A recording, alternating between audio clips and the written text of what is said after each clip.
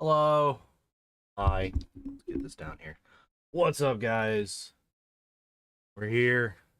Wednesday. It's a little bit late. We're about a half hour late, but I did mention that this was a possibility yesterday. I think we were on 10, right? Yeah. Okay. Cool. I see heads. I see heads and body parts in the 10 bag. But yeah, we're going to be doing more of our AT-AT build, as you can see behind me. Anybody that has not watched. Here's the legs and the base of the torso. And down here, with my very, very professional setup on how I'm going to be building this thing, you can see the bit that we're working on right now. We are working on the back, the little hump of the AT-AT itself. And because it is the day before Thanksgiving, I do not actually have to go to work today. So, my plan for today is to continue streaming, continue working on this, until we finish. Well, not until we finish, but until we finish this box. So we got 10, 11, 12, and 13 to go. Section-wise. We got over half of this box, quote-unquote, left. And, yeah, we will... Well, that's just a bookmark. I can leave that on the floor for now. Yeah, we're gonna just hop right into it. So it looks like at first what we're going to be doing is just putting together the peoples.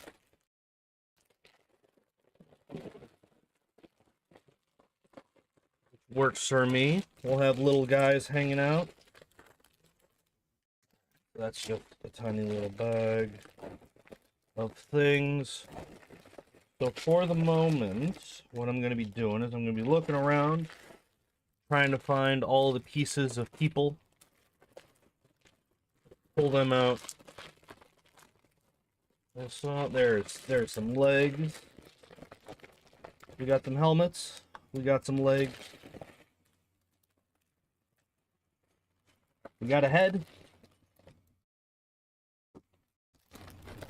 We got a torso. We have one full stormtrooper. I'm gonna get that together right now because fuck it, why not?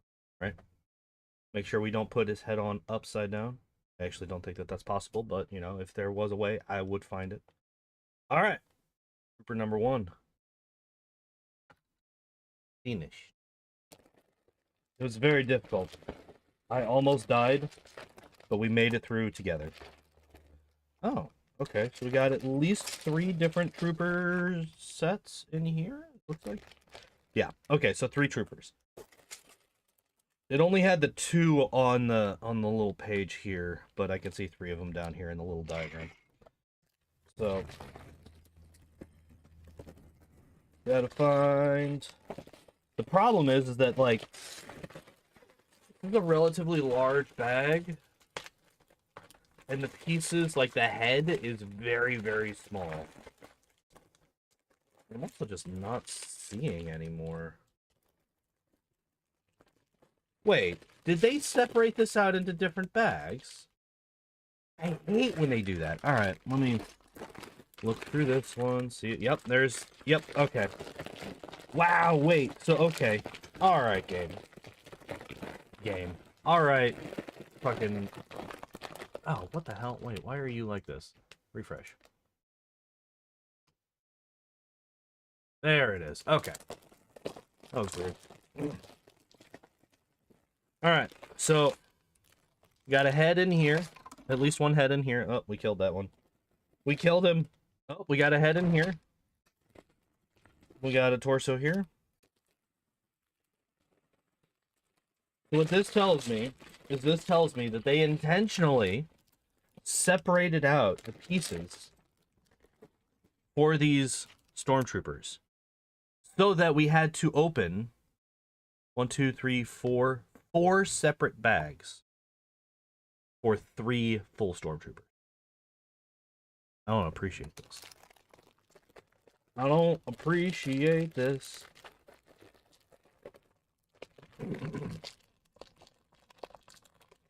Why not just have like all the stormtrooper pieces in one bag? Right? Like you could have all the stormtrooper pieces in one of these little bags and it would be fine. Like it would be a little bit wasteful. Like you could probably fit, you know, you could probably do like this bag here. You could probably have this bag here, but just have all of the stormtrooper pieces in this bag and it would be fine. Right? I feel like there would be plenty of room for it. Come on. But no, we gotta spread it out in the big bags and little bags all over the place. But it's fine. It's fine. Alright. Trooper number 2. And trooper numero 3.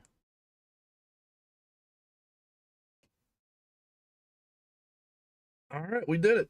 We got 3 stormtroopers. Where are the seats? Where are the chairs at? We're gonna put them in chairs. Get nice little cup holders. Put trooper 1 here. Trooper 2 here. I don't actually know if all 3 of them will fit. So, yeah, it's like really, really awkward to get a trooper in that like final bit. You know what I just realized? Like the in between, like you can kind of see, I think here, you can kind of see in there, like in between each of the seats, there's like a little cup holder thing. I think that that's quite nice of the Empire to give its stormtroopers cup holders in their combat vehicle. I don't know. Maybe that's just me. Maybe I'm the weird one, but I feel like that's very nice of the Empire. All right. So I synced it. Yep, there we go. We need that piece. And then we need a lot of these.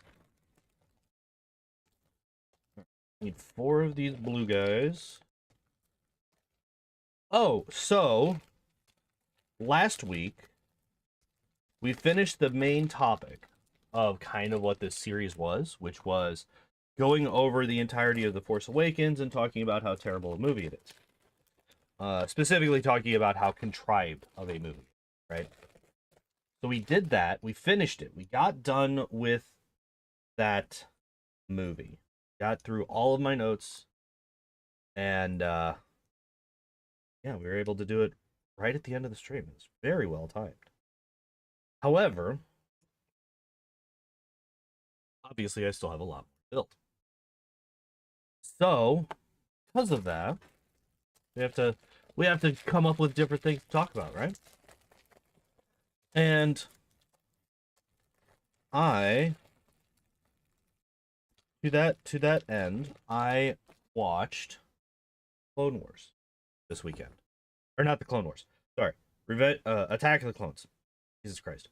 I always want to call that movie the Clone Wars. I don't know why. Hidden, what the hell are you doing? Alright. Alright. Being a weirdo, it's fine. So, I did not go through that movie with the same kind of fine-tooth comb that I did with The Force Awakens. It's not really the mindset that I was in when I was watching it. I didn't really want to do that.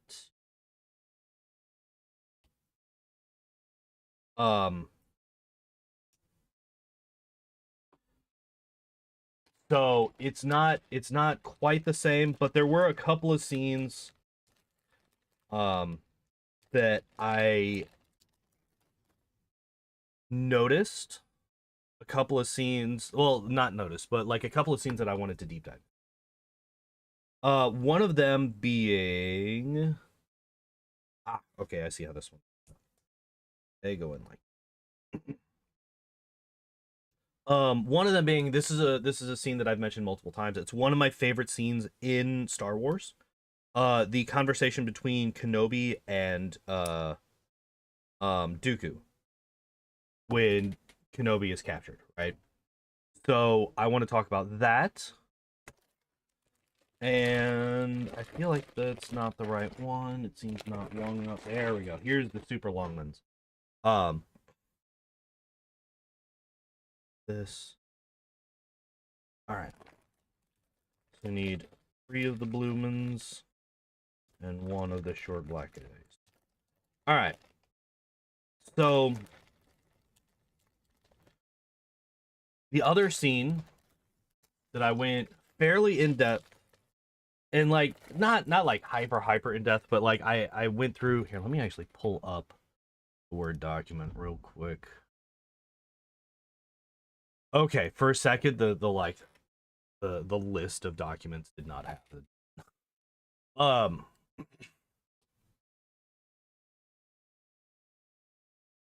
So like I have a couple of random notes of different lines, and like like I said, I did not go through this movie nearly as much as I did with The Force Awakens. In fact, I fell asleep partway through. I did definitely fall asleep partway through this movie. But like I wanted to take a couple of notes. I wanted to get a couple of scenes in and talk about them on the stream today. So, the first note, the first scene is the fight between Obi-Wan Kenobi and Jango Fett. A lot of that fight is like pretty well done. The two characters are being very logical. They are being very like they're being very logical. They're making good moves. You know, they're both doing things that it makes sense for that character to want to do. Um, like throughout the fight, Django is constantly trying to keep away from Obi-Wan Kenobi. Obi-Wan is constantly trying to close the gap to get in melee range.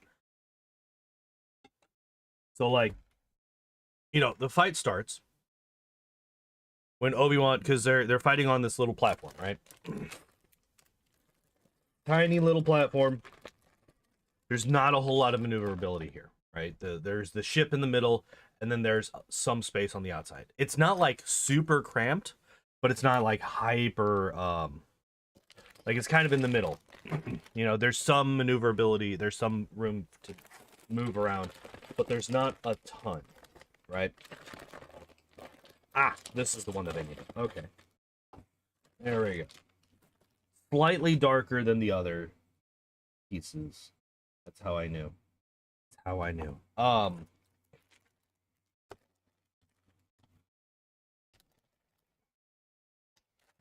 So fight starts with Django standing kind of underneath Slave One, because you know, and despite what Disney calls it, I don't give a fuck what Disney calls it. It's Slave One. That's the name of the ship.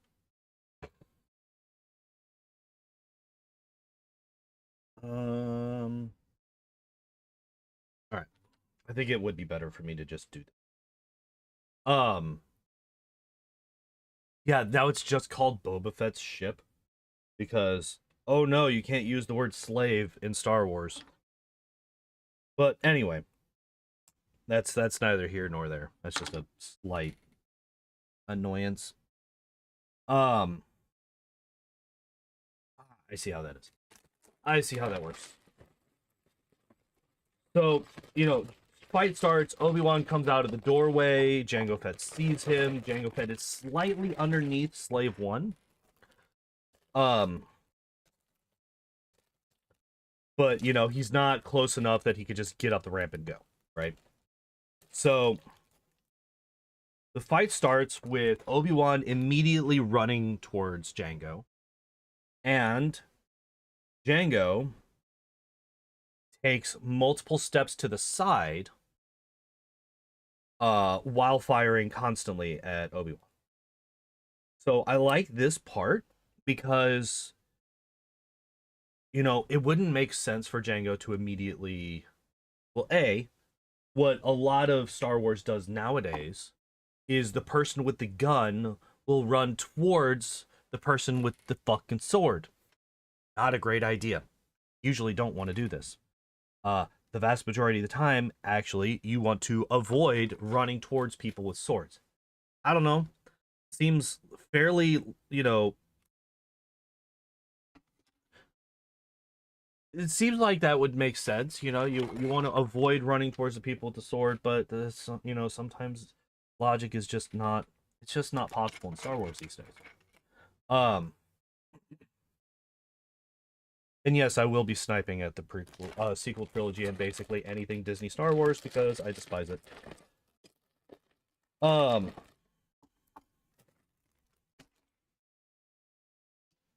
there's a lot of these all of a sudden.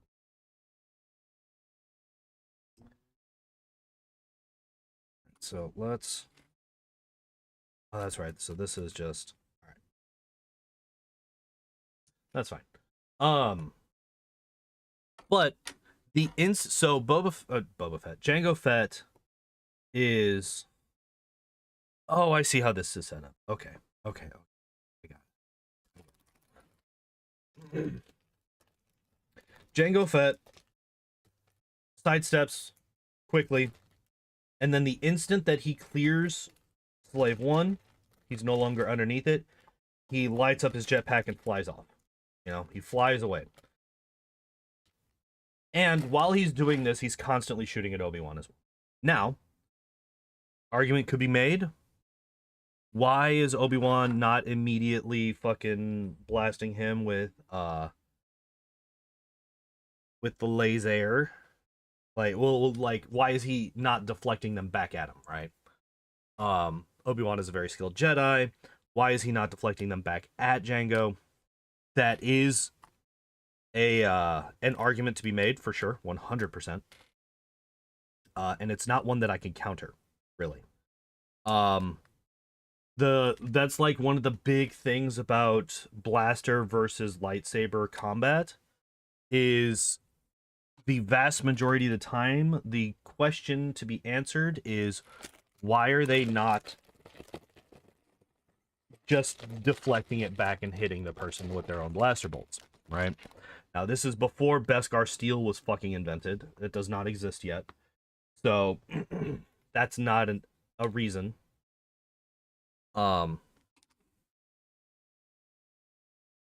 Although I would be willing to allow that Jango probably, the armor probably does do something.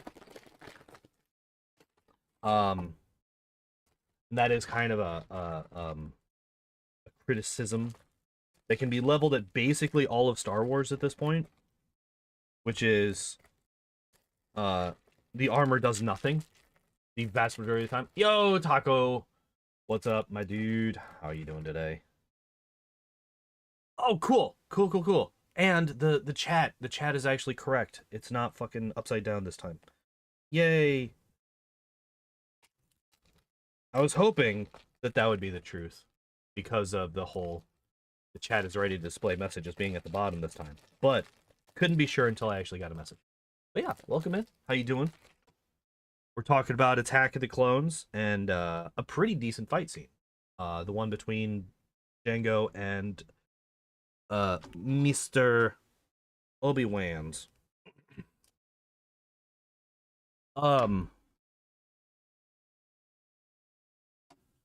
So yeah, so we're like very, very early on in the fight. Like it just started, right? But there is one issue that comes up pretty quickly here in this fight. And that is Obi-Wan Kenobi is suddenly explosion proof. Because Jango flies away, resets himself, and launches his rocket, like the jetpack rocket, at Obi-Wan. It blows up in his face, and he's just fine. I disagree with that as a possibility. Face tanking explosion, not usually good for your health. Just throwing that out there. You want to jump in the box? This cat. What?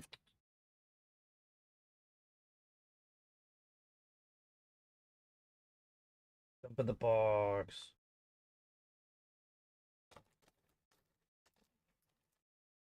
No, you're not gonna. Boo. Because I have a couple of, I have not thrown away any of the boxes.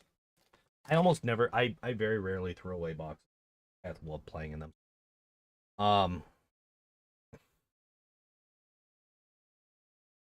What am I looking at here? Ah, I'm skipping a page. That's what I'm looking at. Okay. I'm saying. Anyway. 4, 2. Okay. Anyway. Boba Fett. Jango Fett, not Boba Fett. Jango Fett. Oh, no. That's what I was saying. Sorry, I completely lost what I was talking about. I got distracted by Kitty. So yeah, Obi-Wan is explosion proof. He gets blown up first by the rocket, right? And then after the rocket, he gets exploded by I have these backwards. I have these back. I lost it. Where you at? There you go. No! I tried to grab it with my toes and I accidentally flicked it further away. Alright. I'm gonna have to. Where did this come from? Sure. Give me 1 second while I crawl around under here and try and find. There it is. Fortunately, I can also use that as an excuse to grab my straw bookmark. Alright. I'm back. What the hell? My fucking cats have been in the trash. Alright.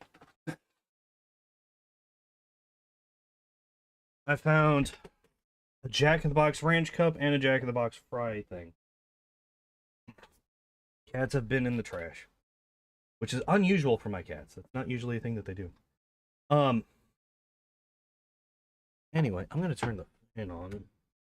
Get a little warm with this nice fuzzy clothing that I'm wearing. Anyway, so first off, yeah. Okay, so back to the fight. Back to the fight. Obi-Wan gets shot by a rocket. It doesn't hit him directly, but it blows up like a foot away from him, right? Like the flames nearly engulf him, which is usually not a great thing to have happen to you. Just throwing that out there. Usually you don't want to be exploded. But he is. And okay, so it looks like it goes like this.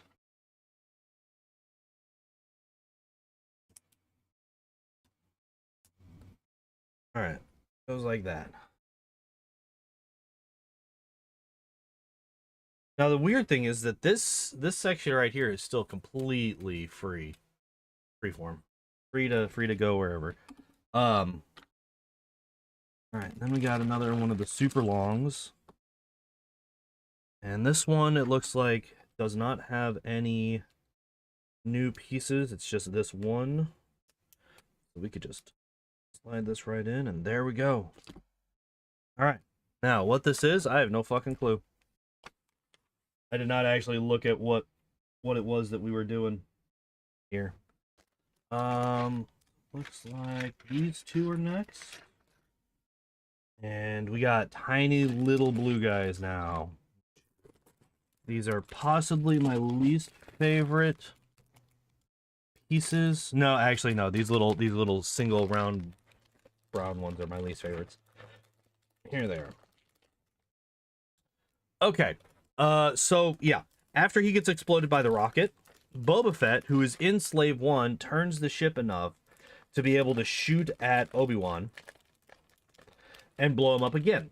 So this man gets blown up twice within the span of like 3 to 5 seconds. But he's fine. He's perfectly fine. Explosions don't actually have any real damage at this point in the movies, I guess. So it looks like this, like that.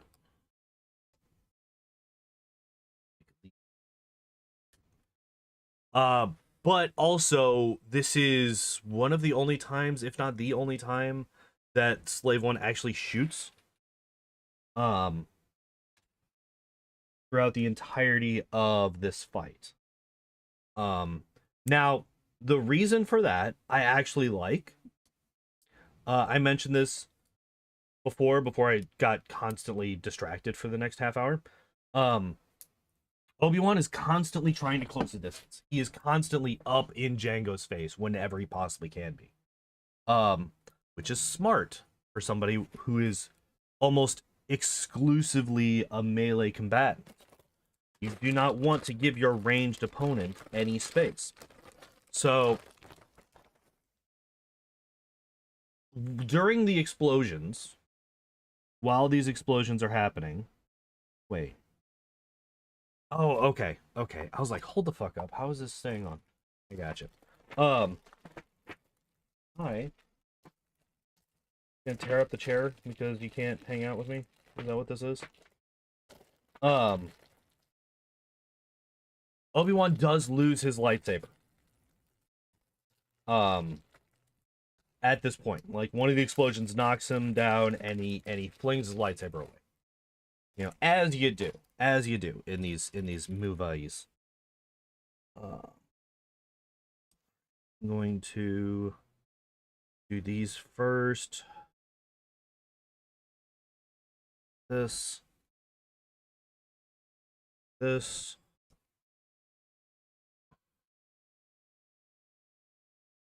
All right. Now.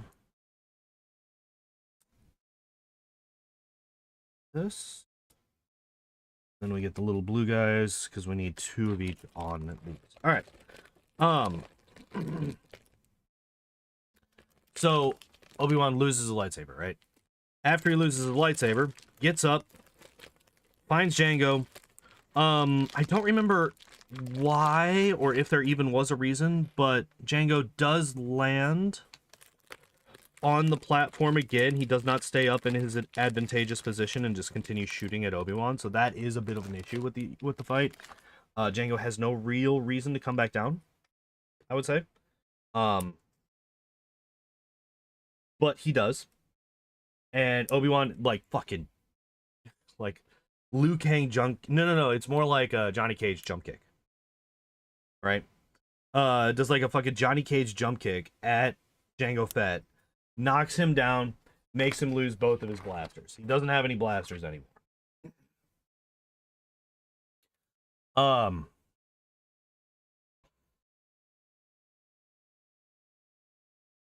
So they get into kind of a bit of hand-to-hand combat here. Obi-Wan ends up not doing great because Jango's wearing armor. What am I looking at here? Oh, the piece that I already did. Okay. That's fine. Let's not drop this. Hello again, kitty.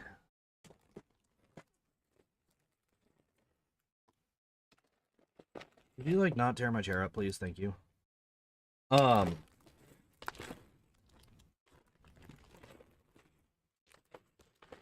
are the other pieces that I need? I will finish this fight scene eventually. I promise. I promise. You in here?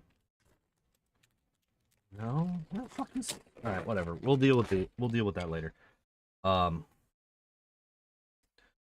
Deal with that later.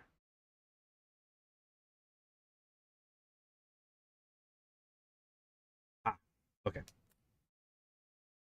He's going like this. Oh my god! I just noticed. Like tiny little blasters. I did not notice this. We got tiny little blasters for our tiny little stormtroopers. We should have 3, right? Yep, there's number 3. Look at that. Oh, is that what these are? They're not cup holders, they're blaster holders? Is that what these are?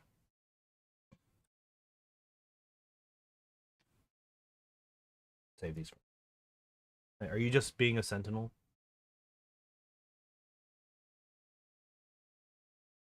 He's just sitting up there. He's just sitting up on the chair.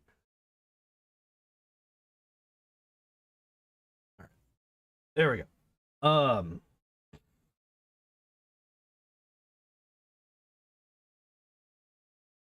So yeah, the thing that I really like about this fight is how much effort is put in to show Obi-Wan constantly trying to close the distance on his opponent. Constantly trying, because like that serves multiple purposes, right? A, it keeps Slave One from shooting him, right? Because Boba Fett's not going to risk shooting his dad. It's just not going to happen. So, prevents Slave One from shooting him, which, you know, is kind of important. That's kind of a big deal. I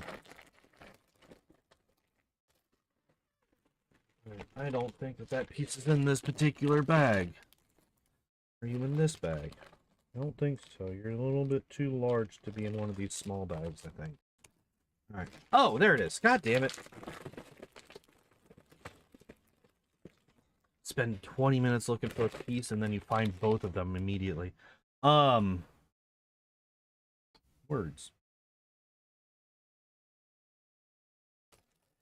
So, while this whole, like, fisticuffs portion of the fight is happening, Jango decides, fuck this. done. So he grapples. He uses his little magic grappling hook, which defies all of the laws of physics. But grappling hooks in media a lot of the times just does this. It's not an excuse. I'm not just gonna be like, oh well, a lot of things do it, so it's fine. No. It's still a problem. It's just a very common problem in a lot of media. Grappling hooks will just magic around whatever it is that they're shot at, right? And that's exactly what happens here. Obi-Wan gets shot with the grappling hook. Well, not shot, but the grappling hook just like fucking magically wraps around his hands perfectly, ties him up, and then Jango once again uses his jetpack to pull, like he starts flying away with Obi-Wan. He starts pulling Obi-Wan off balance. He starts dragging him through across the platform.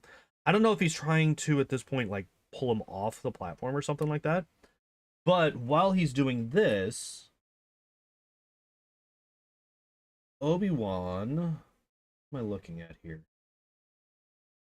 Okay, I see what I'm doing. While he's doing that, Obi-Wan manages to wrap himself and the tether around a pole, pulling Jango down.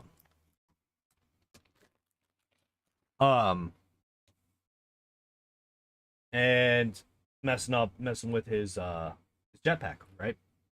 And then Obi-Wan immediately runs up and fucking like again does another fucking jump kick or something and knocks Jango off the platform, which not the smartest of moves. I'm gonna say not the smartest of moves because Jango is still tethered to him via the grappling hook cable,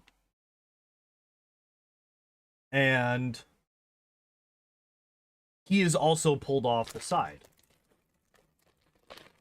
Now, while they're both falling, Jango has some like fucking wrist blade things that he shoots out that he uses to slow his descent off of the sloped curve of the platform that they're falling off on. But Obi-Wan doesn't have that, so he falls off. Oh no, he falls off, but he's still tethered, so that stops his fall. Unfortunately for him, what would have most likely happened at that point is that the very thin cable probably would have cut his hands off. Because he gets like... It is not a slow stop for him. It is a very quick and sudden halt. I'm having a lot of trouble finding these pieces.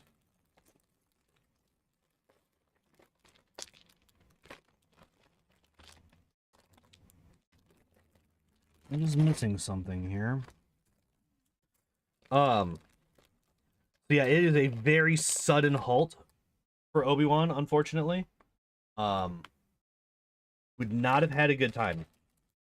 He would most likely have lost his hands. But he doesn't. He's hanging there, and Jango immediately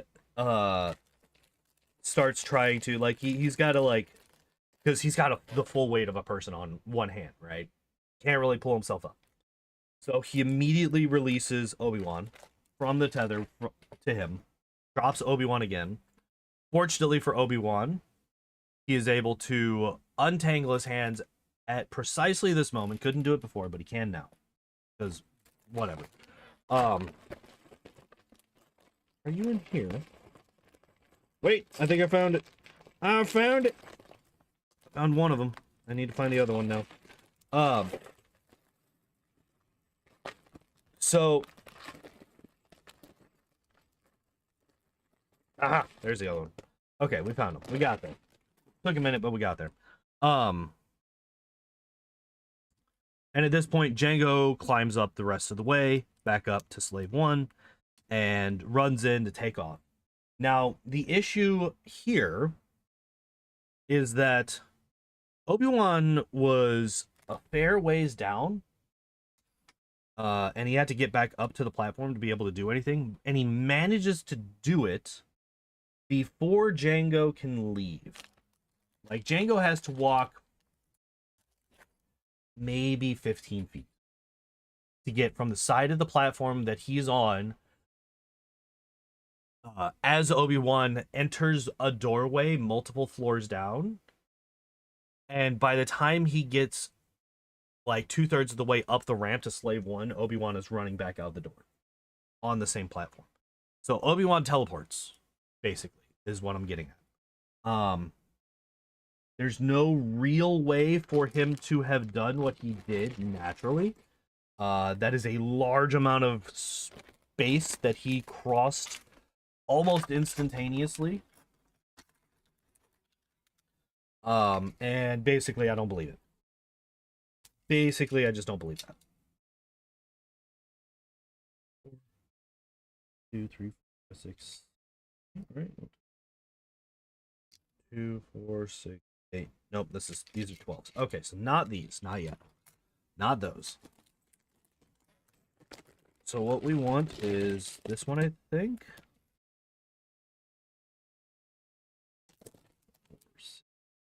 No, not this one. What the hell? So it wouldn't be this one either. Oh, no, wait, it is this one. Okay, so that's one of them. This one we don't want. We want 2 of these, it looks like. All right. 2, 4, 6, 8, 10. 2, 4, 6. Yep. All right. So we want 2 of these. One of those.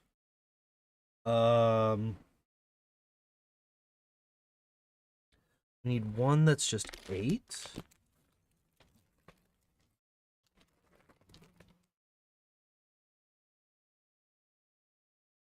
Wait a second.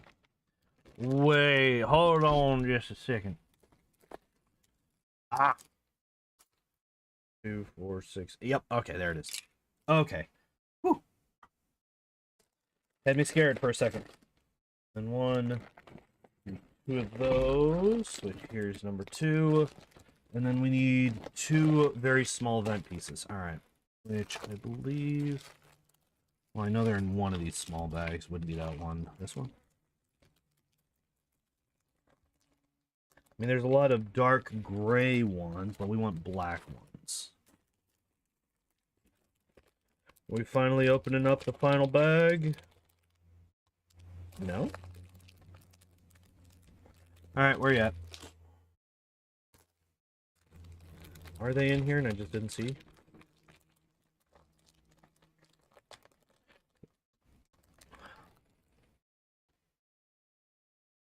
We'll deal with that in a minute.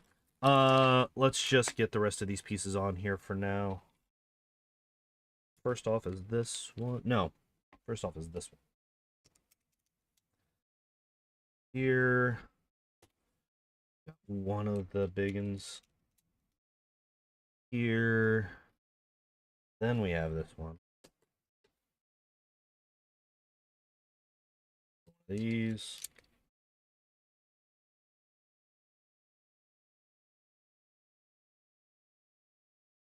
Each of these. One on either side. Which does block this yellow bit from turning up. Does block that yellow bit from turning up. Where do these go? Oh, they are gray. Okay, it just looked like... Okay. I guess that was just an angle thing. We did just... spilled a couple, that's... We don't need them all to be in the bags. And yeah, if I do find others that are like of a darker color, we can deal with that later. 8 of them now. Okay. Alright. First off, we need 4 of these. Needs 2 of those, so not upset about accidentally grabbing that. 1, 2, 3, and 4. I haven't even seen those. Where the hell are those at? We got two that are very small little grabby boys that I have yet to see. Well, we do need 8 of these, so I can grab these just to get stuff out of this bag, because... Yeah. 5,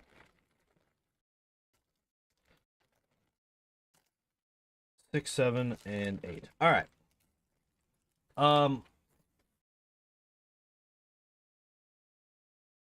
You ever watch this one? Last year's Star Wars was the first 3 films back when the renting VHSs was the thing. That's fine. Don't even worry about it, my dude. Don't even worry about it. It's all good. Yeah, it's just I'm not nearly as passionate about the prequel trilogy as I am about the sequels. Mainly because the prequel trilogy, it's not great. They're definitely not good movies, but there are some good things in them. Like, there are some issues with this fight scene that I was talking about, but overall,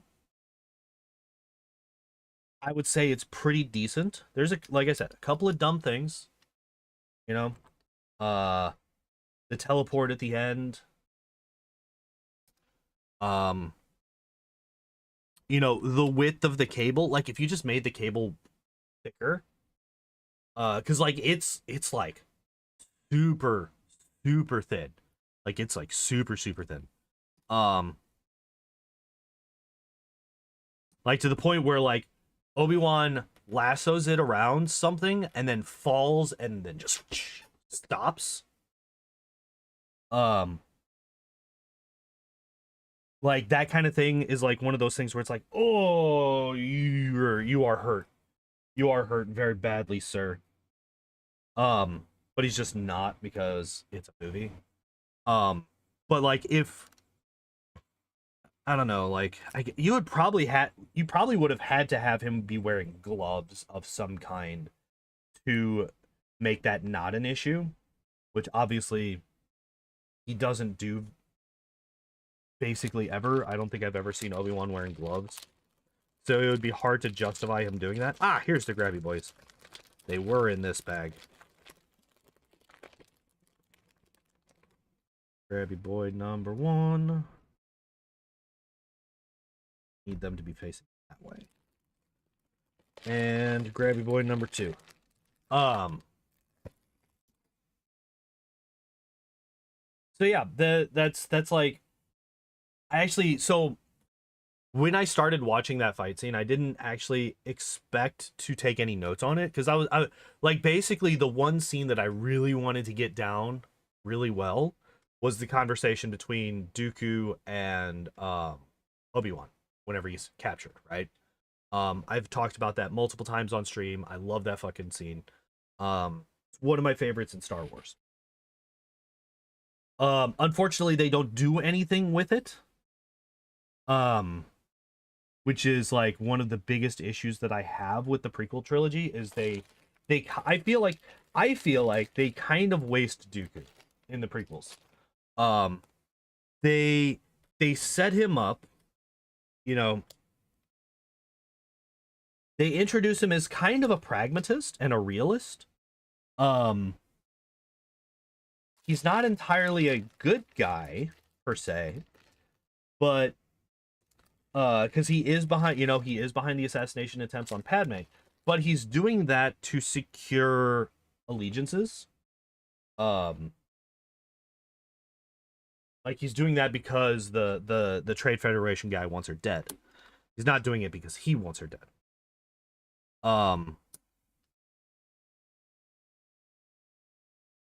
And I really like the ambiguity that he brings to the prequel trilogy at first. Later on, he's revealed to be like cartoonishly evil, kind of. But like at first, actually, I don't even know. I would go so far as to say that in the movie,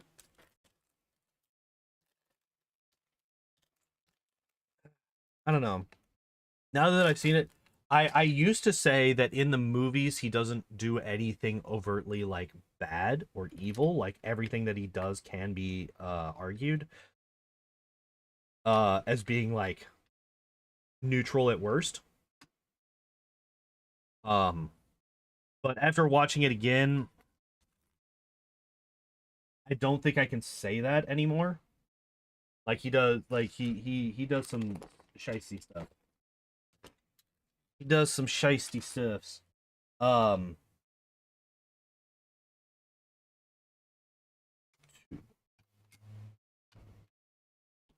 all right. Um, but like I do like him a lot as a character. I think that he does an incredible job. Like it's fucking Christopher Lee. Like that guy's a legend of an actor. Like he was absolutely incredible. Saruman, fucking Count Dooku, like those are the two that always pop into mind for that man and his like incredible acting. But that's mainly because that's all I've seen him in.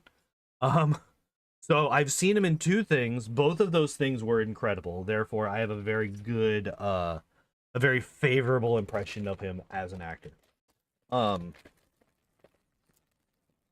how many do I need? 8 of these. All right, 16 of those. Jesus.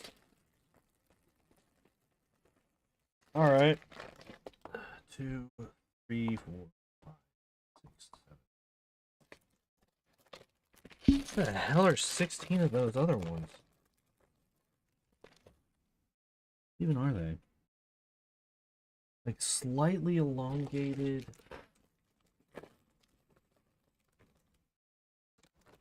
But only 2 pips. All right, I'll deal with that in a minute. For now, we're just gonna do this. All right, so 1, 2.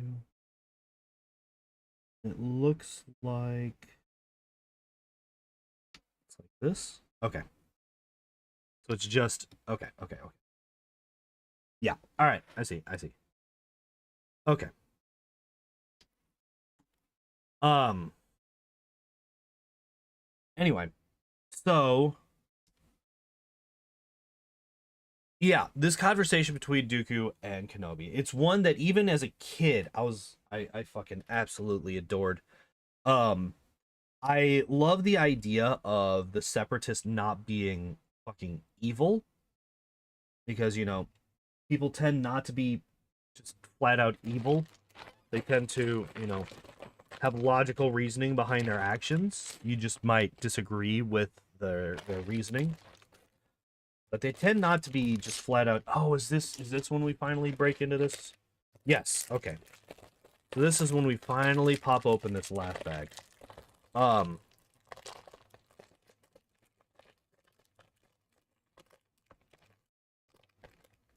And what I did was I actually just I looked up the script. I searched the script because I wanted to make damn sure that I had this right. That I didn't miss anything. And actually the script isn't even entirely correct. The movie cuts out a couple of lines from the script. Which I'll point out once we get to them. But so to set the scene, right? Obi-Wan's been captured on Geonosis. He's being held in some kind of fucking stasis field. He can't move. He's like floating around. He can't. Right? 7, 8, 9. I need 7 more. 1, 2, 3, 4, 5, 6. All right. So Count Dooku comes in. Obi-Wan immediately calls him a traitor because he is, seceding from the Republic. So very technically, he is a traitor. But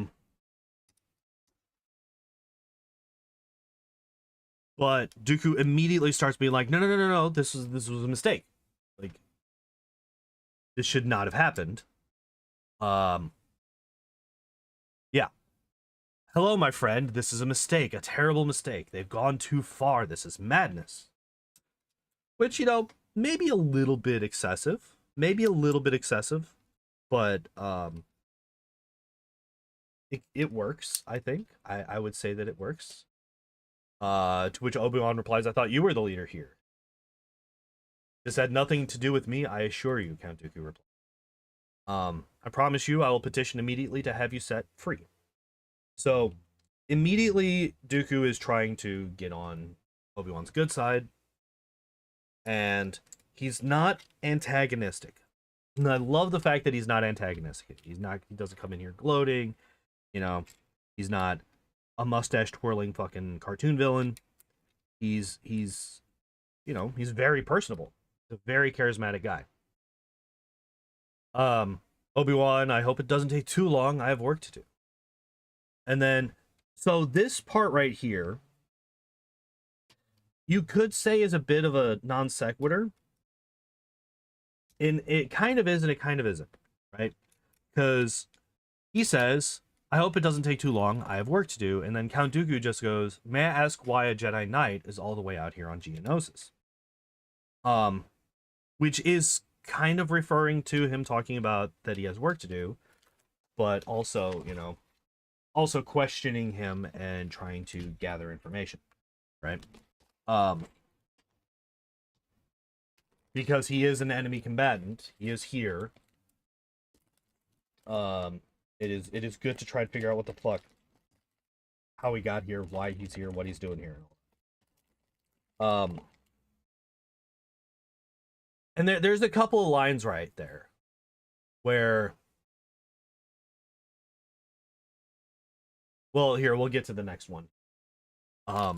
So yeah, Count Dooku asks him why he's out here.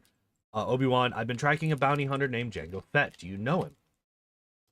Count Dooku says, there are no bounty hunters here that I'm aware of. Geonosians don't trust them, which, is a fucking lie.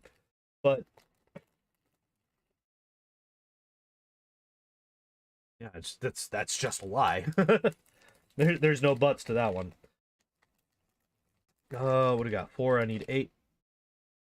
5, 6, 7, and 8. All right. Which Obi-Wan says, well, who can blame them? But he is here, I can assure you. And then this one is definitely a non sequitur. This one's definitely a non sequitur. Because they're talking about Jango Fett. They're talking about whether or not he's here on the planet. And then Dooku just goes, it's a great pity that our paths have never crossed before, Obi-Wan. Qui-Gon always spoke very highly of you. I wish he were still alive. I could use his help right now. Which is a very interesting line. Has absolutely nothing to do with what was just being talked about.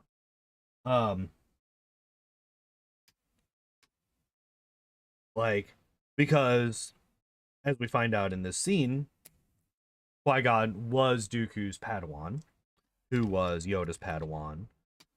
And it's just, and the fact that Qui-Gon does defy the Jedi Council quite a bit, that's not just told to us, it's also just shown because he's like, nah, I'm gonna train this kid, fuck you guys. In episode 1, the possibility that Qui-Gon possibly could have joined with Dooku is really interesting, and I wish that they had explored that a bit more. But Obi-Wan just immediately shuts him down. Qui-Gon would never join you. But he does. It's this next bit. Was a gray Jedi enough to go rogue for the sake of the Republic? I could believe that. Yes, 100%. 100% I could believe that. And it's this part of the conversation, this next bit, that I, even as a child, just fucking enthralled. All right? Don't be so sure, my young Jedi. You forget that he was once my apprentice, just as you were once his. He knew all about the corruption in the Senate, but he would never have gone along with it if he had learned the truth as I have. Obi-Wan replied, truth? The truth. What if I told you that the Republic was now under the control of the Dark Lords of the Sith? That fucking line has such heavy implications on Dooku's character and the way that they could have taken him. Because, obviously, he ends up just being Sidious's apprentice. But up until this point, there's no proof of that. There's nothing actually linking Count Dooku and the Separatists to Palpatine at this point. Anything that connects them comes after this scene. So when I saw this scene as a child, the first time I saw it, I was like, hold the fuck up. Are these actually the good guys? Like, I was so excited when he starts just blowing Palpatine's cover. I was so hyped as a kid, and then they did nothing with it. It made me so mad that they didn't do anything with it. Right? Because then, the rest of the conversation is Obi-Wan goes, no, that's not possible. The Jedi would be aware of it. Count Dooku says, the dark side of the Force has clouded their vision, my friend. Hundreds of senators are now under the influence of a Sith Lord called Darth Sidious. I don't believe you. The Viceroy of the Trade Federation was once in league with this Darth Sidious, but he was betrayed 10 years ago by the Dark Lord. He came to me for help, told me everything. You must join me, Obi-Wan, and together we will destroy the Sith. Now, there is some dialogue that is in the script that was not in the actual movie. So this is the dialogue that's actually in the movie. I cut down the actual dialogue so that I had exactly what was in the movie instead of what was in the original script. The original script had a couple of extra lines in that paragraph where Dooku talks about how the Viceroy went to the Jedi first and they didn't believe him.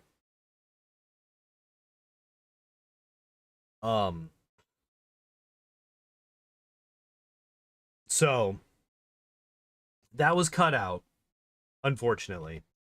I wish that they kind of kept that in, because that would give a little bit even more evidence as to the complacency and kind of the hubris of the Jedi and the Jedi Council.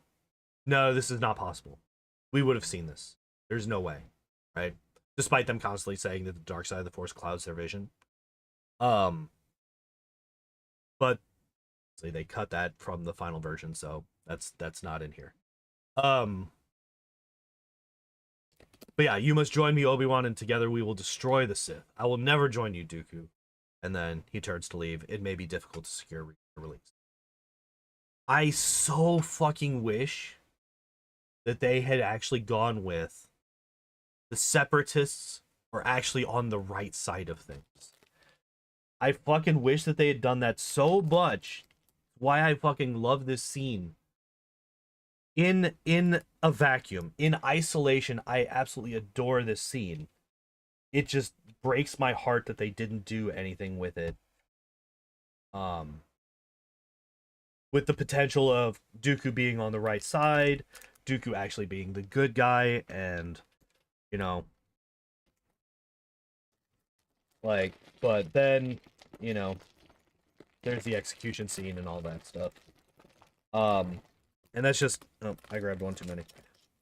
That's just, like I said, one of my favorite scenes in all of Star Wars. I fucking love it. I love that dialogue. I love that conversation so much. I wish that there was so much more to it. But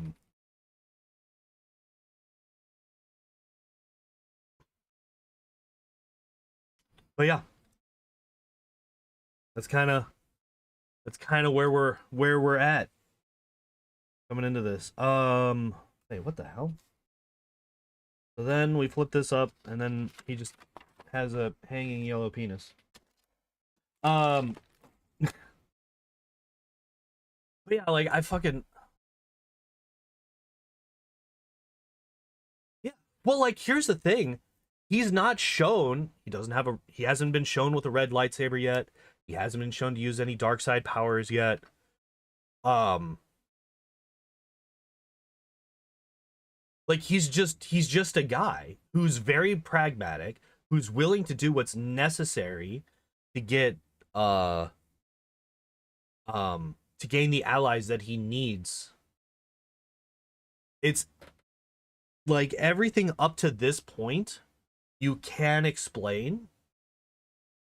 It's once we get past this, like when he fights Anakin and Obi-Wan and Yoda, and basically everything past this point, where I would say they kind of ruined him, a bit. Um, but like this scene right here, as far as I'm concerned, is like peak Count Dooku. Um, and they should have focused on the ambiguity a lot more, I feel like.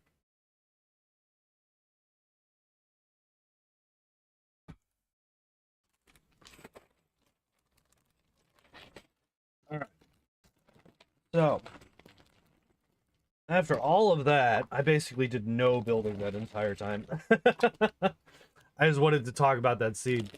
I've wanted to talk in depth about that scene for so long, but I wanted to make sure that I had the actual dialogue correct, right?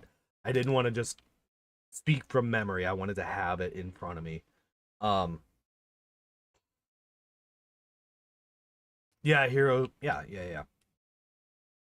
I mean, that's kind of what oh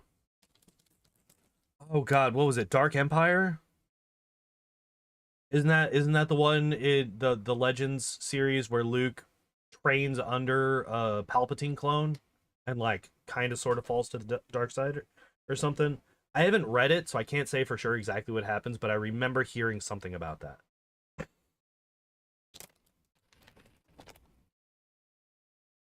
Like he goes in meaning to destroy Palpatine or something, and he starts falling to the dark side instead.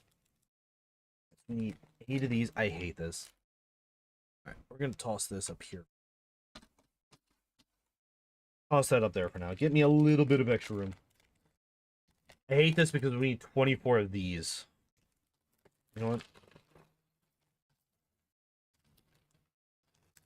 This might be a mistake. Might be a mistake, but 2, 4, 2. Oh, 4 because we need 8 of those as well. 6. All right.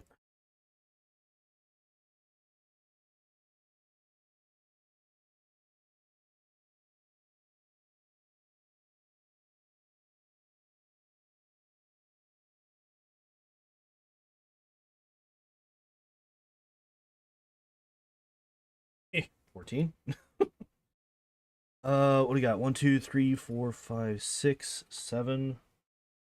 Grab number 8. Yeah, 8. All right, we got 14 of these.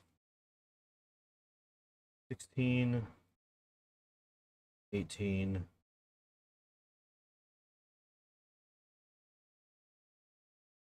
20,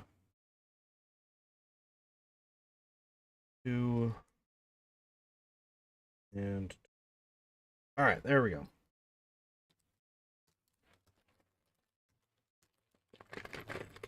Yeah, I think that Count Dooku is potentially the most interesting character in the prequel trilogy. I find I feel like that's probably like not exactly not exactly a hot take. Um and goddamn, if we had some scenes between Qui-Gon and Count Dooku, oh my god. Oh my god. Liam Neeson and fucking Christopher Lee acting together. Oh my god. Imagine. Imagine the incredible that could have happened. Would have been absolutely amazing. Unfortunately, we never got it. But like even if it was flashbacks to like the even if it was just flashbacks to like the dynamic, the master and apprentice dynamic between the two of them, how they interacted as master and pupil. Ah, would have been really fucking cool. Oh well. Can't do nothing about it now. Now, something that we talked about last week that could help the whole Dooku not being evil, just being, on the other side, because the good guys don't realize that they're fighting for the bad guys, is if we go back to my idea that the Force doesn't have good powers and evil powers, it's just how you apply the very, very basic elements of the Force, which is just telepathy and telekinesis. If you just do it that way, Force Lightning is no longer a dark side power, it's just something that you can do. You just need to have very, very, like, incredibly precise control over the Force to be able to do it, right? Because, like, for those of you who weren't here last week or who have not seen that VOD, which I feel like is probably a lot of people, basically the argument is everything that the Force does is this is the wrong. This is not the right. This is not the right piece. It's too long. Long man bad. All right, be gone. We need one that's slightly shorter. So we need, what is it, a 6? No, 1, 2, 3, 4, 5, 6, 7, 8. 8. 1 by 8. 2, 4, 6. There's one. Right, they are in this bag.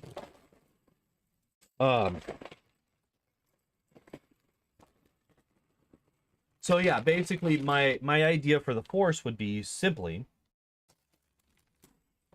the Force is nothing but telepathy and telekinesis. Every other ability of the Force comes from those two.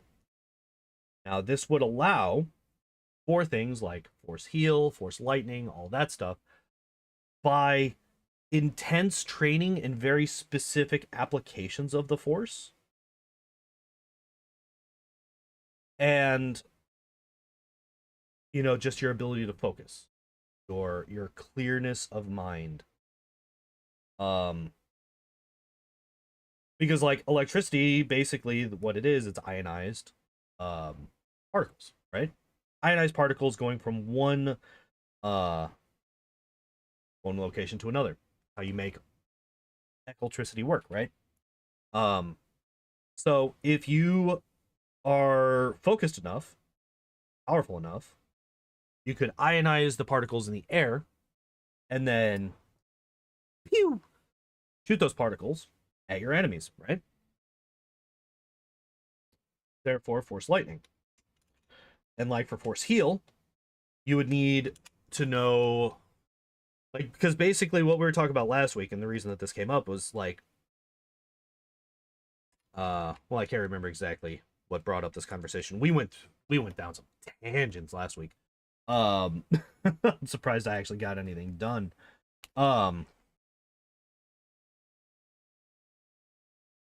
First off, we start with one of these, and we have a whole lot of shit that add to it. All right, toss this back over here for now.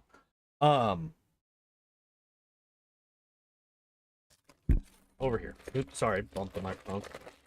Apologies.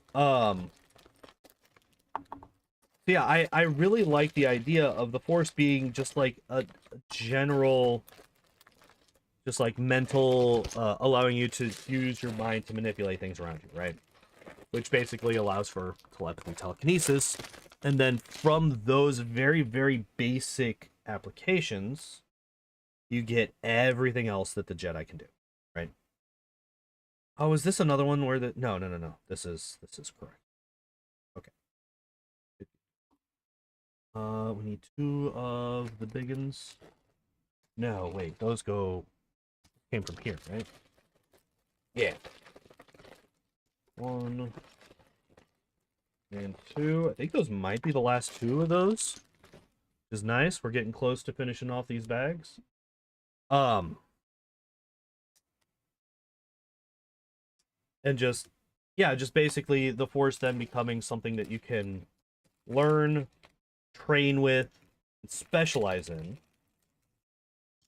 as opposed to something that once you learn it, you just unlock all of it. Right? Like being able to push things with your mind, being able to lift rocks and shit like that, that as far as I'm concerned, should be the lowest level of force usage, right? I feel like pushing rocks should be the lowest level of force usage, followed by, you know, sending simple messages into the minds of others, right? So, like, basically the stuff that you see Luke do in Empire Strikes Back, right? What does he do in Empire Strikes Back with the Force? He pulls his lightsaber to him. He force jumps out of the pit, right? The carbonite pit. He lifts rocks, tries to lift and fails to lift the X-wing. And he calls to Leia at the end, right? That's basically all he really does. An argument can be made that he created an illusion that he saw. But it could also, the argument could also be made that that was I'm talking about the cave, right? The cave where he fights Luke Vader. Now what do we have? Okay. Finally use this.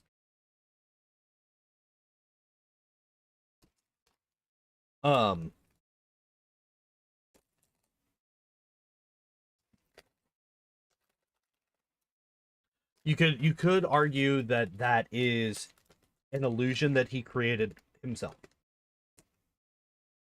I understand that that's not a common theory, for good reason, right? I don't think that it is in the movie that that is what's happening there. I think that is something completely different. But if we go back to the Force being simply telepathy and telekinesis, okay, so that's all of those. We got 1, 2, 3, 4, 5. We need uno mas. The little ramp boys. Where you at? Excuse me. Excuse me, where are you at, sir? There it is. Literally right on top. And 4 of these. I think there might only be 4, so we might actually be finishing these off as well. Nope, never mind. I see at least 5. What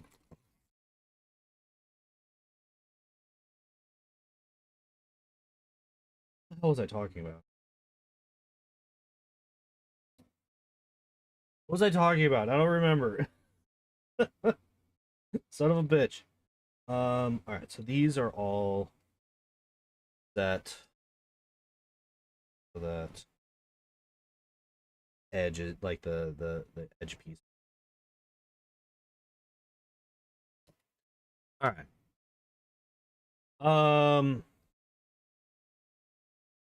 Oh, yeah, basically going through what Luke did with the Force in Empire, right? So Luke doesn't really do that much in with the Force, at least intentionally. He doesn't do anything with the Force in A New Hope. Right? He allows it he somehow deflects the blaster bolts, right? Which is just instinct, right? That's kind of how that's described, is just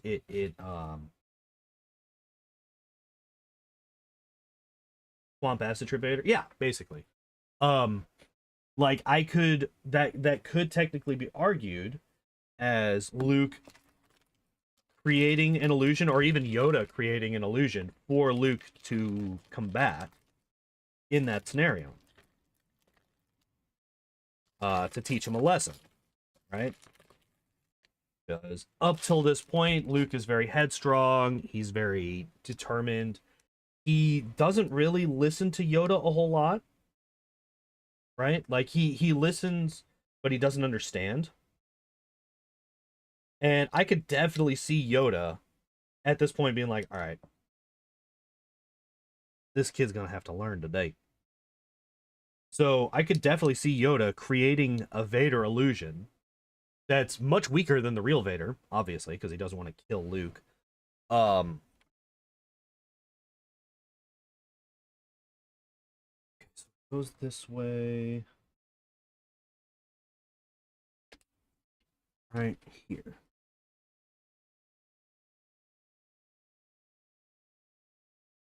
Um,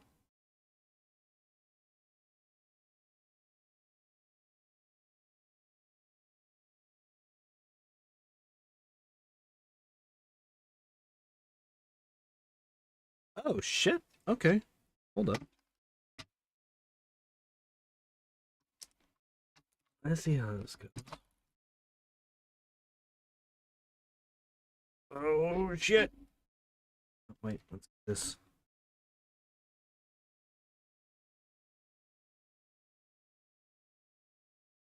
Oh my god. Get on there. Get on there. Connect. Does not wish to connect. You must convince it. Um.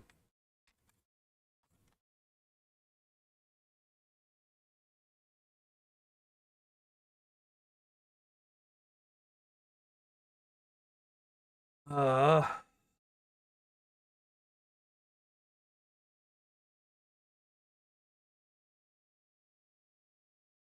I wish connect. Be connected. Do not appreciate this.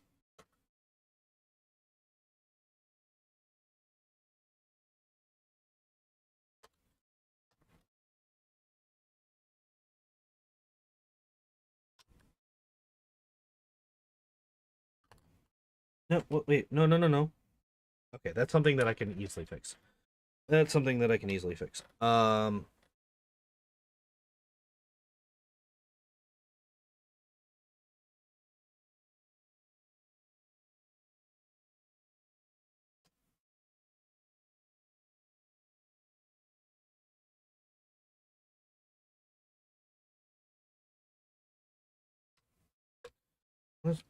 Why? Why must you be like this? No! What? No! Why is everything breaking? Everything's breaking. All right. So, what am I caught on now? All right. Let's look. All right. So we're ripping things apart. Everything's falling apart. All right. These guys are coming out. The seat's coming out with him too, apparently. Um. All right. So less things are now attached than they were before. This is not ideal. You want this, but the main issue is that this was like slanted forward.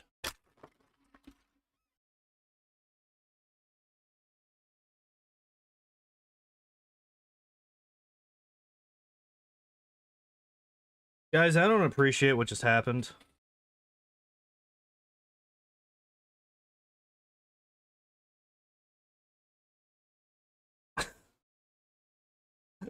No! Let's start with the easy thing first. Easy thing first. That one. Okay.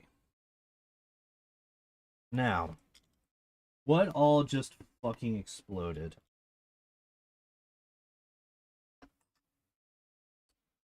I might have to go back. I might have to go back and recreate this because we just lost the entire front section here. And like I said, the main reason is because the front section was like cocked forward for some reason. And I'm not entirely sure what was going on there. If I remember correctly, this, like this. Yes. Yeah, because that was there. Okay, and then this came on here. Right? It was something like that.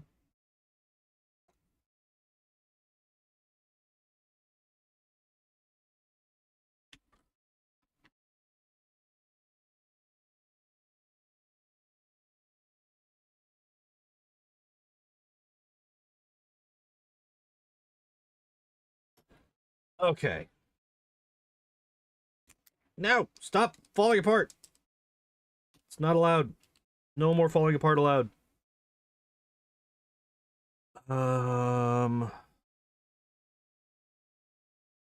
Something.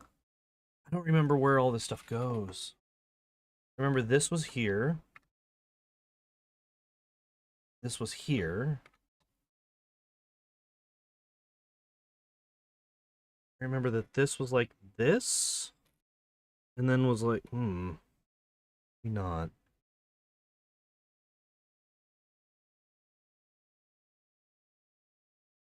All right. Yep, we're gonna have to scooch back the instruction book just a bit.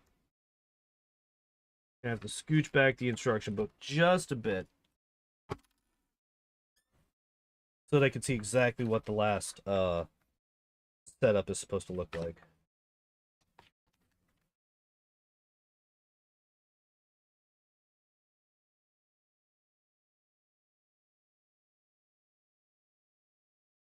All right.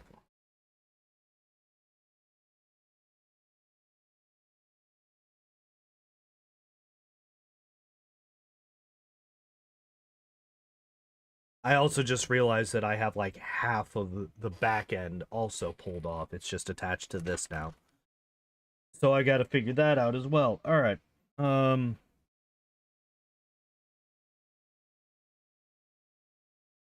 So this is not where these go.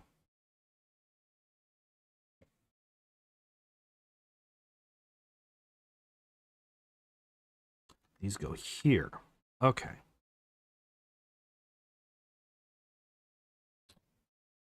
And then oh, oh. Turned this way. Not in fact go there.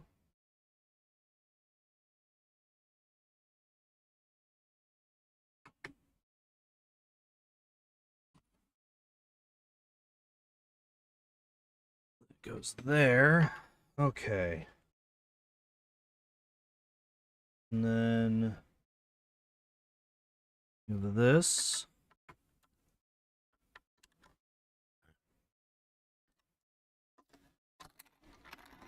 Fuck you too. There we go. All right.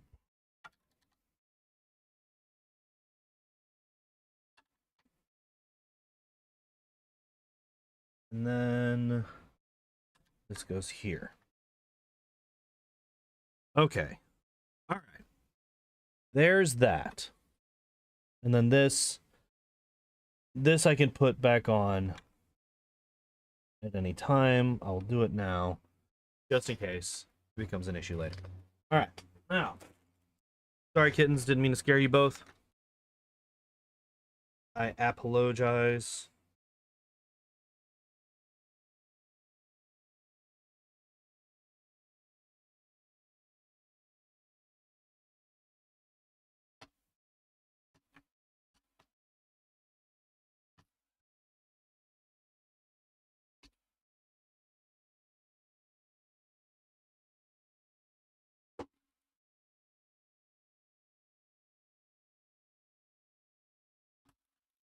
Ta-da! We did it. All right. It's all fixed now. We did it. Double check. Yeah. Yep. All right. Beautiful. Beautiful. All right. So we now have all of this now been attached. All of that. Beautiful. Okay. Wait, what do you mean orange pea? Oh shit. Okay, that I forgot that we had those. All right, so we got little orange pieces out here that we're supposed to be that had just been kind of sitting there this whole time. And now we can push them in. Oh shit. All right. Then we can finally close these flaps here. All right. Beautiful. Okay, there we go. And now we can continue building like normal. All right. Nope. Not losing you guys. You guys just can stay up there for now. Oh, by the way, we do have one Jar Jar-ism that I put down in my notes. I wasn't really paying too much attention to Jar Jar because he's Jar Jar, and I didn't wanna. But we do have one that caught my ear. Never once noticed it before in my life, but when he starts his speech at the end of the movie to give Palpatine the emergency powers to deal with the Separatists, he starts it by saying, you know, what you would hear normally, because your brain would just autocorrect as fellow delegates. That's not what he says. What he actually says is Dello Feligates. So I would just like to make that known to the world that that is a thing that is said by Jar Jar Binks. He says Dello Feligates in that scene.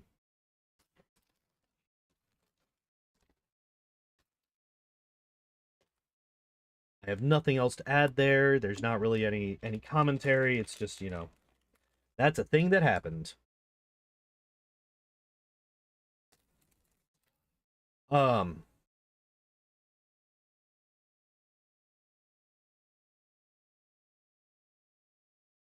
yeah. Oh, another fun thing.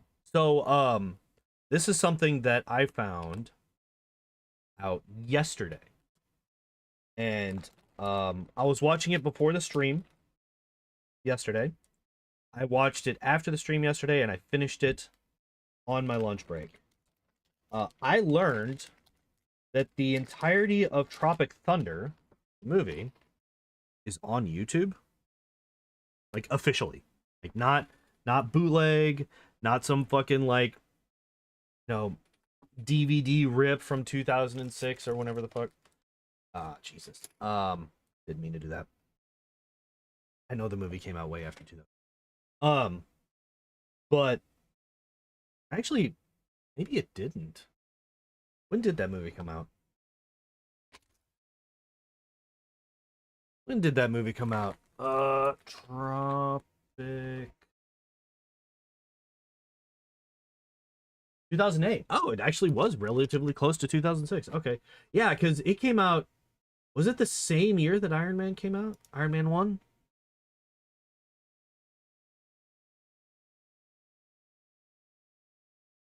2008, yeah. They came out the same year. Yeah, that was I remember that because I remember it being like a very big year for Robert Downey Jr. But the thing is, I had never seen I had never seen fucking Tropic Thunder before yesterday. I'd never seen it. Jesus Christ, is that movie funny? Um, like I said, unfortunately, I did have to break up watching the movie into 3 sections. I was not able to just watch it through all the way. Um, but goddamn, is that movie funny? Um, it's just like really fun. Just a really good movie. Um, the thing that fucking got me, the thing that got me at the end of the movie when Ben Stiller fucking runs back across the bridge. He's like, no, I got this, I got this, I got this. And it's like, you know that that's not gonna end well. You know it's not gonna end well. I don't think there's a single human being alive that's seen that movie It's like, oh yeah, he's gonna live happily with these fucking drug dealers. The instant he fucking runs back across the bridge and he's got that tiny child just on his back stabbing him repeatedly. The thing that fucking I almost died. I almost died. It almost killed me. When he just fucking yeets the child off the fucking bridge, dude. When I saw that, I was on my lunch break, so it's like 2:30 a.m. I fucking died.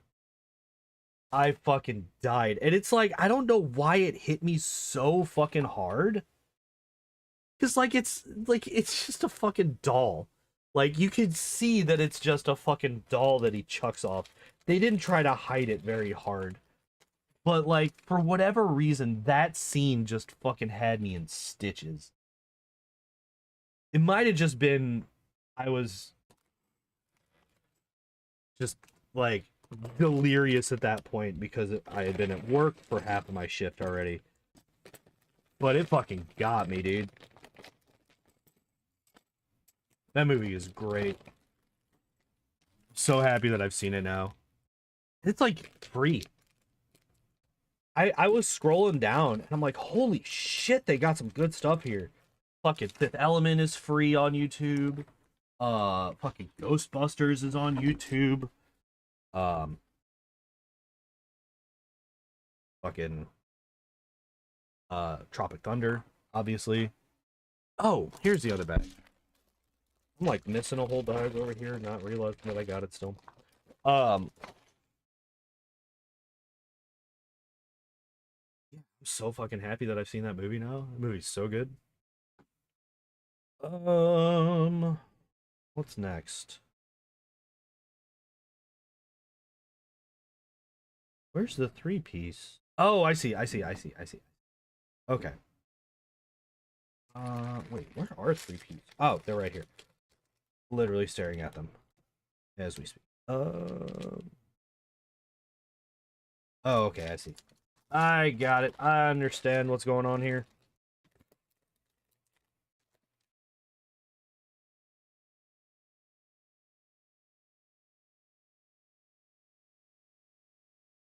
But yeah, that if you ain't seen it, highly recommended. I think I might be one of the few people on the planet that hasn't seen that movie yet though, so I feel like that's probably an unnecessary thing to say. Um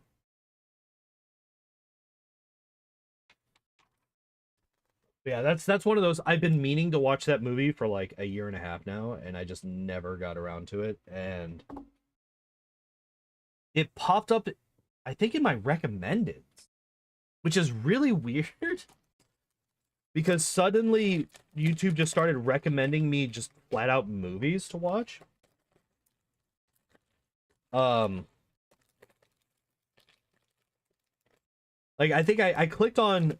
Oh no, it was Fifth Element that was recommended to me over and over and over again. And I was like, "There's no way that this movie's just on here." And I clicked it, and it just started playing the movie, and I was like, "Bullshit, bullshit." So I clicked like halfway through the movie, and I ended up on the scene where she's sitting there eating the chicken. And I'm like, holy fuck. This whole movie is here. This whole ass movie is here.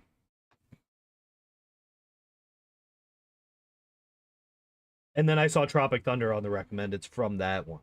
That's how I found it. Saw Tropic Thunder on the recommendeds while I had Fifth Element pulled up. I'm like, there's no fucking way. There's no way that you guys got. Wait, do you double up on those too? Oh shit, you do. Okay. Somehow I missed that this whole fucking time. All right. Well, we double up on this. Interesting.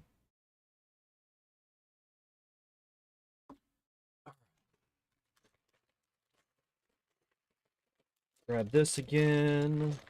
Not that one. This one. That on there. Got these now, finally. I was wondering when these were going to come into play. Had them catch on random things all night. Yeah.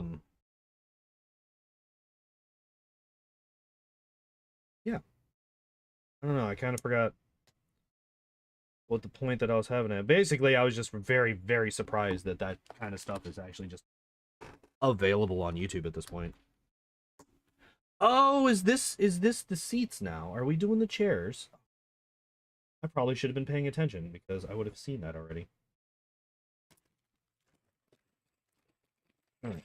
1, 2, 3, and 4.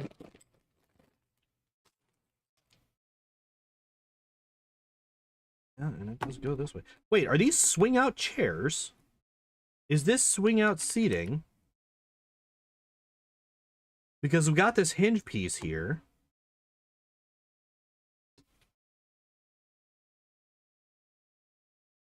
Interesting.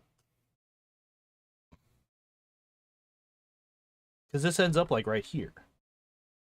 I guess it does. Oh, I see how. Okay. I see. I see how this goes. You got what? 3 of these? Yeah. 3 of these. 3 of these. All right. Let me grab 3 of you. It's probably not a good idea to grab 3 of those like that. Very small pieces, and they could very easily just vanish into my carpet. Or just into the fucking thing that I'm wearing right now.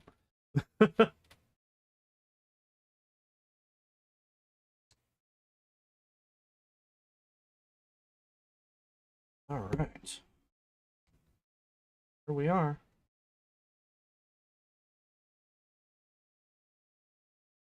Oh, get on there, please. Stop being stuck. Would you cooperate? Thank you. All right, and then that on there. Wait, why is this?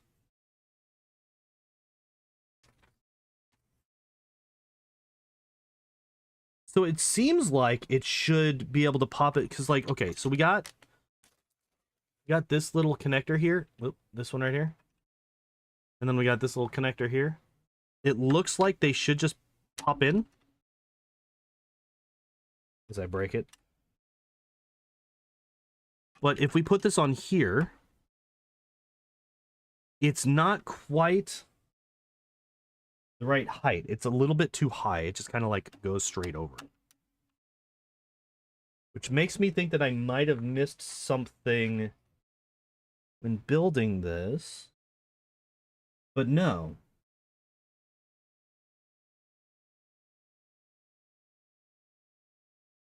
Wait. Yeah, something is wrong here. Oh, I see what it is. There we go. That's what it's supposed to be like. Okay. I had it sitting up. Okay, I had it connected to the wrong spot. All right, are we just doing it again about the other side now? Yeah. I got you. I should have seen that coming. I should have just been building 2 of them at the same time. Oh well.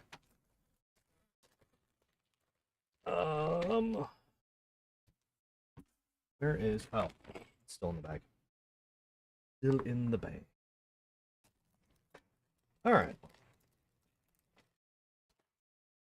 So yeah, I don't really have anything else planned for discussion.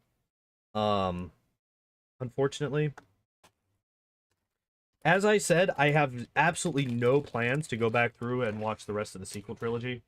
I might, if I can find The Rise of Skywalker somewhere, I might go through that one, but I will never watch The Last Jedi again, ever.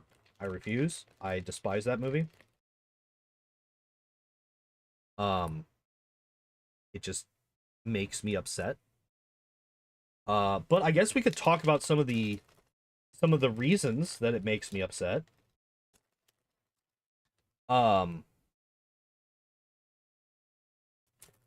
The primary one being the way that they handle Luke Skywalker. I absolutely despise what they did with him. Um, I hope that eventually people will understand that Ryan Johnson is a hack, a terrible writer, and that they will stop just cooming their pants every time he fucking releases a new stupid movie.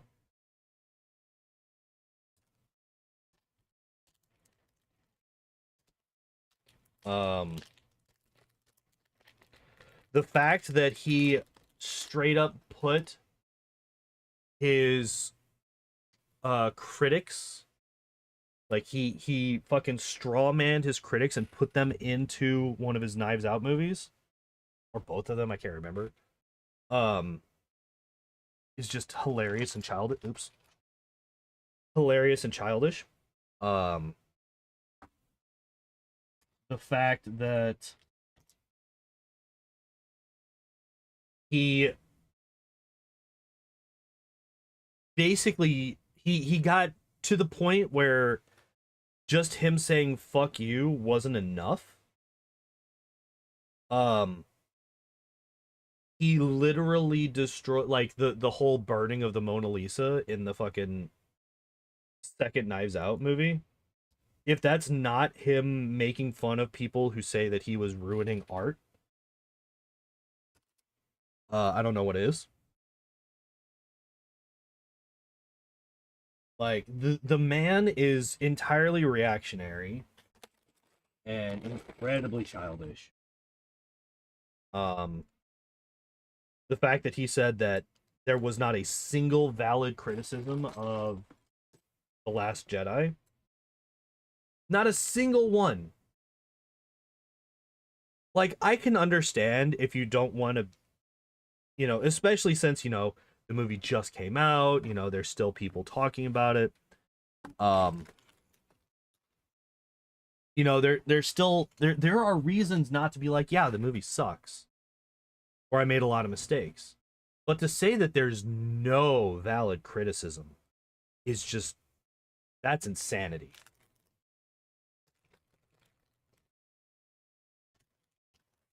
No valid criticism of his work whatsoever. Go fuck yourself. Um, damn, I really do not. And like,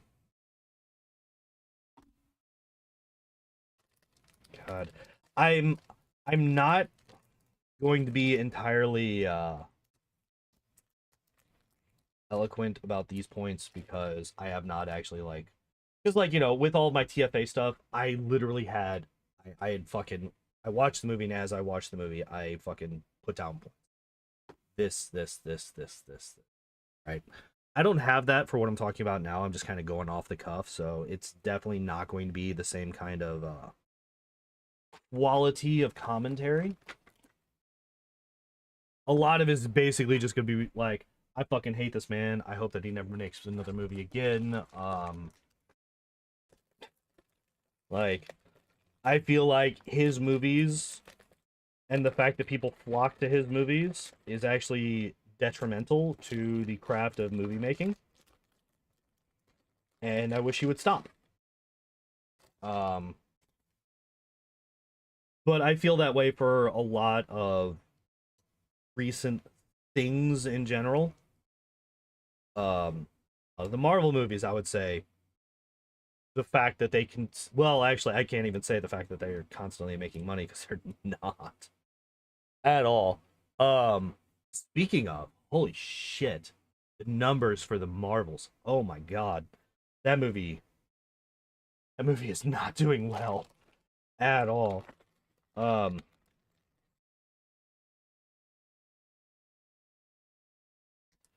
it's a bit sad. It's a bit sad, right?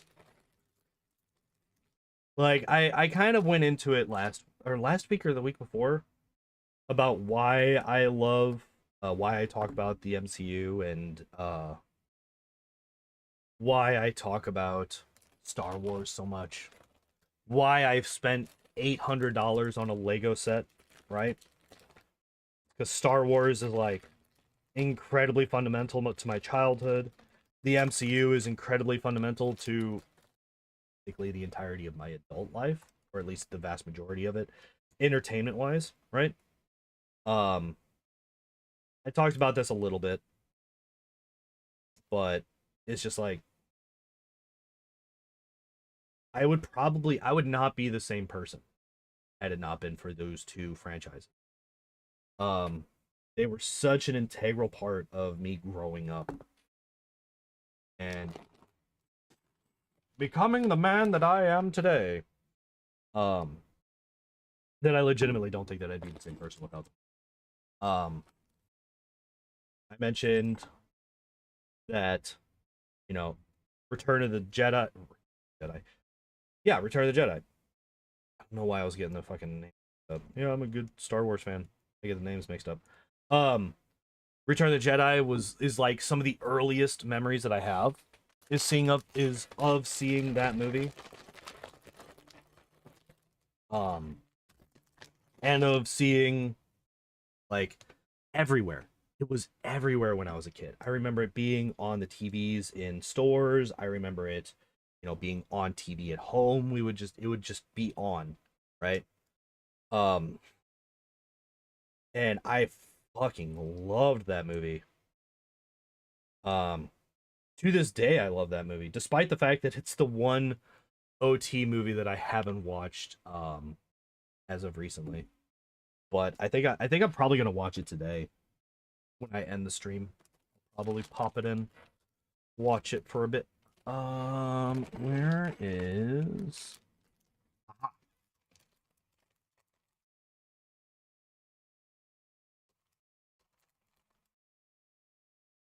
Um, yeah, mainly I haven't watched it yet because I kept wanting to watch things.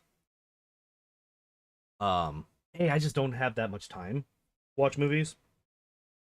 But now that I'm doing it and I'm spending time on them for the stream, um, I can like justify it better. I guess is a way to put it. Um,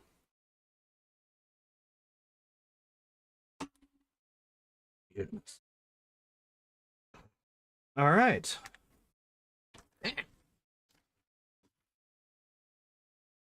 Okay.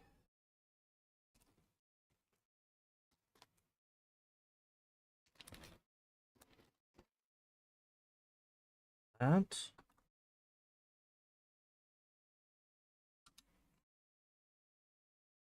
And where's the other one?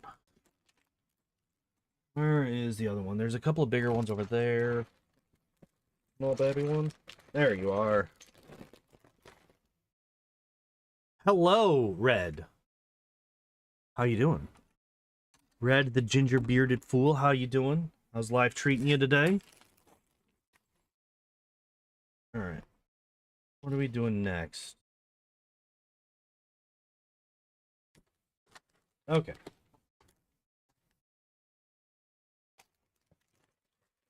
Looks like we're getting rid of the majority of the pieces that are left here. Hurt yourself moving an air fryer. How big was the air fryer? Or did you like drop it on your foot or something? Hope it's nothing too serious.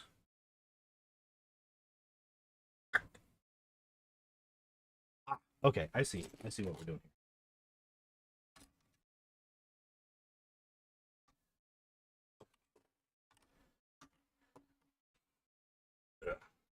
Just a cut? Okay, that's not too bad. That's not too bad.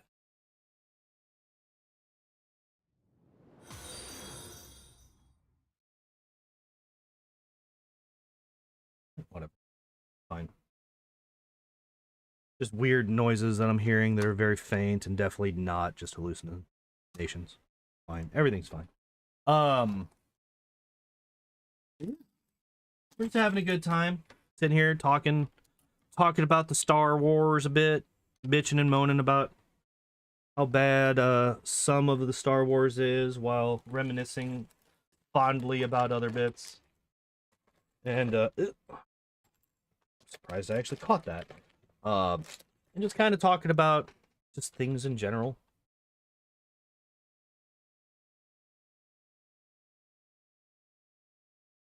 What Star Wars? Never seen it? Well, do I have good news for you? Really fucking good stuff. As long as you only watch the 6 movies. As long as you only watch 6 movies, and only the 6 movies, and none of the other movies that don't exist. It's very, very good, and I highly recommend it. Once you start watching those other movies that don't exist, the quality drops off quite a bit. But as long as you just stick with the 6,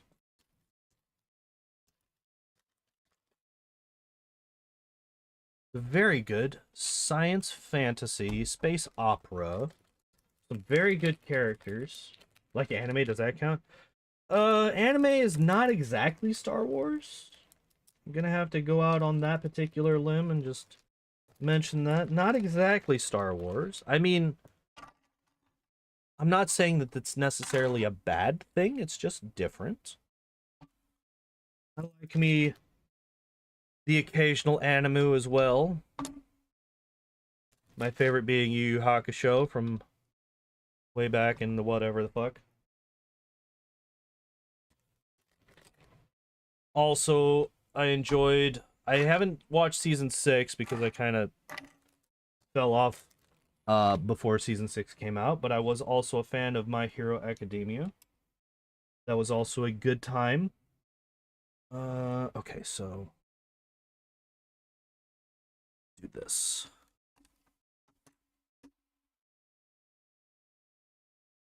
You got a beard too? Hell yeah. Beard for life. Beard crew for life, whatever the fuck. Yeah. Yeah, I like my beard. I enjoys having it. I would actually. So funny enough, I could technically go out and potentially get a job that will pay me $4 an hour more than what I'm making right now. But I would have to shave the beard. And therefore, I have not gone out to seek that job.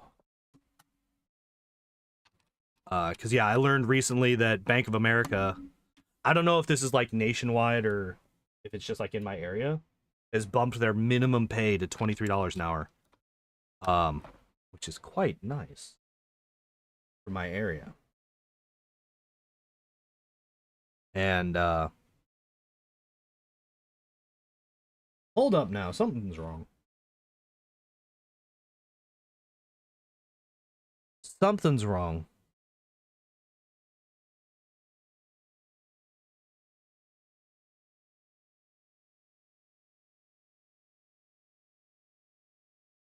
Oh shit. Yep, there it is. I figured it out. I had all of this moved up by 1. That is slightly unfortunate because these are all very skinny pieces, which means that they are the worst to try and get off. Fortunately, I haven't cut my fingernails in way too long, so I do have nails to be able to peel them off.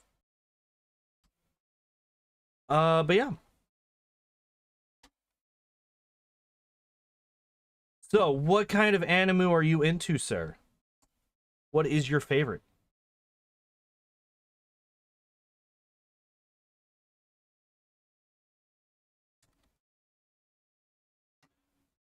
You like the fighting animes?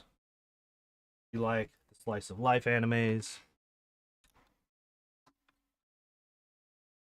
Like a combination? What is your preference? Good sir.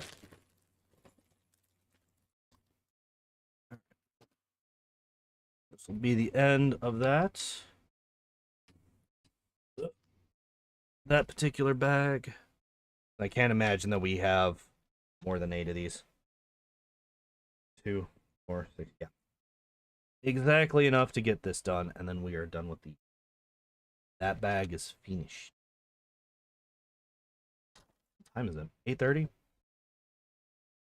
8:30. Normally, I would be ending in about a half hour, but because of Turkey Day being tomorrow, and because of the fact that I work overnights, I actually have today off work, so we can continue playing with the Legos deep into the evening. Okay, so now, where's it at? Where's the other bag at? Where's the little bag at? There you are. Now we can take all of these little tiny boys, put them on these here. Are they going to be chairs as well? I could definitely see these becoming chairs because we have a lot of chairs left over still. Oh, I bet it's going to be all of these. Yeah. Yep. Okay, I see where all the chairs are going to be. I see where they're all going to be because, like, that's basically this whole bag still. Look at all them. Look at all them chairs. Got a lot left to go through. Oh, that's upside down. Upside down pieces don't exactly clip in very easily with the piece that they're supposed to connect to. Weird, I know. Then these doubles to go here. Oh yeah, I could literally, yeah, I could. Guys, you know what I could have done? Watch any genre demographic of anime, don't have a particular favorite. Boo. That's not helpful as a conversation starter. You gotta be like, no, I only like this one and the rest of them suck. That's how you're supposed to answer that question. Can't believe you would fail me like this. That literally, yeah, that's, yeah, okay. So literally every other piece that was in this bag was chairs. I definitely enjoy the fighting anime more than any of the others. Was it shonen? Shonen usually. I mean, hell, my introduction to anime was Dragon Ball Z. Back when Toonami got started up, when I was a children's, it was Dragon Ball Z, Gundam Wing. It was Reboot, which wasn't technically, well, which was not an anime, but it was, you know, it fit in with the fight and stuffs. And Sailor Moon. That was those were my intro to anime. It was those four. I guess technically 3. So we had, yeah, DBZ was definitely my favorite out of them. Gundam Wing, I enjoyed the fucking mecha fights, but like I was way too dumb to follow what the hell was going on in that story. I remember missing like 2 days where I did not see what happened, and I was completely fucking lost. I had no idea what the hell was going on anymore.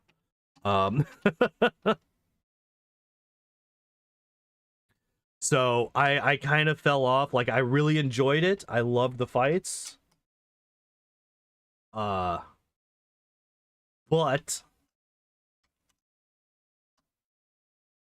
there was a complexity issue for me. I was too stupid to understand what was going on back then.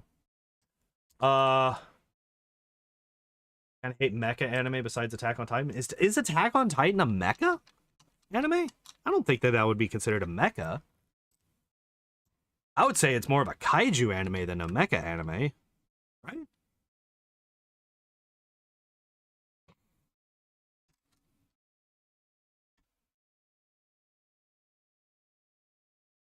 And like, here's another. You want to hear another hot take? I'm not a fan of Attack on Titan. Cup holders for the stormtroopers, big gulp drinks. I fucking made that joke already, Igloo. Too late. I did it. I did it myself. hours ago.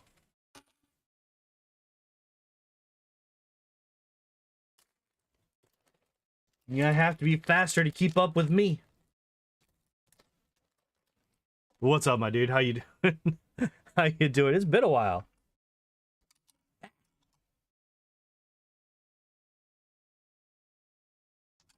Would you stop doing the thing that you're doing right now?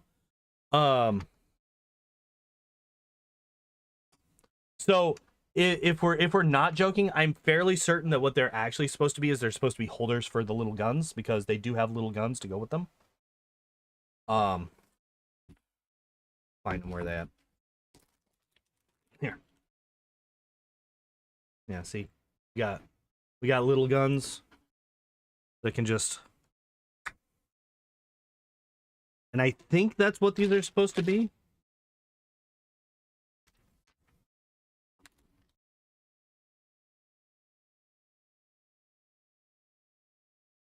The hell am I looking at here?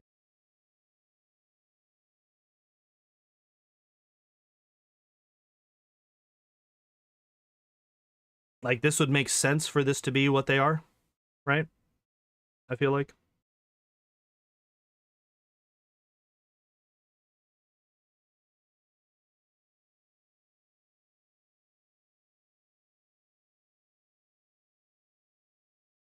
There we go. All right. And that's it for number 10. Section 10 is finished. Got a couple of extras, as we usually do when we finish. Toss those into my extra bag. And we're going to continue onwards. All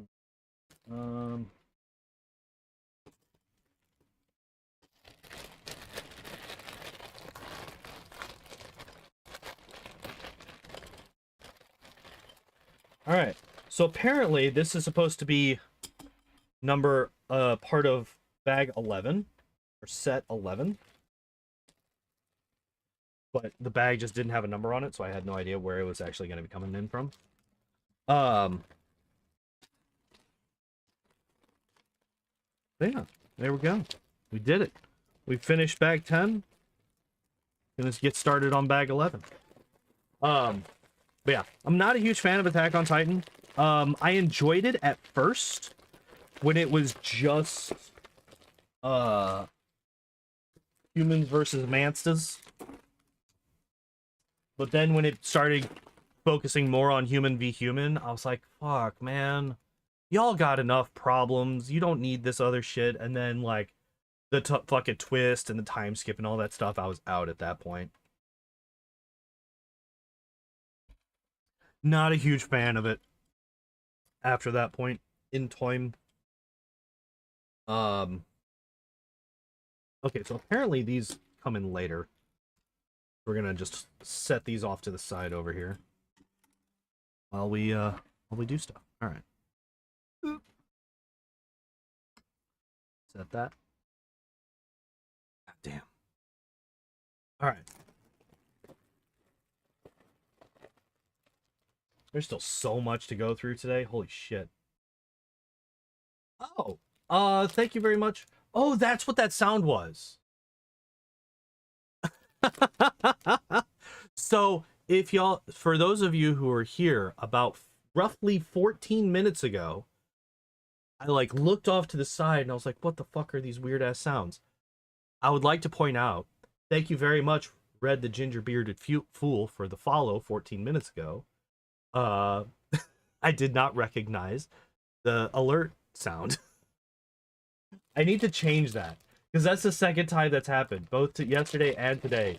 Somebody followed, and I had no idea that somebody had followed because I didn't recognize the sound.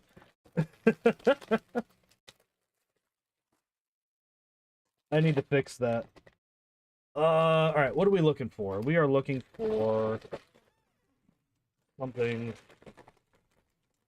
that is not in this bag, it looks like. Yeah, not in this bag. Alright, so I popped that bag open for no reason. But yeah, like, they were,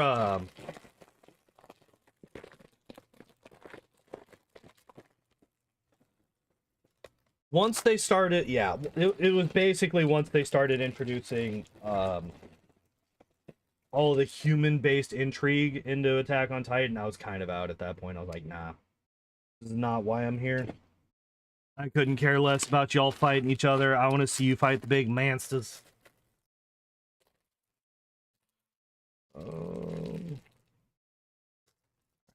This is gonna force me to pop open 3-4 bags again.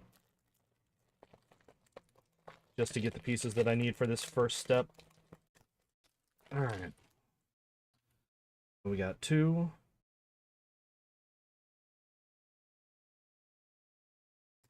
And then we got 2.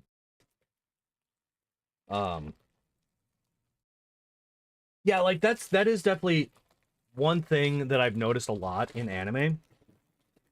All of the anime that I've watched all the way through, almost none of them have ended on a satisfying note.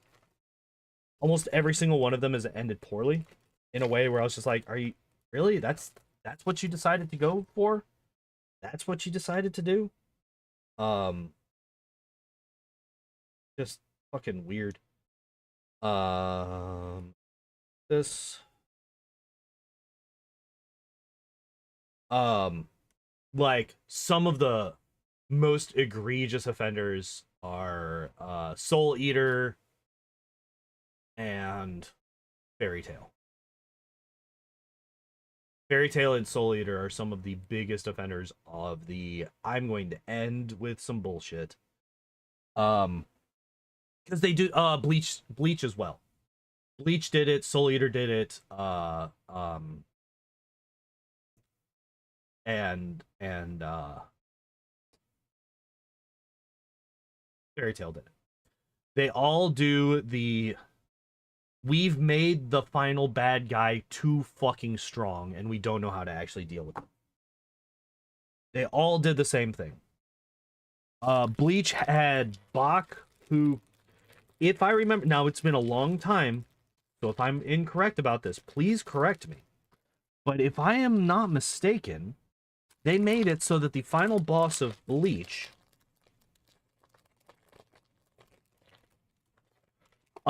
could see basically all possible futures.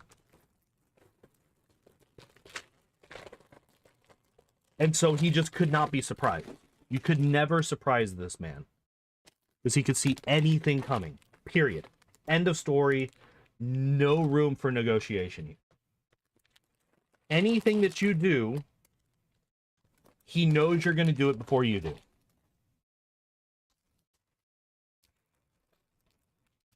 And yet they beat him with a sucker punch? I'm sorry, but that seems a bit shit.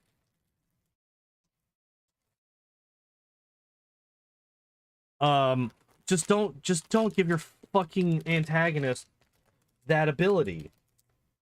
Because once you do, there's literally no way that they can lose that's going to be satisfying.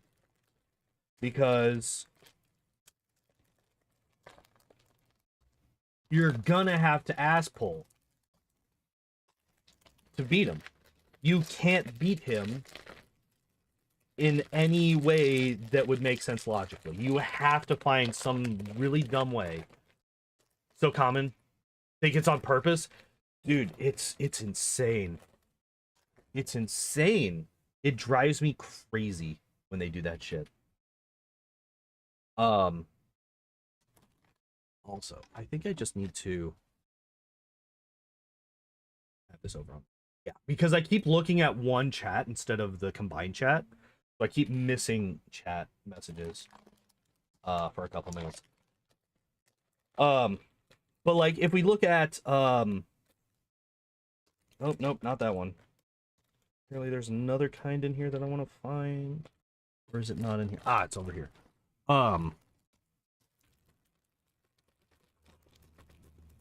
The thing that I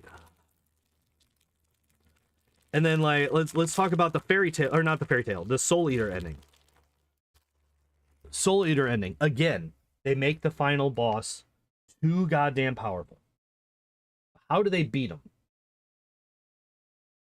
How did they beat the final boss? I can't even remember what the fuck they call him.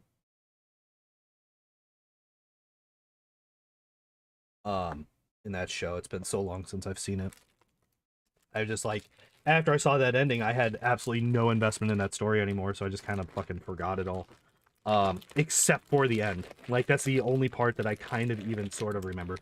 Should I go to Twitch? No, you're fine. I have a literal, like, I have a combined chat window. I just kept looking at the wrong one. That's all. Like, I've got it. I've got the right one pulled up now, so we're all good.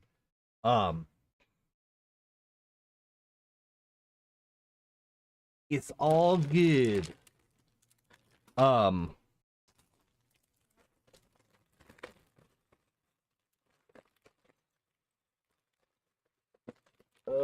There's one. And so yeah, the reason that I absolutely despise the fairy tale, or I keep saying fairy tale, because that's the most recent one that I watched that had this issue. But the reason that I like what they do in Soul Eater is, you know, if you watch the anime, you know the three main characters. There's Maka, there's Soul. I'm sorry, the three Meisters, right? There's Maka, there's Black Star, and there's Death the Kid, right? Maka is very much the weakest of the three. Very much the weakest of the three. Shown this the entire series. Black Star and Death the Kid are in constant competition with each other, basically to prove which one's the strongest. Maka never even comes close. That's just how it is. That's just how the show is displayed, portrayed. Never once does she come close to beating them out in power. So, to show the strength of the final boss, he basically beats the piss out of both of them without any issue whatsoever. Okay. This guy's a fucking threat. This guy's a big deal. How do we deal with him? Well, Maka shows up, and she starts fighting him. And he doesn't immediately kill her. Alright, sure, why not? Why not? We can deal with this again.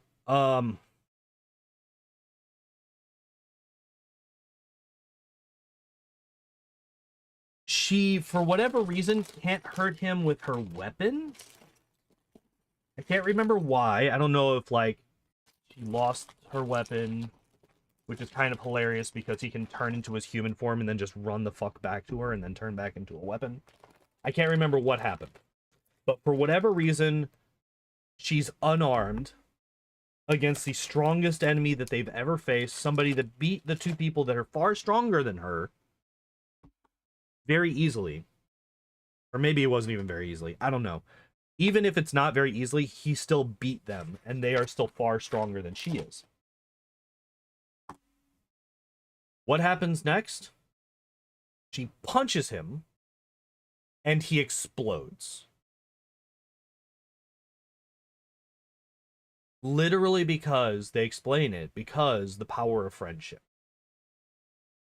Because he couldn't handle the love that she had for her friends. And that's how they beat the final bad guy.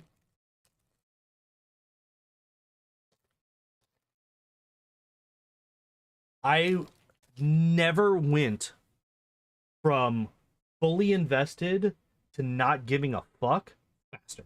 Never once. Because even with, like, the Star Wars sequel trilogy and, like, Multiverse of Madness and all of the other things that I've talked about on this stream, all of those, I had to think about it for a bit.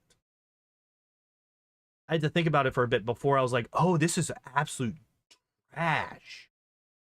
This is really, really bad.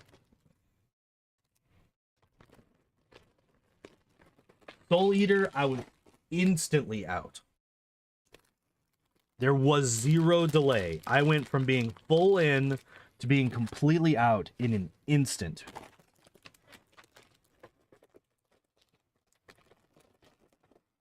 And, like, the funny thing is that this was before I watched The Last Jedi and all them.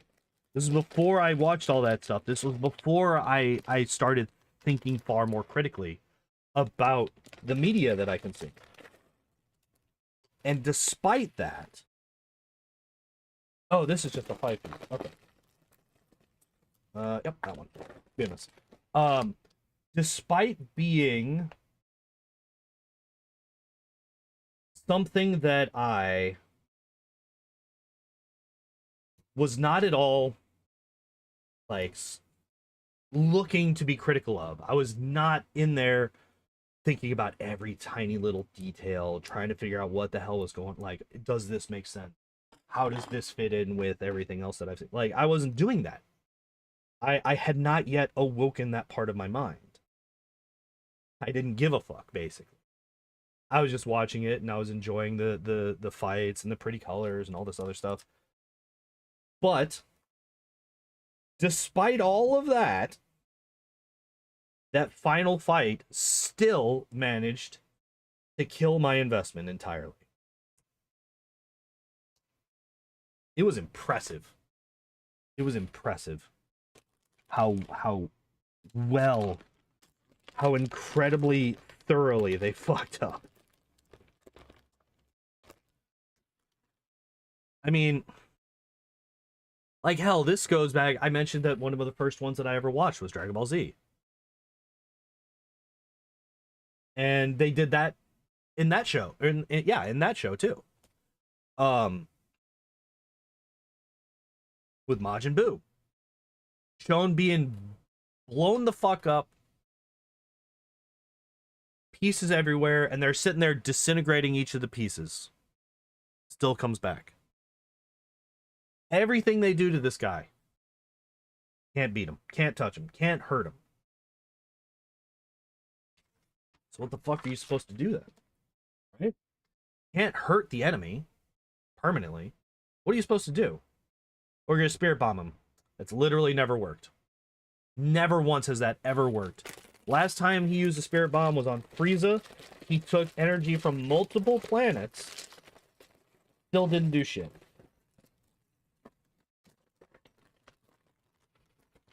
Barely winded him. But because he takes the power of Earth, all of the living creatures and the peoples on Earth, it works. It's the only time in the entire series up to that point, excluding movies, not including movies because those are not canon, never once has the spirit bomb ever actually killed the person that it hit. What am I actually looking for? Let's start. Okay. I know which bags some of these pieces are in. I'm going to stop searching for the ones where I'm not sure. Just start grabbing the ones that we're at.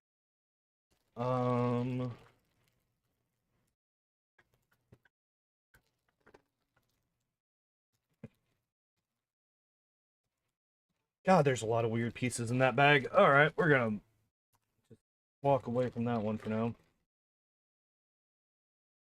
Two of these.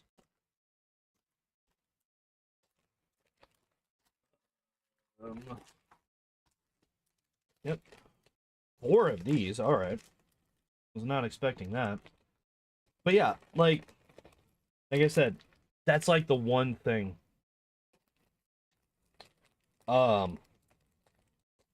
Anime's really bad about that. They will power creep themselves into insanity. And like, this is not a hot take, right? Like, it is not a hot take that power creep is a major issue in a lot of anime. Fucking, like, Dragon Ball Z is like the poster child of power creep, right?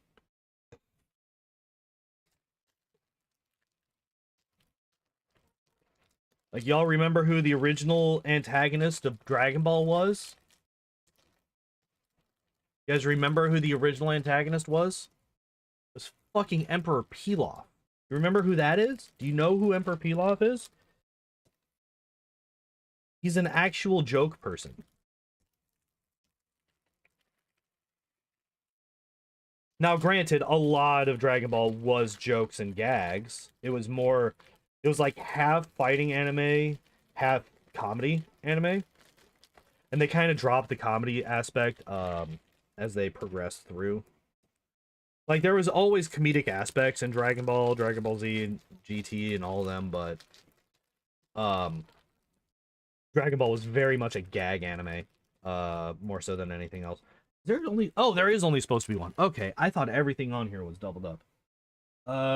So we need another one of these. The squares that I got over here. And then I need a 1x3. Ah! Unimus. Wasn't even looking for that one. And I think the 3x3 were in this bag. Yep, right here. Beautiful. Alright, there's all the things that we need for this. Okay. So. Yeah, like Dragon Ball started off as a total gag anime, right? It was not meant to be taken seriously. It was a total joke. And like I definitely saw Dragon Ball Z before I saw Dragon Ball. I did not see Dragon Ball until I was an adult. And like I mentioned earlier, Dragon Ball Z was like a foundational anime as I was growing up. Like, so it was big. Why are you so difficult to get in here? What the fuck is happening? Go. Get in your home. Go. Both of these get pulled out. So that I have nothing blocking. There we go. Jesus fucking Christ. Why were you such a pain in the ass? Anyway.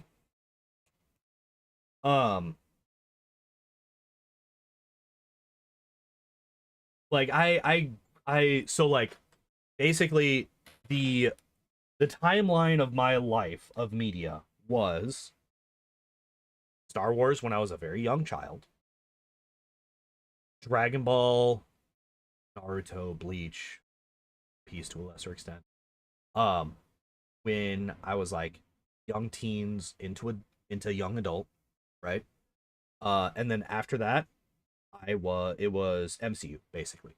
Like that's like the three phases of my media life. I was very into Star Wars, then I was very into anime, then I was very into the MCU. And now I'm kind of out on all of them. Now I'm kind of out on all of them. At least, at the very least, I'm out on all of the new ones, right? Okay, and then this goes here.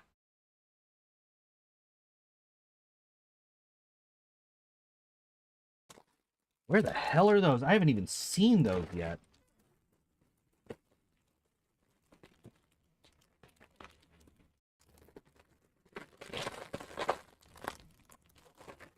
Not in there. Oh, here they are. Here they are. I kind of forgot what the original point was. This is one of those I tangented myself into oblivion and I kind of forgot what I was going for. Oh, it was like endings. Terrible endings. Anime. Just how common it is. Right? Kind of what I was getting at. Oh, we also need okay. I'm missing a piece still. I need a 1x5 gray piece. Not in this one. In this one? Maybe.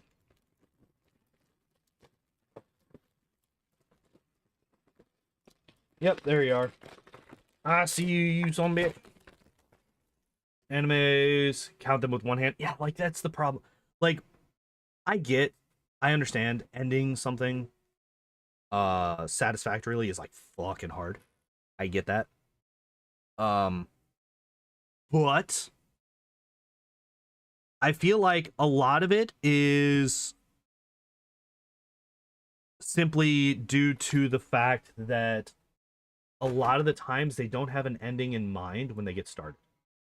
Oh, hey, 9 o'clock. Guess what? We don't have to fucking care today. We don't have to care today. Um,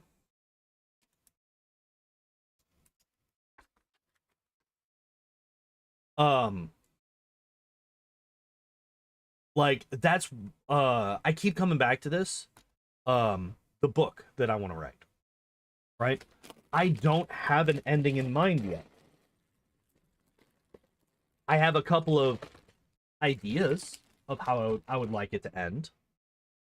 Um, I I understand the thematic conflict that I want in my story. I understand, like, I know a couple of the scenes that I want throughout, and I have a couple of different ideas of how the ending could go, but I don't know what the ending's going to be. Now, I'm not going to start writing it until I have an ending in mind. Some people might say that that's a bad idea. I would say that those people are wrong. Um, for me at least. Like, I understand that some people work really, really well writing wise without having to without having to have an outline, like a plan. But I feel like it is so much easier to write yourself into a corner that you can't get out of if you do that. I feel like if you have a plan all the way through, then you will be in a much better position than you will if you don't. Um, I think one of the more famous people, it's oh, what are the names? Architect versus Gardener. Is actually like the two writing archetypes. Archetype or architect is somebody who basically has an outline for their entire story before they even start writing it. Gardener is somebody who just starts writing and then they allow things to progress in a way that the story like it's a more natural flow, but you can run into problems with that style. Um, 'Cause you can far more easily write yourself into a corner that you can't get out of. Um, oh shit, I really need this character to survive so that we can, you know, the main character. How does the main character survive this scenario that they got themselves into? And then that's when you start like having very obvious plot armor and stuff like that, where it's like these guys are surviving things that they really, really should not. That kind of issue. Um, so I think that for I think that the archetype model of writing is probably the better of the two.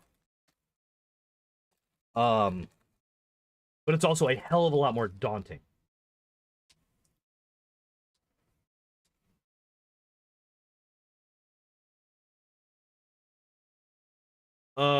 The publisher, I don't know if there's like an actual. Yeah, it's usually like the publisher. I mean, hell, that happened in Dragon Ball, right? That is exactly what happened in Dragon Ball Z. Because originally the saga was supposed to end with Cell. Cell is supposed to be the final boss of Dragon Ball Z.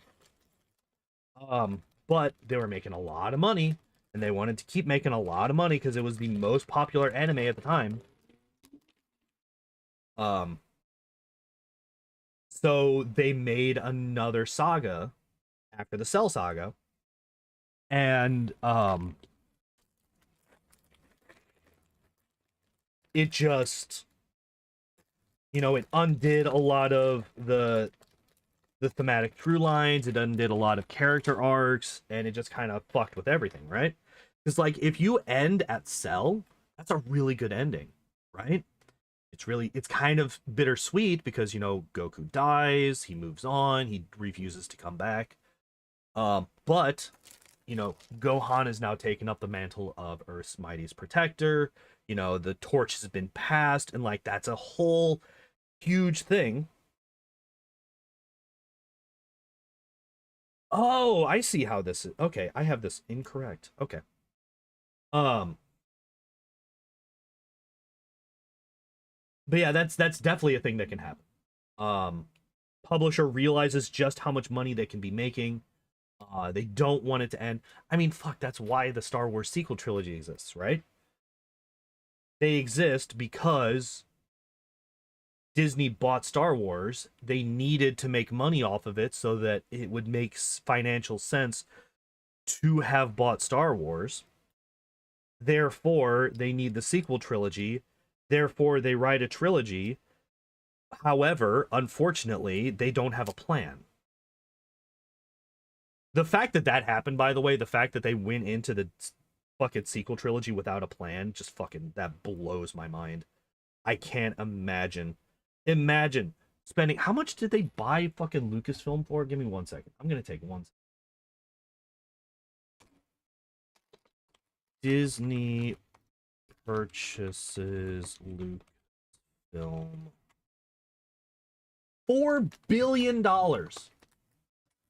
4 billion with a B. $4 billion they fucking paid for Lucasfilm. Yet they couldn't be bothered to have a plan set up for the sequel trilogy. How insane is that? Like, that just, it blows my mind that they could be so stupid. How do you, how just how do you do that? I don't understand. Like, it's insanity. It's insanity. It makes no sense whatsoever. Here, let's have the biggest fucking franchise in the world. Let's buy it for billions of dollars. Billions of dollars. Let's buy this franchise. And yet, we will not, we will put less effort into writing the sequel trilogy and planning it out and making sure that all of the things fit, all of the storylines fit together. Like, we're just fuck it, we don't care. Hey, right. Oh god, yeah, that's right. I have sound today.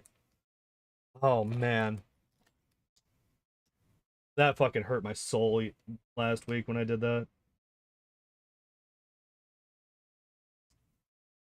Um but yeah, publisher interference definitely can hurt stuff. That's why if I do ever get my book finished, I will most likely be self-publishing. I'll put it up on Amazon. That's like super easy to do. Um, I have a friend that I can pay to make the cover art for the book. Uh, he's a fairly talented artiste. I know I just dropped a piece. I don't know what piece I just dropped, so I'm gonna have to fucking hop down and take a look real quick. Um, and you can. Why would you say this? Why would you jinx me like this? Why would you intentionally try to sabotage? I don't understand. I thought we were friends, Taco. How dare you? How dare you say such things? How dare you bring such misfortune upon me? Um. Oh yeah, I need the little pluggies. Um.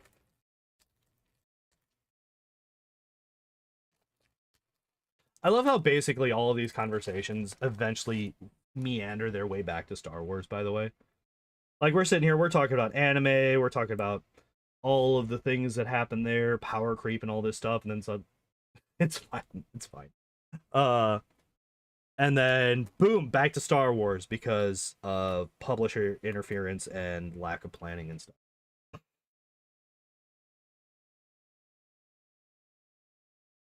7? Is this you? Yeah. All right. Now there's Longman. Long man bad. Um.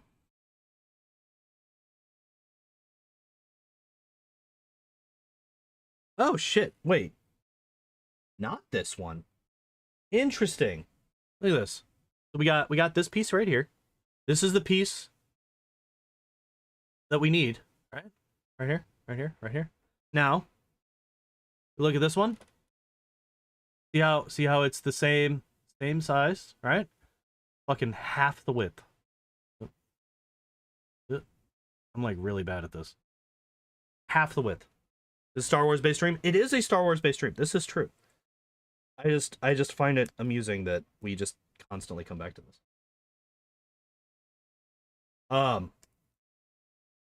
Redo of Healer never got an English dub. I don't know anything about that one. I know nothing about these.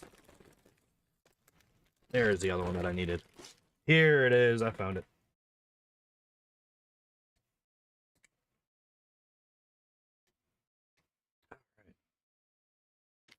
Now, what's next? What we got?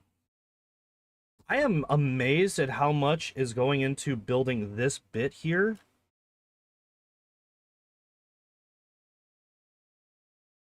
Like, I know somebody has brought that up. It might have even been you, Ragatalk. Somebody has brought that up to me before. Redo of Healer.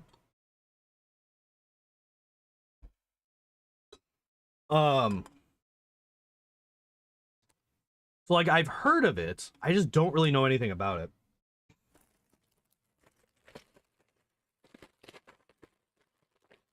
Well, if it was controversial, that in and of itself might have been enough to keep it from getting dubbed.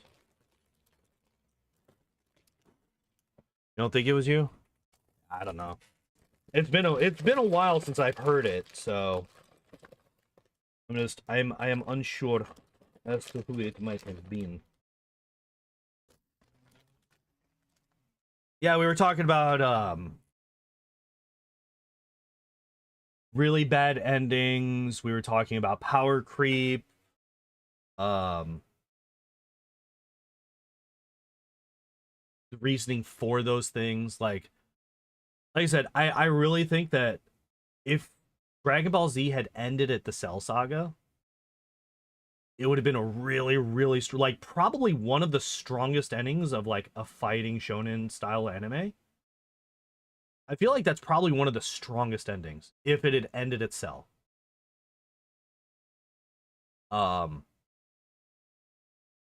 Like story-wise, thematically, all that stuff. I feel like that would have been really, really strong.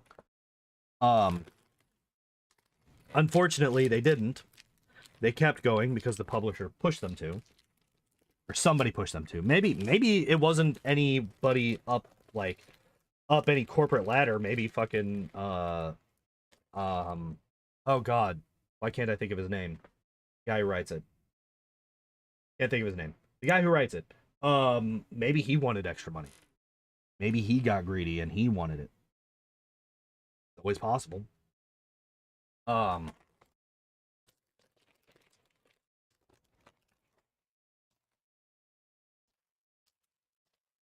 and nope. Alright, where are you at? Where are you at?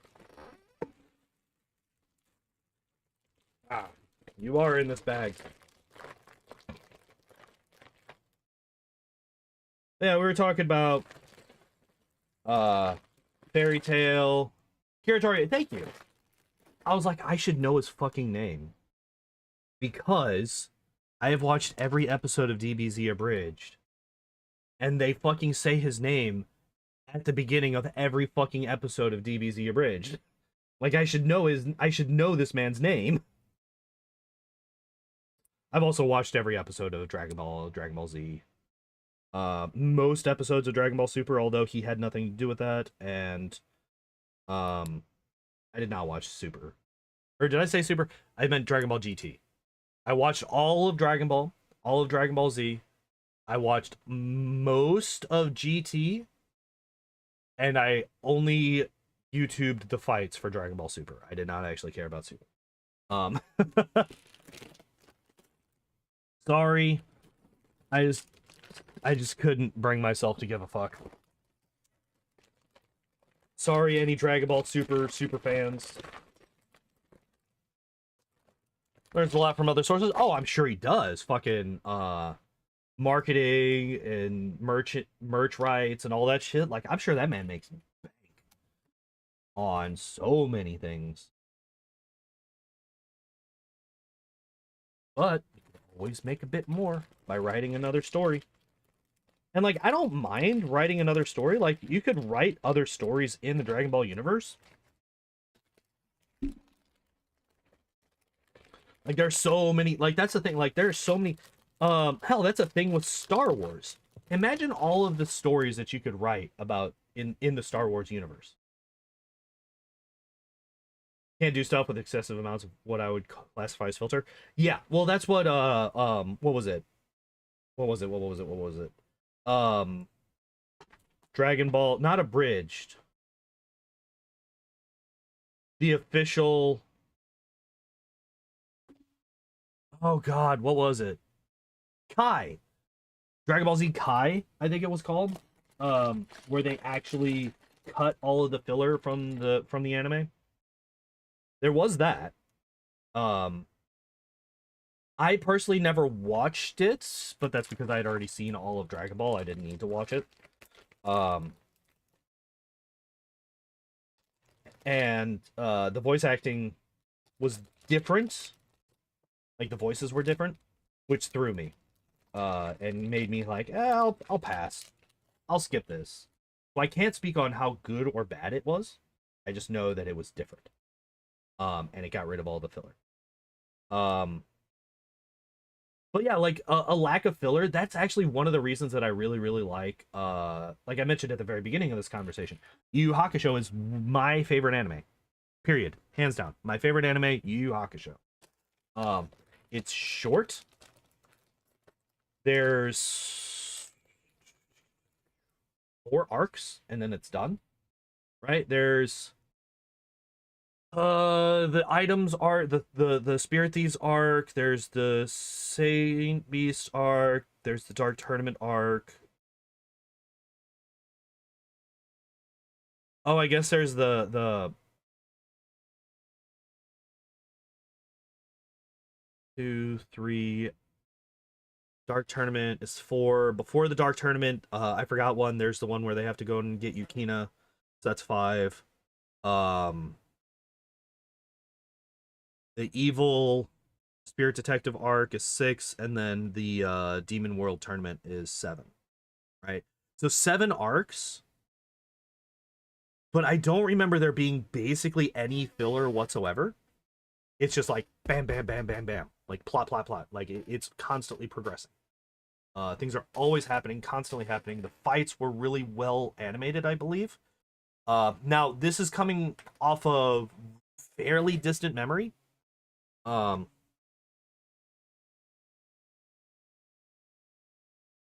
I'm gonna come up here for a minute. We have a kitten. I want to show off the kitten, and because I have a kitten, I'm not going to be getting any Lego stuff done for a minute. I stole a licky. Um, yeah, and like I really like the characters. The stories are, I mean, believable is not realistic in an anime, especially in an anime like that. Um, the one thing that I would say though about Yu Yu Hakusho is don't watch the final episode. Instead, read the final chapter of the manga instead.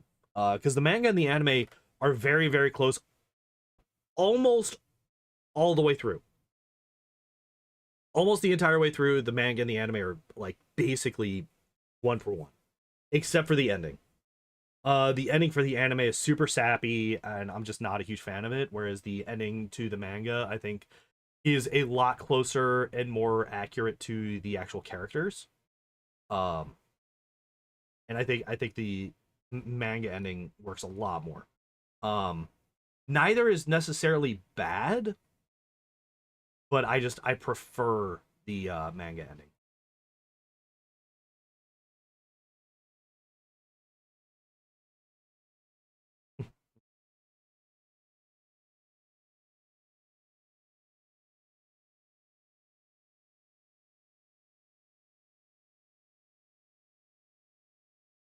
Um, 1/3 intro outro, 1/6 establishing shots, and 1/3 is non-essential to the plot. I would say, like, I don't know. I haven't watched enough anime to make any like super sweeping statements like that. Um,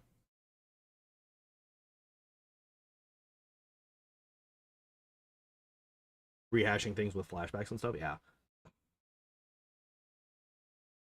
yeah, I could definitely. Yeah, like I know a lot of stuff like that. Um,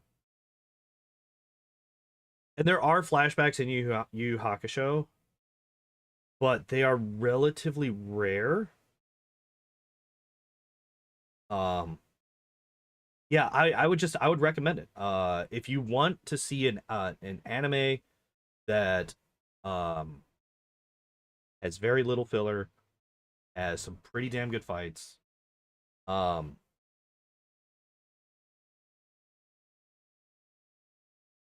has a minimum of ass pulls, I would say.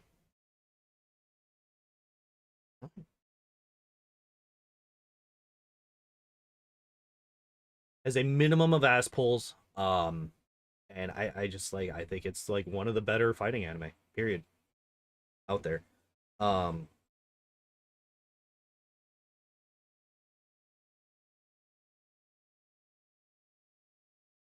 I'm gonna have to set you down. You can stay in the lap if you want. No? Well, fine. I didn't want to hang out with you anymore anyway. Let's get back to the Lagos.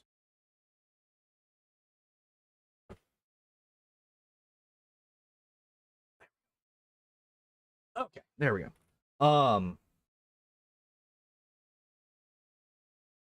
Okay, yeah, that's right. I was looking for a one by one, which is why I did not have any problem with stopping for a minute, because never mind, I found it. Most of the time looking for a one by one is fucking a nightmare.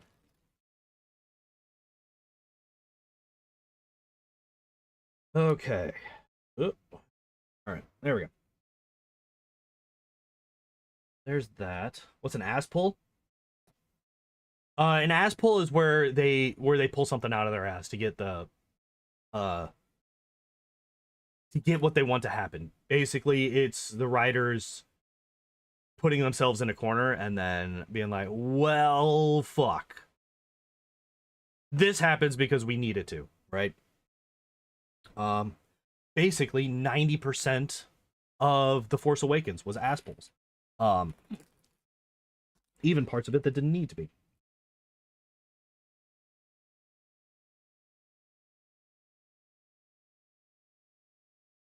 Um that's what an ass pull is. And the recommendation is Yu Hakusho. Hakusho,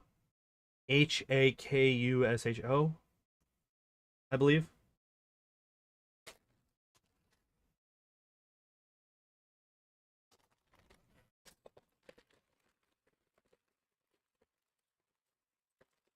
I enjoy it quite a bit. This is the wrong, not the right thing. This. This is in fact what I need. Oh, not yet though. Shit! Son of a bitch, I keep looking at the wrong thing. Does that mean that this other one is in this other bag? Yep, there it is. Found it. Yeah. Ass pulls, not great. You don't want ass pulls. They're bad. You do not want them in your stories. Uh oh, wait, fuck. God damn it. Alright, no. I did need this.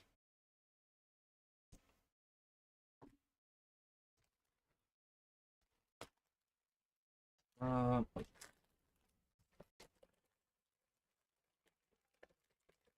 yeah, that one.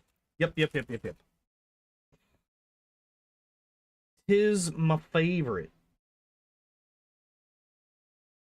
I like it a lot. And then it looks like this slides in like that. Very easy, very simple.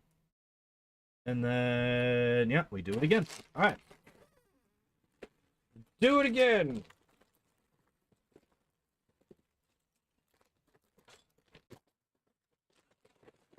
I have a feeling that this piece is not in this bag.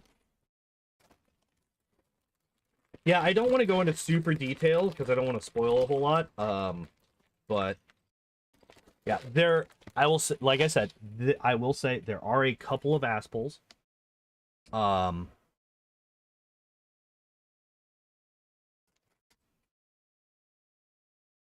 But they are minimal, especially compared to a lot of anime. And I think they all have pretty decent payoffs, which isn't an excuse. A good payoff is not an excuse for just pulling something out of your ass just because you need to. Hunter X Hunter more, but it seems it will never have a proper ending. Yeah, that's the thing. Like, a lot of anime just go on forever and ever and ever, and then the writers will eventually write themselves into a bad spot, and then it's like, oh, fuck.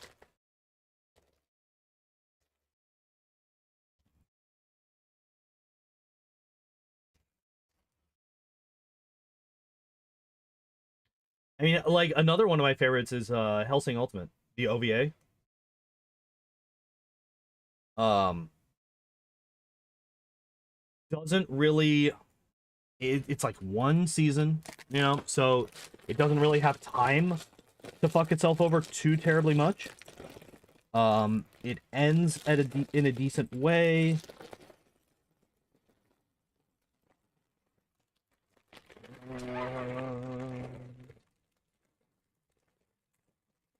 Excuse me, where are you? You're not in that bag? Are you in this bag? Yes, you are. You're in this bag. Son of a bitch. Alright. And then... Oh, wait. The L shapes are in this bag.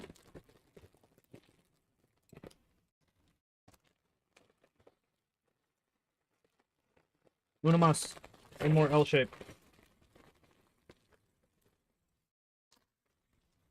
Where are you? I know you're in here, you son bitch. I know you're in here, you son bitch. There you are. You can't escape from me. Most anime just get canceled or go on for yeah. What do you mean? I can't think of a single anime that goes on for One Piece.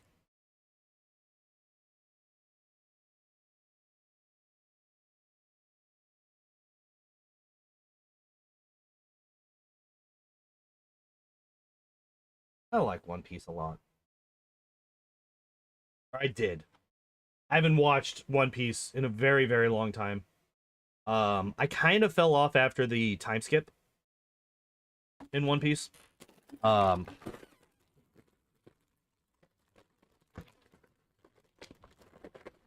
like I definitely would not consider it bad by any stretch of the imagination, right?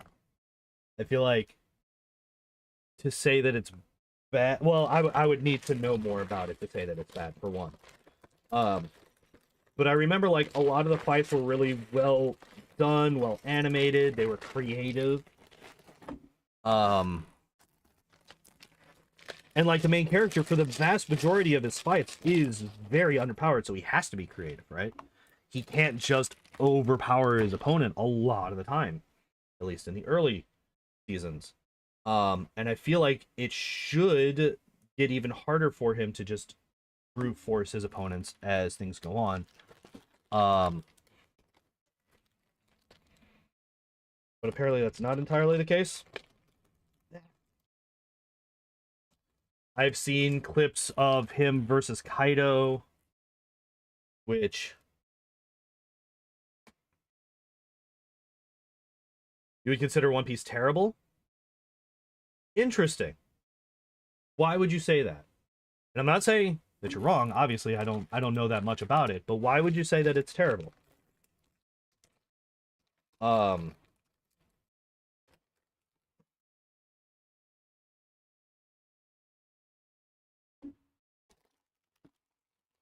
I would consider it vastly overextended. I feel like uh there's from what I've seen, there's a lot of excess shit. There is a lot of uh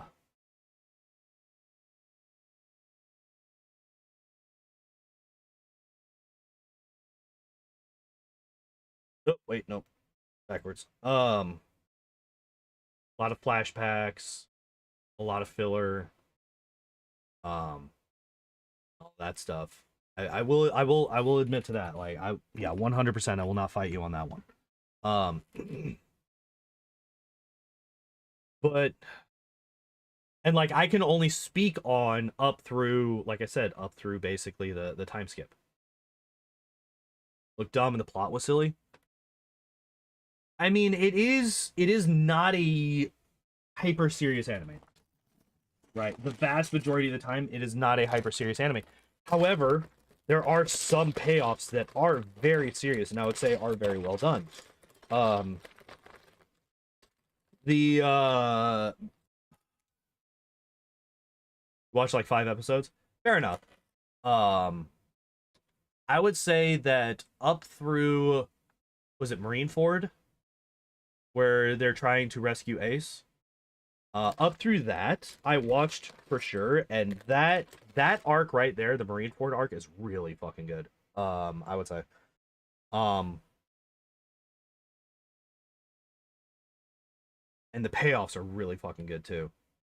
Um, what am I looking for?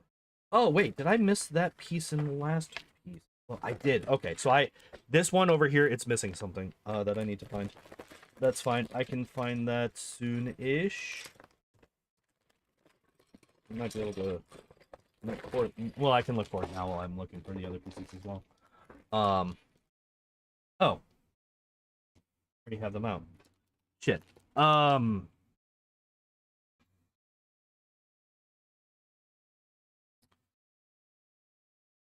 Yeah, I don't. Like, I'm trying to remember what the first 5 episodes even are. I think it was that against Buggy? I think. Who Buggy is definitely a joke character. Like, he is 100% supposed to be a gag character. Um, Actually, it's kind of funny because he's fairly similar to like a lot of people that are working in Hollywood right now, where he just keeps failing upwards. Um, like I think it's after the fucking time skip, he gets made into a warlord just because of things that people think that he's done, that it's definitely not what he like. He's basically at that point, he's very similar to fucking if you've watched One Punch Man, he's very similar to King. He's very, very similar to a King style character where he's like all bluff, but he can't actually do anything. Like that kind of thing.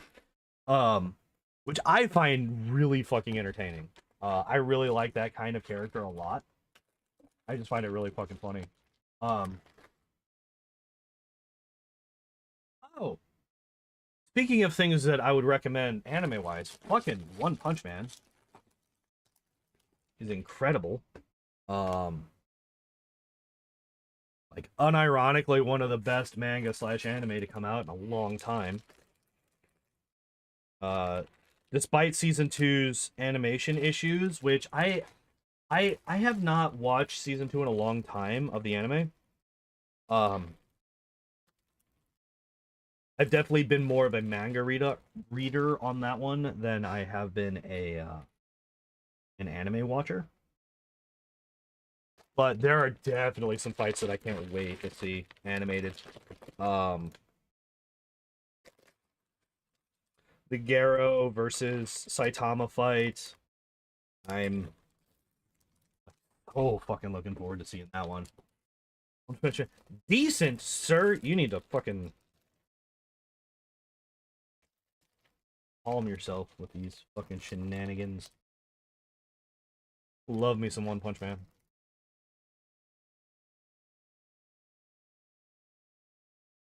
Like unironically one of the better fucking shonen fighting anime that's come out in a long time.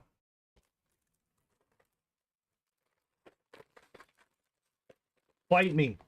Fight me on it. Do it.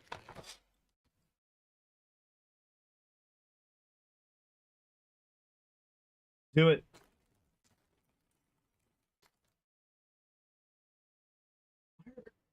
That piece. I have not seen any long blue pieces. Okay, I found a long blue piece. Uh, um, what the hell am I looking for? Another 2x3, that'll be in this bag. Yep, here we go. I don't need two of them. Two. Ah, here, there. Just more of the same. So like, if you're trying to take it entirely seriously,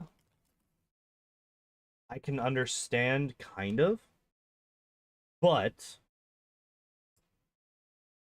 if you take into consideration the fact that it is a parody of those types of anime,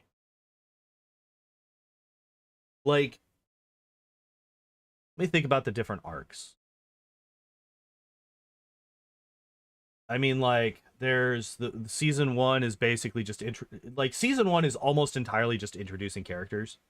Um, there are a decent number of good fight scenes, just like well animated, just really pretty, fun to watch fight scenes. Um, and like I think that's one of the strengths of it is because Saitama just doesn't give a fuck. He will let his opponents just fucking bat him around for a while because they can't actually hurt him. Um, which, despite the fact that the fights always end, well, not always. At the beginning at least, they always end in one hit. Um, you still get an extended sequence that's very fun to watch and very pretty to look at, which is in it like that. That is entirely like it's very shallow. It's very aesthetic. It doesn't have anything to do with like actual story and character and stuff. Um,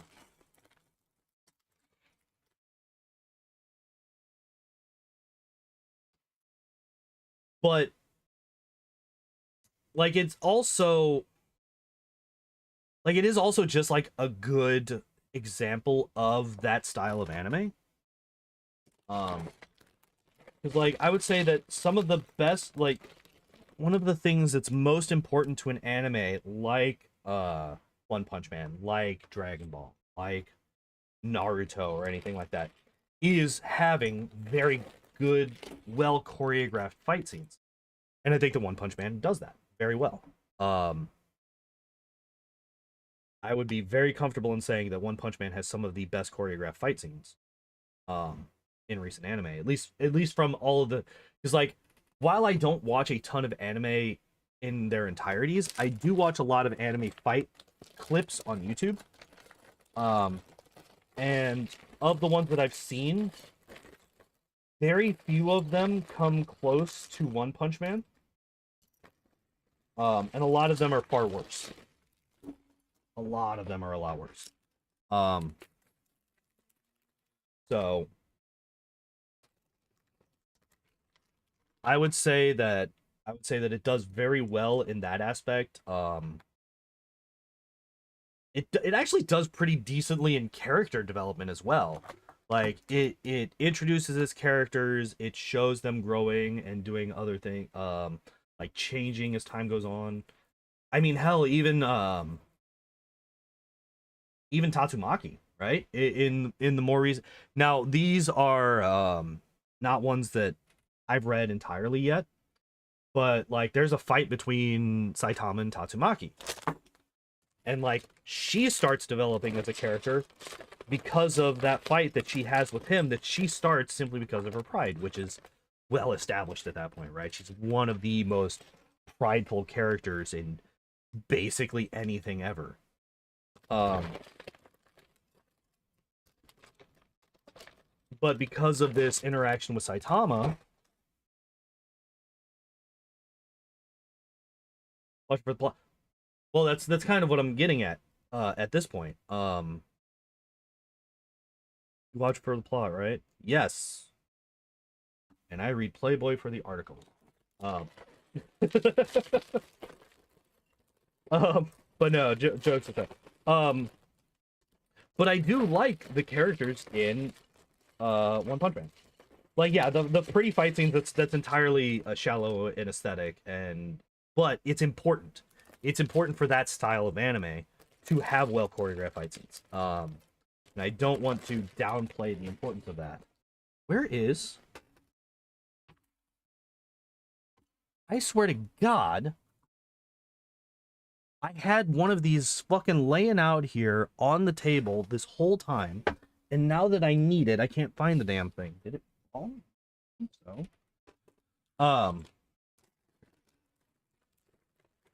Like, so Saitama himself is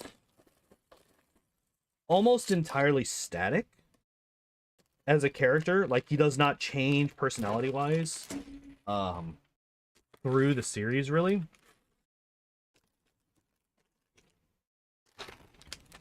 But a lot of the characters around him do.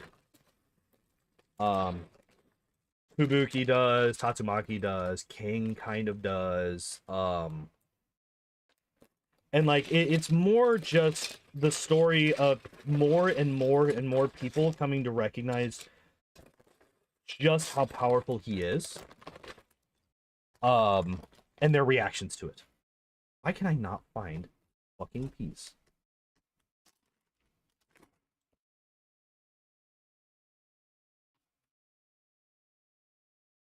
You're just not like underneath this somehow, are you? No. Wait, are you under the fucking keyboard? No, because that's happened a couple of times. Oh my fucking God, you gotta be kidding me. I didn't move this tiny bag because I knew that it wasn't in there. It was underneath it. You gotta be fucking kidding me. Anyway. All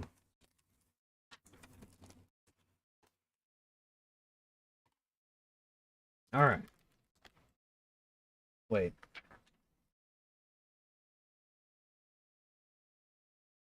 Oh, I missed two things. Okay. But yeah, like I would have to go back and actually reread the entirety of One Punch Man to go into like hyper detail on it, because it has been a while. And I did fall off on reading it because I just fell off on, well, if I'm gonna be entirely honest, the website that I read it on got shut down. So, and I just, because like what I would do is I would go like a couple of weeks and then I would just catch up on like multiple chapters at once. And then yeah, I went to do that at one point, and the website, no, fuck you.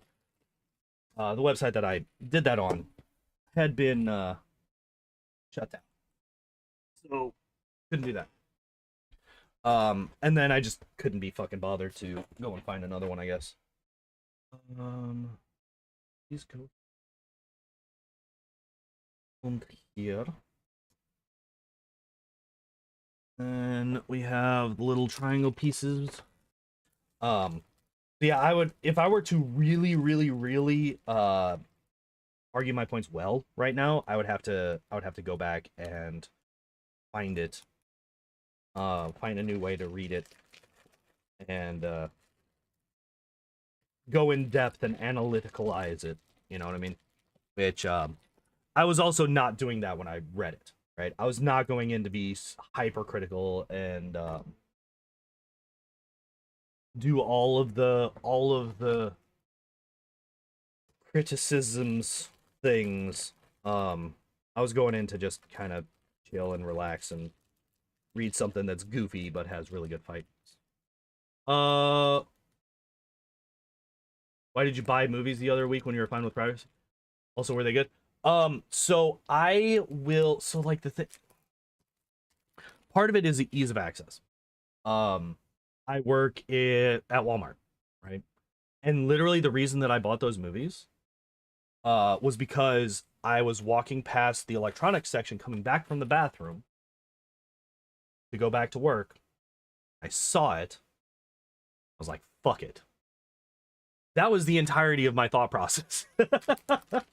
um, I don't pirate very often whatsoever. Um, Manga for me, it's very like I basically know nowhere around me that sells it. I don't know where I would go to get manga around me. Um, my Walmart does not sell it. I don't know of any game shops around me. I mean, I probably could find some. Um, if I looked hard enough, but I just haven't put that kind of effort in. And like, this was also, fuck, I don't even know how long it was. How long ago it was that I was doing that. Like, this was also not recent that I was doing this. Like, I stopped fully reading One Punch Man. Fuck, what? Where were they?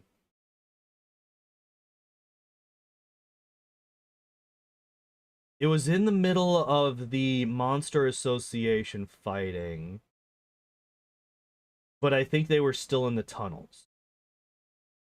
They had the showdown with the final, like, the strongest of them, the cat, the little sperm dude, and then I think there was another guy. Oh, the Hobo King. Like, that fight had not happened yet.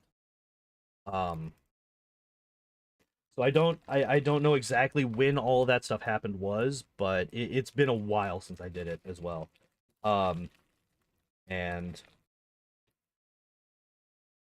I yeah, so my thoughts on piracy are, if you can't get it legally, like because it's like location locked or whatever.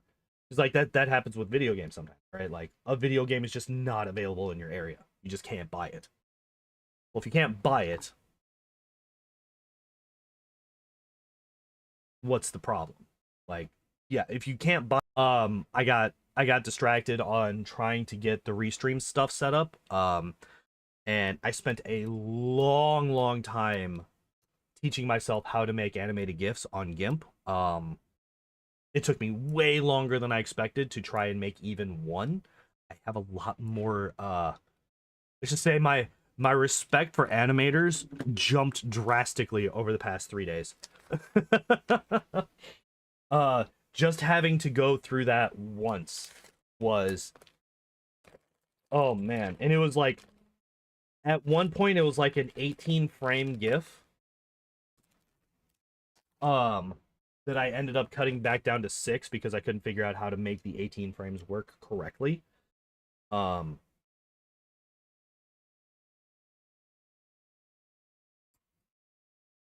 yeah. So I ended up not having time to watch those movies this past weekend. I do still want to watch them. But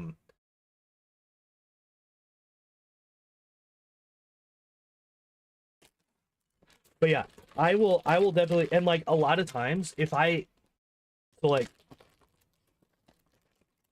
I originally pirated uh Puss in Boots: The Last Wish.